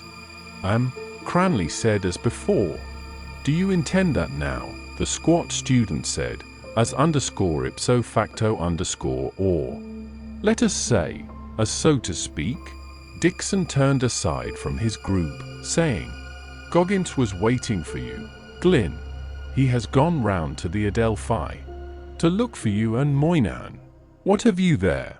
he asked, tapping the portfolio under Glyn's arm. "Examination papers," Glyn answered. "I give them monthly examinations to see that they are profiting by my tuition." He also tapped the portfolio and coughed gently and smiled. "Tuition," said Cranley rudely. "I suppose you mean the barefooted children that are taught by a bloody ape like you. God help them." He bit off the rest of the fig and flung away the butt. "I suffer little children to come unto me," Glyn said amiably. "A bloody ape," Cranley repeated with emphasis, "and a blasphemous bloody ape." Temple stood up and, pushing past Cranley, addressed Glyn. "That phrase you said now," he said, "is from the New Testament about suffer the children to come to me. Go to sleep again, Temple," said O'Keefe. "Very well, then," Temple continued, still addressing Glyn, "and if Jesus suffered the children to come, why does the church send them all to hell if they die unbaptized? Why is that?" "Were you baptized yourself, Temple?" the consumptive student asked. "But why are they sent to hell if Jesus said they were all to come?" Temple said, his eyes searching Glyn's eyes. Glyn coughed and said gently, holding back with difficulty the nervous titter in his voice and moving his umbrella at every word. "And, as you remark, if it is thus, I ask emphatically whence comes this thusness?" "Because the church is cruel like all old sinners," Temple said. "Are you quite orthodox on that point, Temple?" Dixon said suavely. "St. Augustine says that about unbaptized children going to hell." Temple answered, "Because he was a cruel old sinner too." "I bow to you," Dixon said, "but I had the impression that limbo existed for such cases." "Don't argue with him, Dixon," Cranley said brutally. "Don't talk to him or look at him. Lead him home with a sugar the way you'd lead a bleating goat." "Limbo!" Temple cried. "That's a fine invention too. Like hell, but with the unpleasantness left out," Dixon said. He turned smiling to the others and said, "I think I am voicing the opinions of all present in saying so much." "You are," Glyn said in a firm tone. "On that point Ireland is united." He struck the ferrule of his umbrella on the stone floor of the colonnade. "Hell," Temple said. "I can respect that invention of the grey spouse of Satan. Hell is Roman, like the walls of the Romans, strong and ugly. But what is limbo?" "Put him back into the perambulator, Cranley," O'Keefe called out. Cranley made a swift step towards Temple, halted, stamping his foot, crying as if to a fowl. "Hoosh!" Temple moved away nimbly. "Do you know what limbo is?" he cried. "Do you know what we call a notion? Like that in Roscommon?" "Hoosh! Blast you!" Cranley cried, clapping his hands. "Neither my arse nor my elbow," Temple cried out scornfully. "And that's what I call limbo." "Give us that stick here," Cranley said. He snatched the ash plant roughly from Stephen's hand and sprang down the steps, but Temple, hearing him move in pursuit, fled through the dusk like a wild creature, nimble and fleet-footed. Cranley's heavy boots were heard loudly charging across the quadrangle and then returning heavily, foiled and spurning the gravel at each step. His step was angry, and with an angry abrupt gesture he thrust the stick back into Stephen's hand. Stephen felt that his anger had another cause, but, feigning patience, touched his arm slightly and said quietly, "Cranley, I told you I wanted to speak to you. Come away." Cranley looked at him for a few moments and asked, "Now?" "Yes, now," Stephen said. "We can't speak here. Come away." They crossed the quadrangle together without speaking. The bird call from _Siegfried whistled softly followed them from the steps of the porch. Cranley turned, and Dixon, who had whistled, called out, "Where are you fellows off to? What about that game, Cranley?" They parleyed in shouts across the still air about a game of billiards, to be played in the Adelphi Hotel. Stephen walked on alone and out into the quiet of Kildare Street opposite Maple's Hotel. He stood to wait. Patient again. The name of the hotel, a colorless polished wood, and its colorless front stung him like a glance of polite disdain.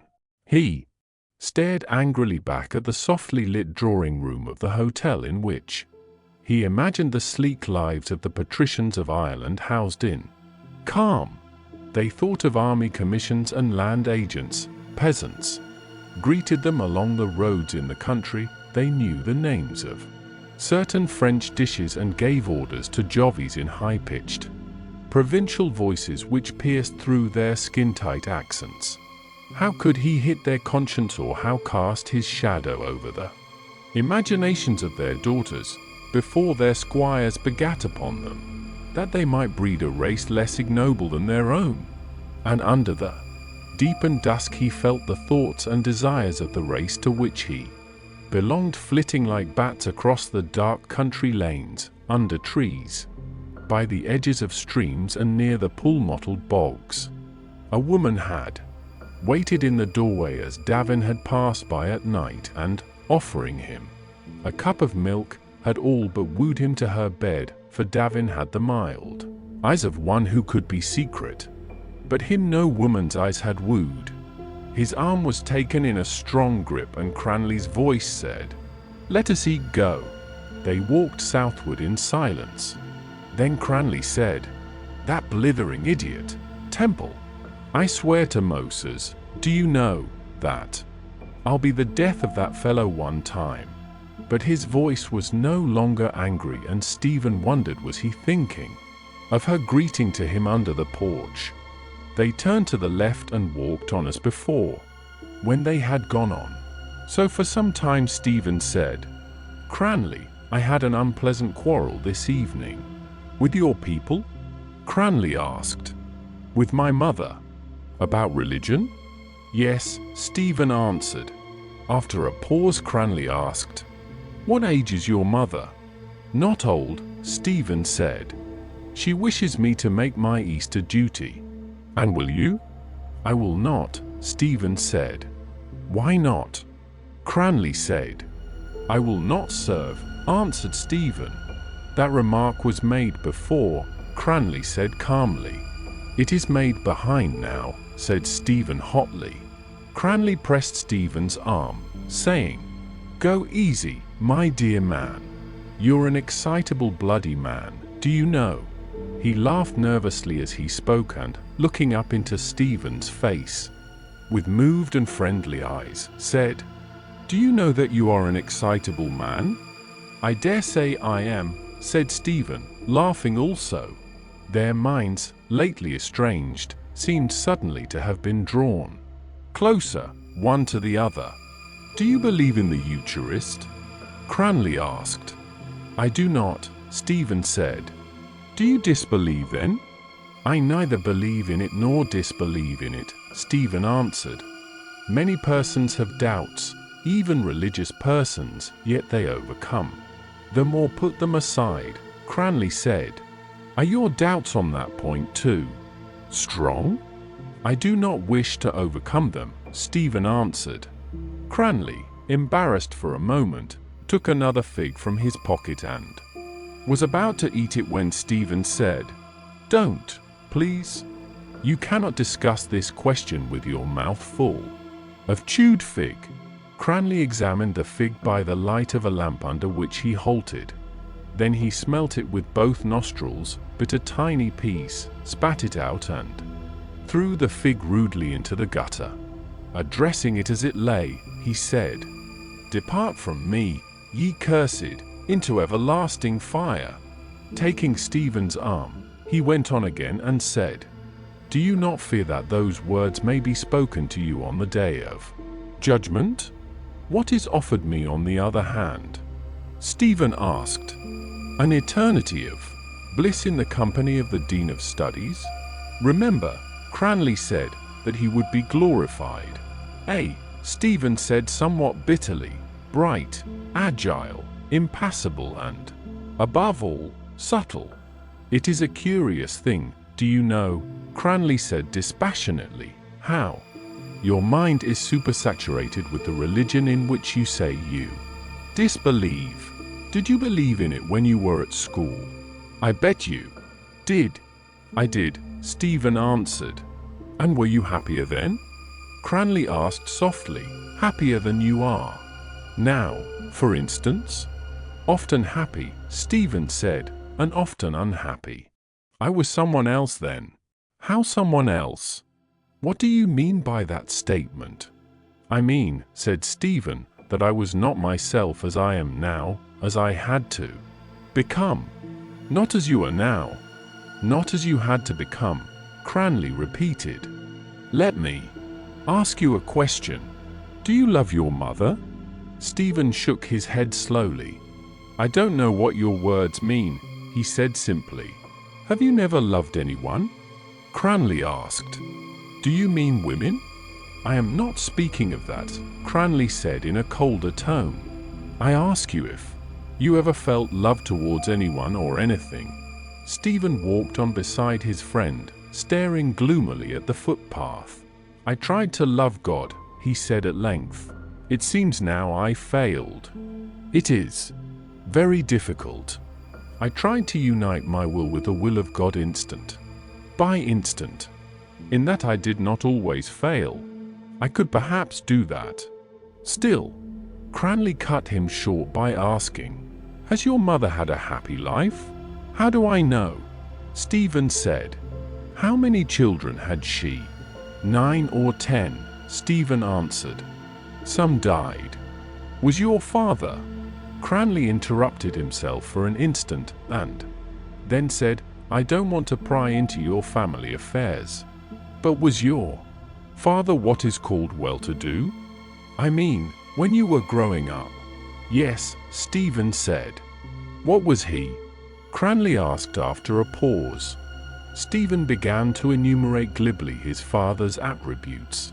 A medical student, an oarsman, a tenor, an amateur actor, a shouting politician, a small landlord, a small investor, a drinker, a good fellow, a storyteller, somebody's secretary, something in a distillery, a tax gatherer, a bankrupt and at present a praiser of his own past. Cranley laughed, tightening his grip on Stephen's arm, and said, "The distillery is damn good. Is there anything else you want to know?"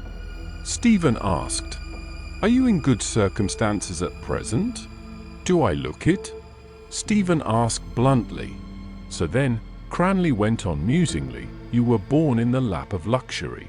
He used the phrase broadly and loudly, as he often used technical expressions, as if he wished his hearer to understand that they were used by him without conviction. "Your mother must have gone through a good deal of suffering," he said.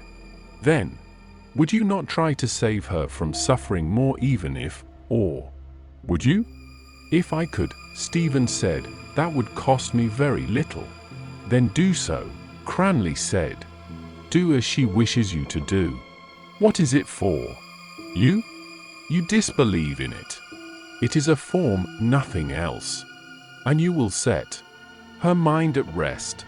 He ceased and, as Stephen did not reply, remained silent.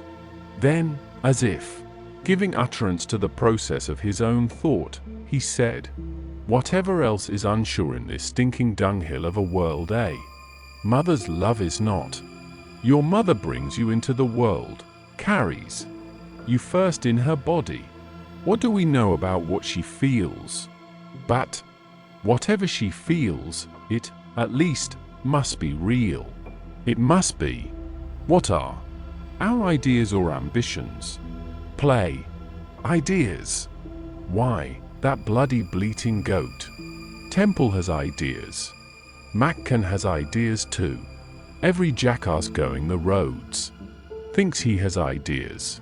Stephen, who had been listening to the unspoken speech behind the words, said with assumed carelessness, "Pascal, if I remember rightly, would not suffer his mother to kiss him, as he feared the contact of her sex."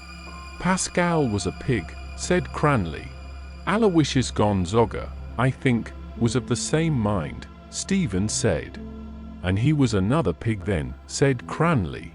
"The church calls him a saint," Stephen objected. "I don't care a flaming damn what anyone calls him," Cranley said rudely and flatly. "I call him a pig." Stephen, preparing the words neatly in his mind, continued, "Jesus, too, seems to have treated his mother with scant courtesy in public, but Suarez, a Jesuit theologian and Spanish gentleman, has apologized for him."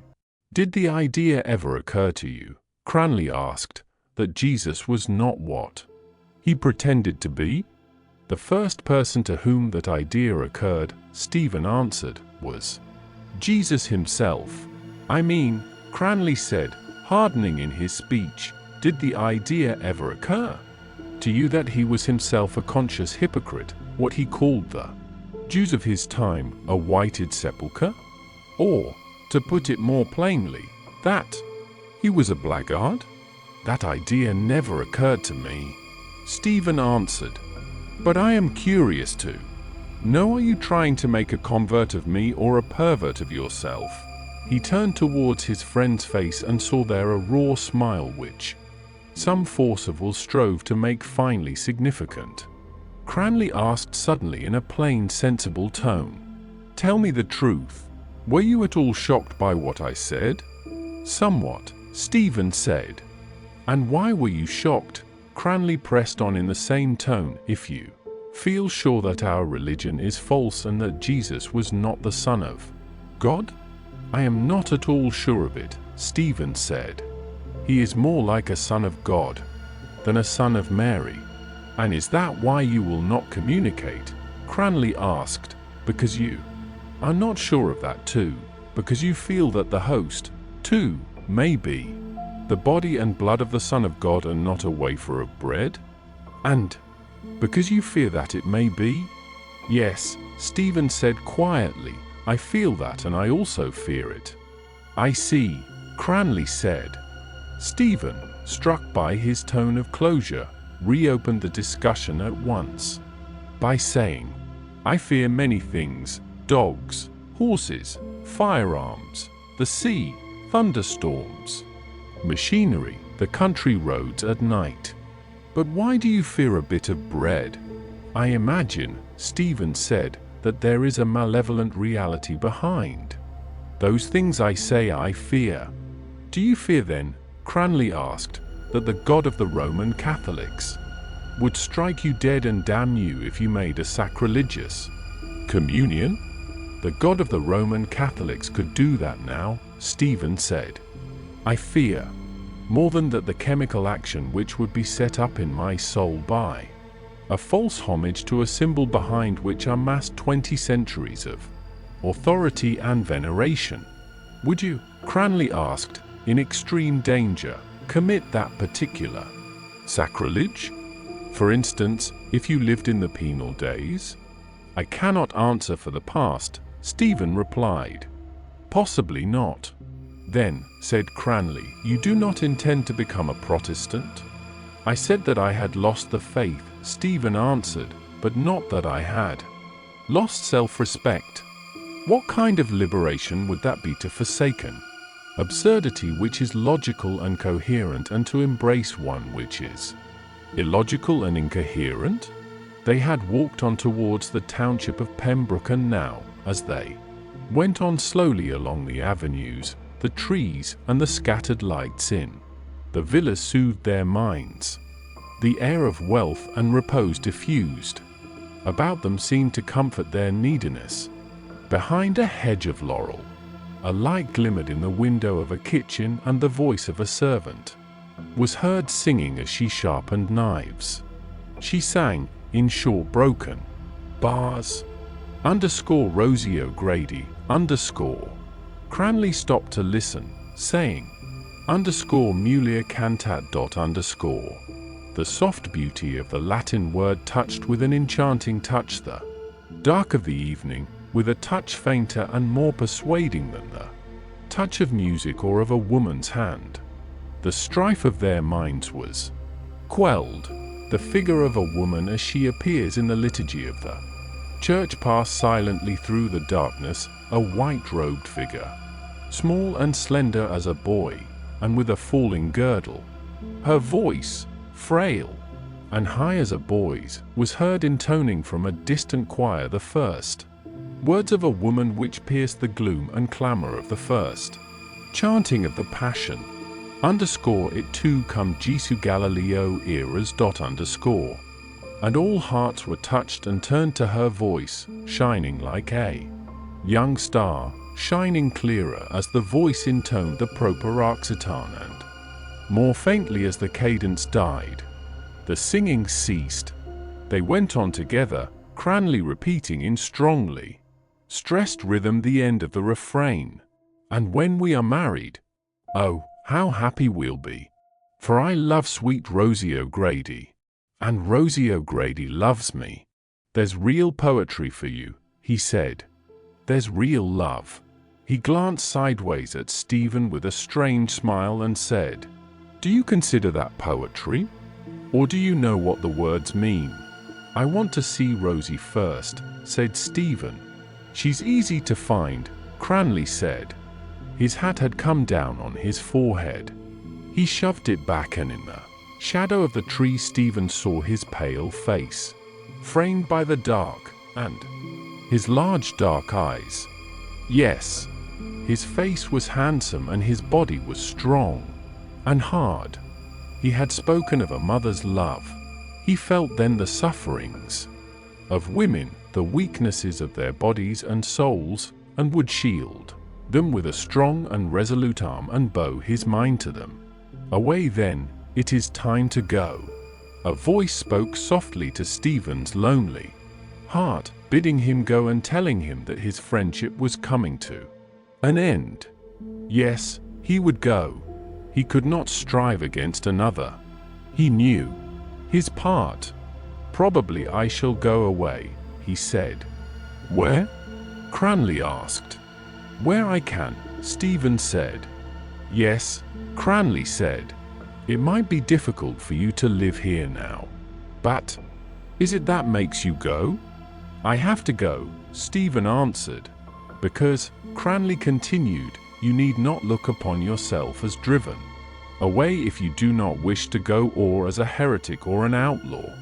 There are many good believers who think as you do. Would that surprise you? The church is not the stone building, nor even the clergy and their dogmas. It is the whole mass of those born into it. I don't know what you wish to do in life. Is it what you told me the night we were standing outside Harcourt Street station? Yes, Stephen said, smiling in spite of himself at Cranley's way of remembering thoughts in connection with places.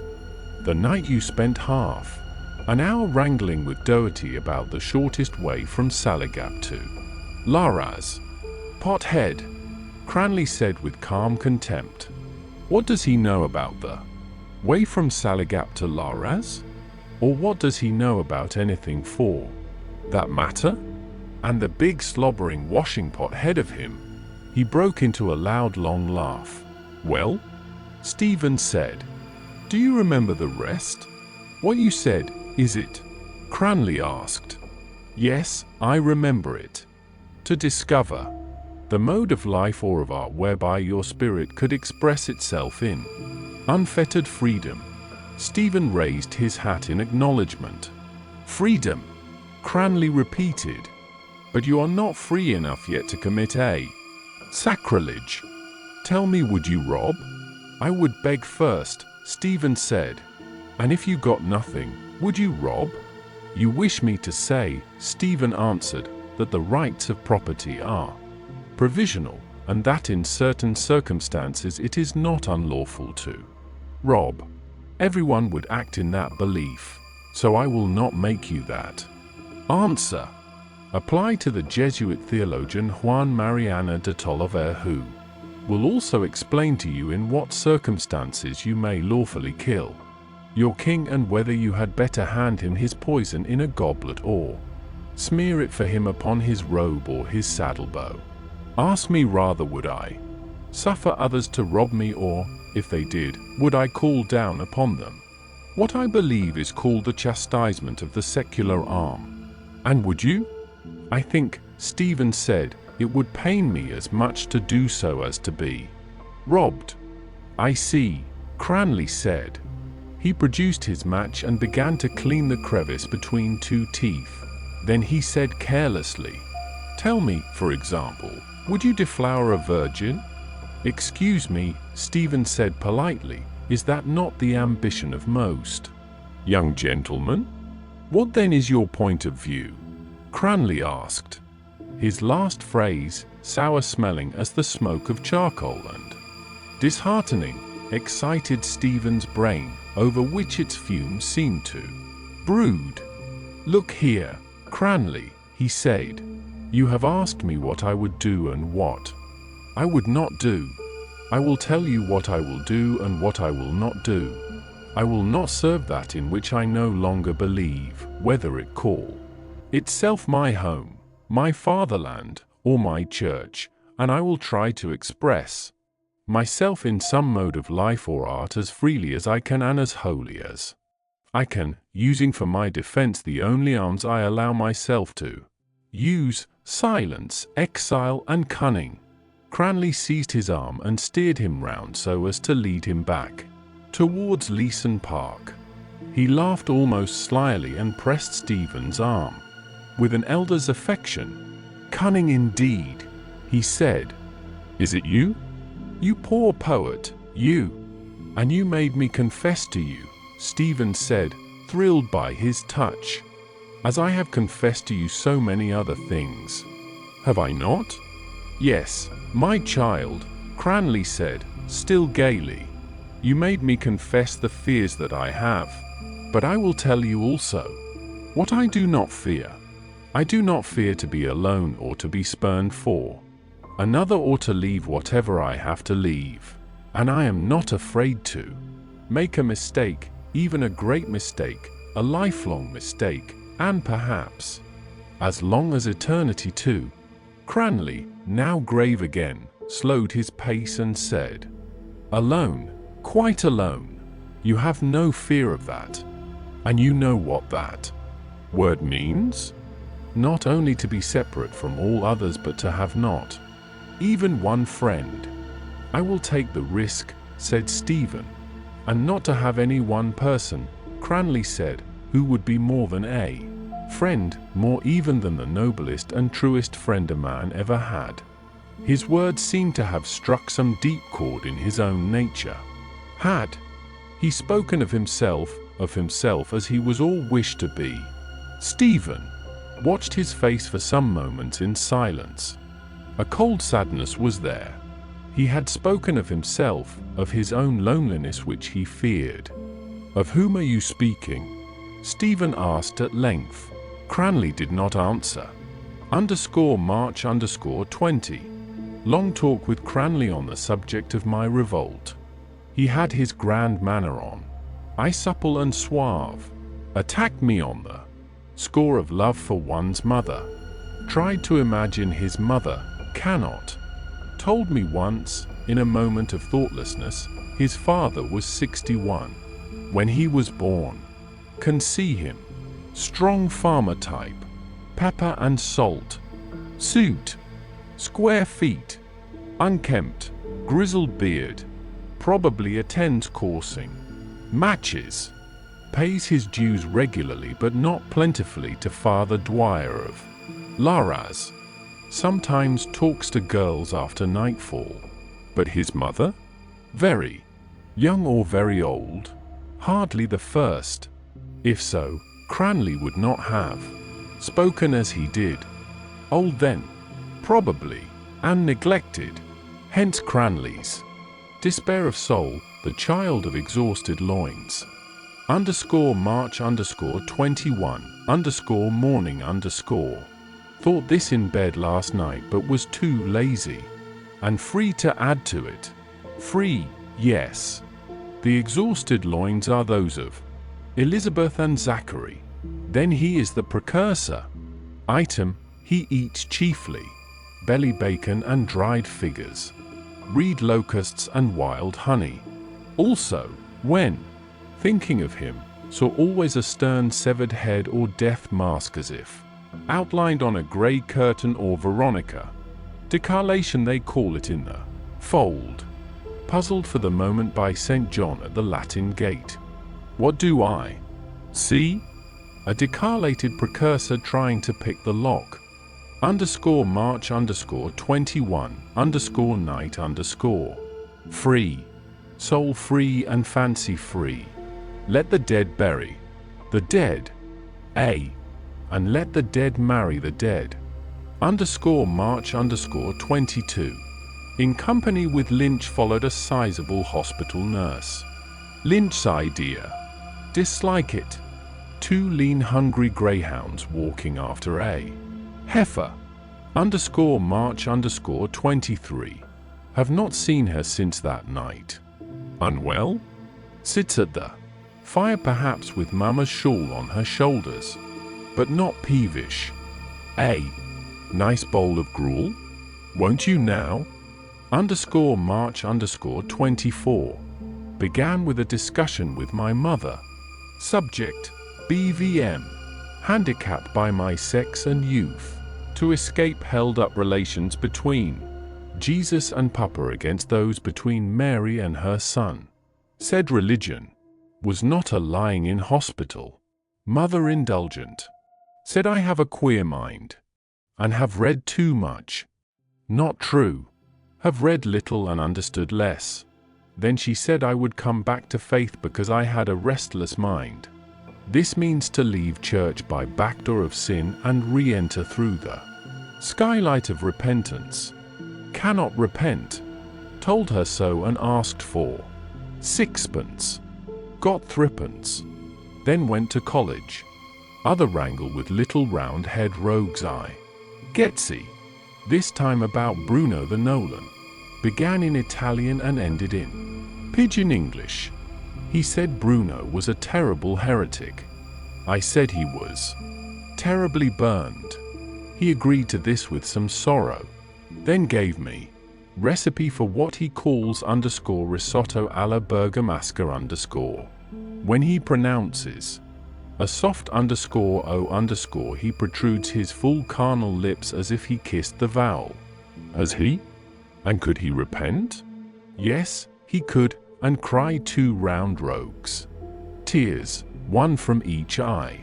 Crossing Stephen's, that is, my green, remembered that his countrymen, and not mine, had invented what Cranley the other night called our religion.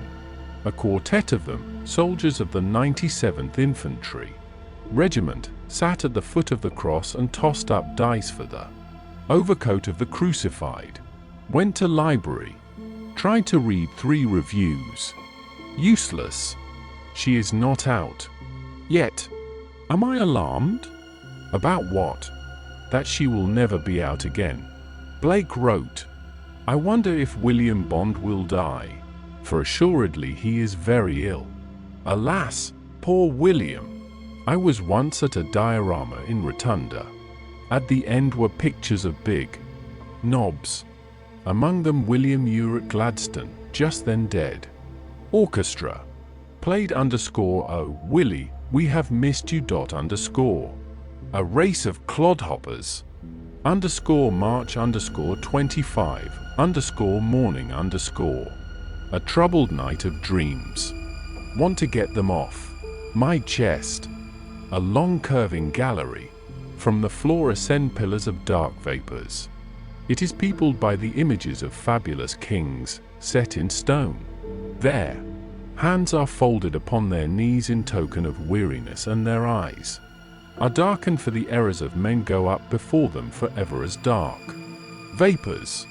Strange figures advance as from a cave. They are not as tall as men. One does not seem to stand quite apart from another. Their faces are phosphorescent, with darker streaks. They peer at me, and their eyes seem to ask me something. They do not speak. March 30. This evening Cranley was in the porch of the library, proposing a problem to Dixon and her brother. A mother let her child fall into the Nile, still harping on the mother. A crocodile seized the child. Mother asked it back. Crocodile said all right if she told him what he was going to do with the child, eat it or not eat it. This mentality, Lepidus would say, is indeed bred out of your mud by the operation of your son. And mine? Is it not too?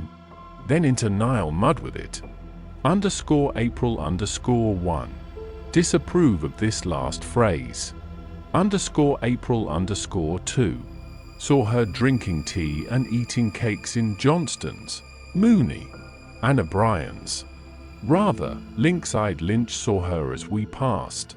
He tells me Cranley was invited there by brother. Did he bring his crocodile? Is he the shining light now? Well, I discovered him. I protest I did. Shining quietly behind a bushel of Wicklow bran. April 3. Met Davin at the cigar shop opposite Findlater's church. He was in a black sweater and had a hurley stick. Asked me was it true I was going away and why. Told him the shortest way to Tara was _via_ Holyhead. Just then my father came up. Introduction. Father polite and observant. Asked Davin if he might offer him some refreshment. Davin could not, was going to a meeting. When we came away father told me he had a good honest eye. Asked me why I did not join a rowing club. I pretended to think it over. Told me then how he broke Pennyfeather's heart. Wants me to read law. Says I was cut out for that. More mud. More crocodiles. April 5. Wild spring. Scudding clouds. Oh life. Dark stream of swirling bogwater on which apple trees have cast down their delicate flowers. Eyes of girls among the leaves. Girls demure and romping. All fair or auburn, No dark ones. They blush better. Hoopla! _April_6. Certainly she remembers the past. Lynch says all women do. Then she remembers the time of her childhood, and mine if I was ever a child. The past is consumed in the present, and the present is living, only because it brings forth the future. Statues of women, if Lynch be right, should always be fully draped, one hand of the woman feeling regretfully her own hinder parts. _April_6_later_. Michael Robarts remembers forgotten beauty, and when his arms wrap her round, he presses in his arms the loveliness which has long faded from the world. Not this. Not at all. I desire to press in my arms the loveliness which has not yet come into the world. _April_10.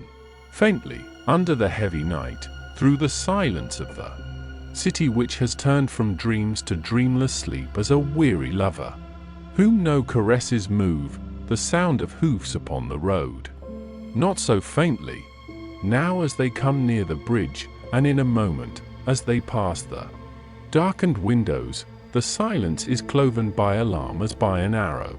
They are heard now far away, hoofs that shine amid the heavy night as gems, hurrying beyond the sleeping fields to what journey's end, what heart, bearing what tidings? _April_11. Read what I wrote last night. Vague words for a vague emotion. Would she like it? I think so. Then I should have to like it also. _April_13. That tundish has been on my mind for a long time. I looked it up and find it English, and good old blunt English too. Damn the Dean of Studies and his funnel. What did he come here for, to teach us his own language or to learn it from us? Damn him one way or the other. _April_14. John Alphonsus Mulrennan has just returned from the west of Ireland. European and Asiatic papers please copy. He told us he met an old man there in a mountain cabin. Old man had red eyes and short pipe. Old man spoke Irish. Mulrennan spoke Irish. Then old man and Mulrennan spoke English. Mulrennan spoke to him about universe and stars. Old man sat, listened, smoked, spat, then said, "Ah, there must be terrible queer creatures at the latter end of the world. I fear him. I fear his red-rimmed horny eyes. It is with him I must struggle all through this night till day come, till he or I lie dead, gripping him by the sinewy throat till what? Till he yield to me? No, I mean no harm. _April_15. Met her today point blank in Grafton Street. The crowd brought us together. We both stopped. She asked me why I never came. Said she had heard all sorts of stories about me. This was only to gain time. Asked me was I writing poems? About whom? I asked her. This confused her more, and I felt sorry and mean. Turned off that valve at once and opened the spiritual heroic refrigerating apparatus, invented and patented in all countries by Dante Alighieri. Talked rapidly of myself and my plans. In the midst of it, unluckily, I made a sudden gesture of a revolutionary nature. I must have looked like a fellow throwing a handful of peas into the air. People began to look at us. She shook hands a moment after and, in going away, said she hoped I would do what I said. Now I call that friendly, don't you? Yes, I liked her today. A little or much? Don't know. I liked her, and it seems a new feeling to me. Then, in that case, all the rest, all that I thought, and all that I felt, all the rest. Before now, in fact. Oh, Give it up, old chap. Sleep it off. _April_16. Away, away. The spell of arms and voices, the white arms of roads, their promise of close embraces, and the black arms of tall ships that stand against the moon, their tale of distant nations. They are held out to say, we are alone, come. And the voices say with them, we are your kinsmen. And the air is thick with their company as they call to me, their kinsmen, making ready to go, shaking the wings of their exultant and terrible youth. _April_26. Mother is putting my new second-hand clothes in order. She prays now, she says, that I may learn in my own life and away from home and friends what the heart is and what it feels. Amen. So be it. Welcome, O life. I go to encounter for the millionth time the reality of experience and to forge in the smithy of my soul the uncreated conscience of my race. _April_27. Old father, old artificer, stand me now and ever in good stead. Dublin, 1904. Trieste, 1914.